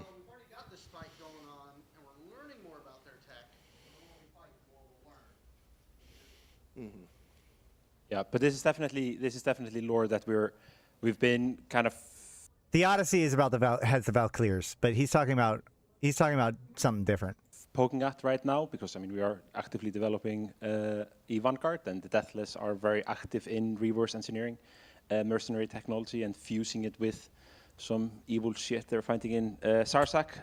Not to go any deeper into that story. So yeah, we're definitely we've been kind of dusting some of the. I wouldn't necessarily call it that. Dusting this lore. The sleepers are real. It's just their drones. The things that we encounter aren't the sleepers. They're automated defense systems. The sleepers are consciousnesses that are now trapped in the construct. I don't necessarily agree that the sleepers, because it was a genocide. In fact, the other helped orchestrate it in the fact that the other used the harvesting of the implants as a method to get rid of members of the sleeper civilization that was getting in its way. Oh, stranded. Okay. All right. Well, that's it for the lore panel, I think. Lore. All right. I think that's it. Thank you so much. Yep. That's it. All right. So let's go ahead and finish this with a short reading. Well, 2-page reading. So this is from EVE Source. The chapter is called The Immortals of New Eden. A little over 120 years ago, an elusive and radically advanced culture of genetic manipulators gifted a small megacorporation with the blueprints for a piece of technology that was to radically change the course of history. For a small group of selected individuals, those with the rare physical and mental characteristics required to survive the transition of posthumanism, this technology would provide the gateway to power and riches beyond their wildest dreams. It is known by most simply as the pod or the capsule. The device's full name is the hydrostatic capsule, and the pilot encased within its armored shell is known as the capsuleer, or alternatively, capsule pilot or pod pilot. A tale of two technologies. Cloning and the hydrostatic capsule are two cornerstones of the capsuleer class, and as such represent arguably the two most important and influential technologies in New Eden. Clones, as used by capsuleers, can easily be considered the pinnacle achievement of the allied sciences of cellular biology, molecular biology, and nanotechnology. And the capsule has all but revolutionized the starship field, outperforming any other method of vessel command by a wide margin. But it wasn't always so. The capsule technology was first made available. Research and technicians soon discovered that despite the enormous advantages, capsule interfaces were extraordinarily difficult to use and posed a great deal of danger to those who attempted to do so, not least due to the myriad of genetic differences between natural humans and their genetically engineered benefactors. For decades, horror stories of capsules circulated, creating a pernicious stigma around the technology. No financial or commercial institute was willing to invest in the funding required to change the public perception that the capsule was essentially as effective as a highly sophisticated liquid-filled coffin. That video is, or that story is, that's Wetgrave, Jovian Wetgrave. Cloning, similarly, had not established much of a foothold until the last few decades. Not only was this process unreliable, but the very concept of cloning was fiercely demonized by religious groups all over the universe for its perceived denial of the human soul. Prohibitively expensive and morally questionable, cloning was the domain of the dying rich. Even today, with cloning somewhat more commonly accepted, if not necessarily well regarded, stories persist of people blurring the lines of personhood and identity even further by cloning themselves into completely different bodies across the gender and race gaps. It is not known precisely when research into the principle of bringing together the capsule and the clone was conceived, nor when the capsule technology was dusted off to be assessed for potential compatibility. However, several years ago, in early YC104, so 2002, a breakthrough was made that changed the face of spaceflight forever. After years of dedicated research into the workings of the human mind and the electrochemical processes, the first transneural burn scanner interface was successfully integrated, installed, and tested in a newly constructed first-generation prototype capsule. The burning scanner works by taking a full and accurate snapshot of the entire mind-brain state of the human subject, which can then be transmitted nearly instantaneously to a new clone, essentially allowing the subject to maintain the thread of consciousness through the death of the old body and into the new one, cheating death. The operation must be correctly timed, however, with a margin of error rarely exceeding a few nanoseconds. This is because the processes of scanning is extremely disruptive to the brain's delicate structures, essentially destroying the brain it records. The burning scanner raises the very problem of full body cloning that the capsule solves. Since the scanner and its support systems are housed in a bank of equipment which requires close and stable proximity to the brain, it is no way possible to wear this technology on one's person. Mounting the equipment in vehicles and even flight decks is problematic as well, since the scanner needs to fire within a precise window of time, right as the subject's death. False stimuli, momentary separation from the equipment, or accidents that can take place in an unsealed environment are all problems that can cause misfiring of the scanner. Firing too early can cause grave psychological problems or even corrupted scans, as certain brain region activity disrupts the proper functioning of the scan. Firing too late similarly has problems. Scanning a brain that is too far into the process of dying will result in a mind state recorded that is essentially brain damage. At worst, it will result in an inert mind reduced to nothing more than autonomic functionality. The hydrostatic capsule provides a nearly ideal solution to the problems posed by the transneural burning scanner. In the first place, it is sealed in an environment with a very clear set of tolerances and breach parameters. If the capsule breaches without a proper authorization, the system assumes catastrophic situation and instantly administers a nanotoxin that produces a reliable death process in the pilot. The burning scanner can therefore safely operate within the precise window required. Moreover, the scanner can and has been successfully integrated into capsule systems to take advantage of its power, data storage, and FTL communication capabilities. Following the success of the capsule clone integration test, the decision was made to license qualified individuals as independent capsule pilots with associated clone contracts and access to capsule technology. The capsuleers, beneficiaries of the union of two remarkable and intersecting complexities of technologies, has emerged.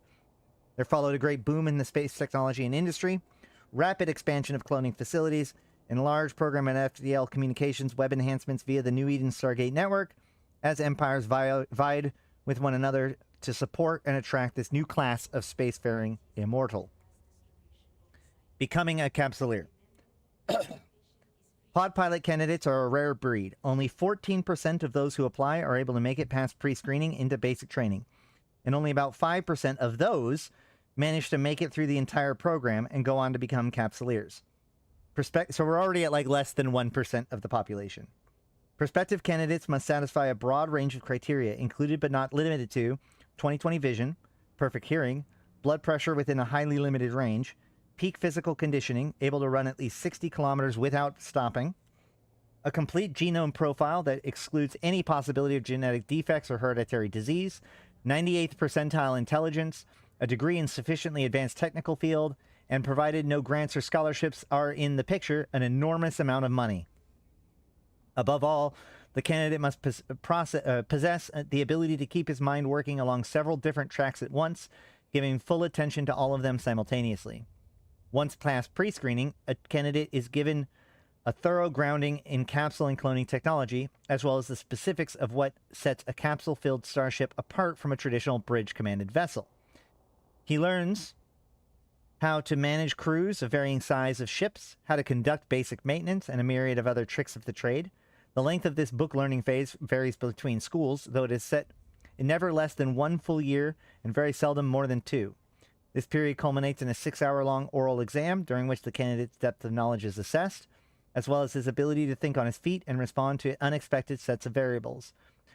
Regardless of how well a candidate has been doing up until this point, if he does not convince the instructor beyond a shadow of a doubt that his knowledge is bulletproof, he'll be failed out of the program and sent home. Once the initial academic phase is over, a 2-year period of grueling physical orientation begins. After being fit with requisite implants for capsule interfacing, and provided that their bodies don't outright reject the implants, prospects are subjected to days upon end of deprivation shakes, zero-G environments, and shock stimulations intended to acclimate the body and mind to the rigors of travel through warp tunnels and wormholes. This, by far, is the training phase where the largest portion of candidates fail out of the program. Most of the ones that do simply cannot tolerate the constant barrage of physical pain and conditioning, interspersed with the intermediate periods of sensory deprivation. About to lose their sanity or patience or both, they sign their own termination slips. Some refuse to give up, but are not rewarded for their persistence. This phase of training is the highest mortality rate of the entire program. Exact numbers are not available, but it is estimated that roughly 1/10 of all candidates lose their lives at some point during this phase. For the few who manage to make it through orientation, the learning can begin in earnest. The last 2 years of the program are devoted exclusively to developing the skills needed to be an effective pilot, including hardpoint configuration, warp mechanics, shield system operation, signature analysis, astrometrics, and a host of associated skills. For the first of these 2 years, candidates will fly solely in simulations. For the second year, they are allowed to fly their first capsule-fitted frigates. Once a candidate makes it through the entire 5 years of mental and physical hardship and exertion, he is ready for the final test. In order to gain his certification and become a full-fledged capsuleer, he must submit to voluntary euthanasia, give up the body he was born in, and clone into a new version of himself, for the first time coming squarely face-to-face with death. Despite the prodigious investment of time and energy the preceding years have demanded, it is surprising to note how many candidates cannot make this final step, foregoing all that they have learned because they cannot bear to cross the Rubicon into post-humanity. For others, the journey is just the beginning. So, that's why, like, it is worth noting that, like, that video, or that description comes from 2015, and this is what AIR has been working on, is unlocking capsuleer technology to more people. It's also why I think it's like I like the new MPE, because the idea is that you're not actually fully finished with training, because there's always been this weird thing that you as a player don't know shit, but your character's supposed to be like had 6 years of training as to how to be a good pod pilot. So I do like the fact that the AIR MPE interrupts your training, and it's like you haven't quite made it yet, but shit's going down, so it's got to be, you know, we got to make do with what we got.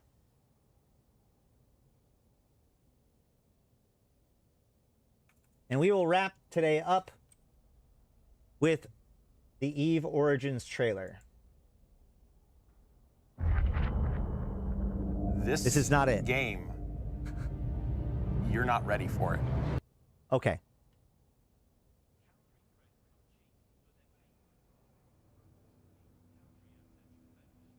Oh, shoot.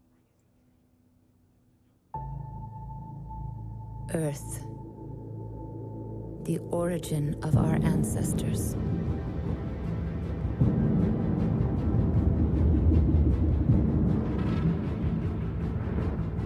A century had passed since they discovered the Eve Gate. A wormhole. Passage to a remote corner of the universe. New Eden. It was the largest colonization effort in the history of man. The mass settlement of hundreds of strange new worlds. We thought nothing could stop us.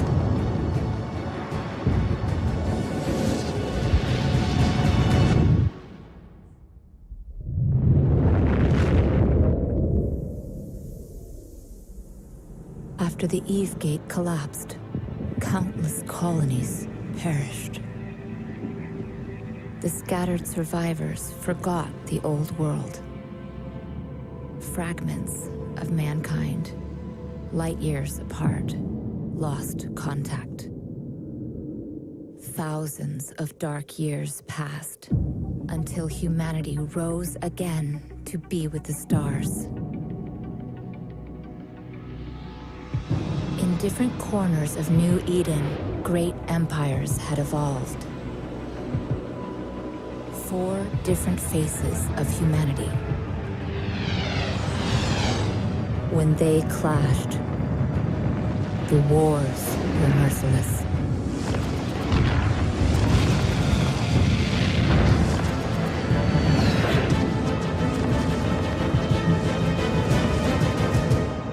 Out of the years of conflict, a new kind of human emerged. One capable of immortal life. To transform into this rare breed, we pay the ultimate price. At the moment of death, our mind is transferred to a fresh clone. We have become immortal. In the sky, we reach farther. On the ground, we strike harder.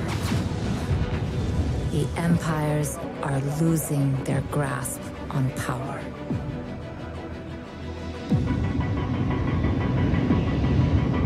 And as our age begins to dawn, they will learn to fear us.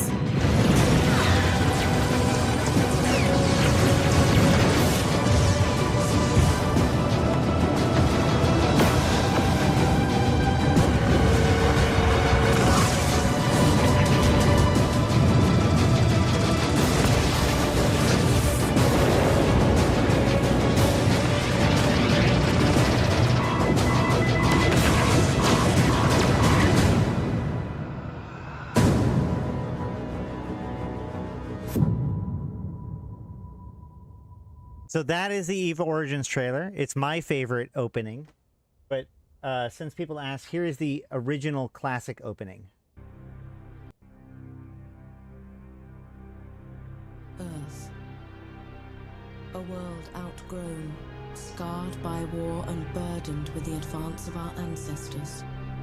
Compelled the first voyages across space in a desperate quest to colonize other worlds. Space. Its timeless boundaries and infinite horizons forged the creation of stargates that could bridge the immense distances between the stars. Through mastery of this technology, mankind ventured deeper into the cosmos. Ruthless corporations rose to power, seizing every world within their grasp. When the stargates could take them no further, they turned against each other, igniting conflicts that would last for centuries. The battles raged until the historic discovery of a natural wormhole, a celestial womb through which civilization would be reborn. The first brave pioneers to enter this portal emerged unscathed, transported instantly across the universe to a virgin system they called New Eden. Millions of colonists soon followed in their wake, lured by the vision of paradise through the astral gateway known as Eve. Spreading outwards among the stars, they embraced Eve with the greatest of expectations, the highest of hopes, and the boldest of dreams. When one day, nature conspired with fate to breed the cruelest nightmare of all. The wormhole leading to New Eden collapsed, severing young colonies from the home worlds which sustained them. It was the beginning of a dark age that would erase civilization as it was known to be.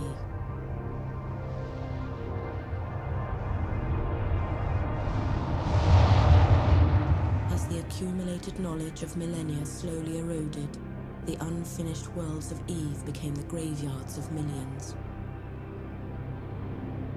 On the few planets that could sustain life, the last remnants of our race struggled to adapt and survive. In time, society was reborn and the memories of our past transformed into legend and myth. The first to emerge from the darkness were the Amar, a monotheistic race fervently committed to their faith. They reinvented spaceflight and soon discovered they were not alone. The Amarians encountered the Minmatar race, dismissing them as primitive barbarians destined for a life of slavery. Moving quickly to subjugate them, they launched a merciless crusade against the Minmatar worlds. At the same time, the Gallente race flourished nearby. They created the first democratic republic of the new era and established a regional federation of independent states. The Kaldari emerged as the strongest state among them, driven by the relentless pursuit of economic and military might. Their nationalist ideals soon clashed with Gallente liberalism. Destruction and suffering once again became the defining essence of our civilization. 4 races, torn apart by 2 horrific wars. When all that remained were the smouldering ruins of lost cities and shattered lives, a universal truce was declared to end the despair. For more than a century, the races of Eve have coexisted in relative peace. Prosperity and the pursuit of wealth govern the mission of mankind.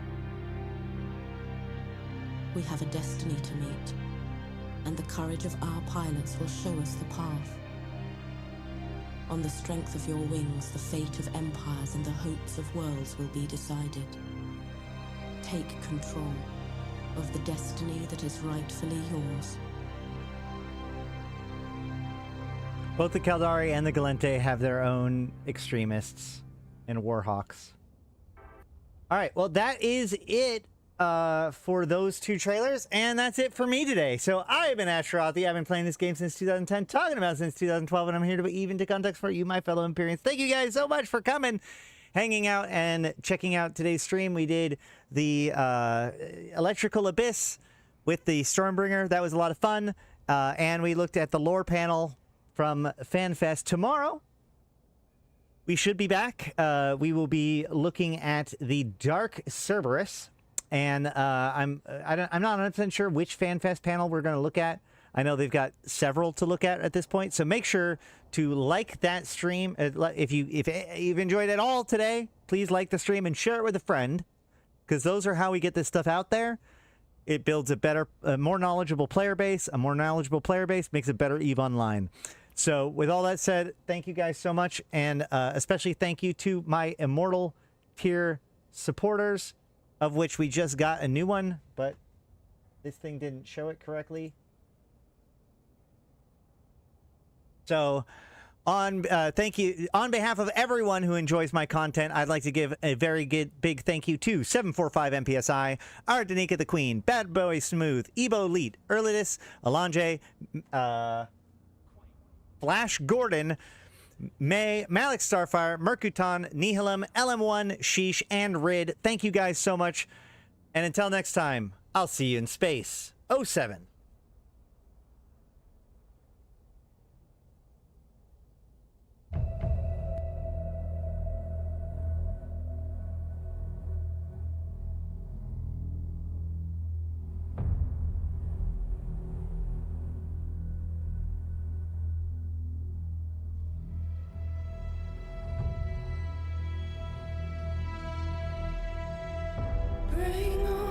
And Malin. Malin needs to be on my list of immortals too. Thank you.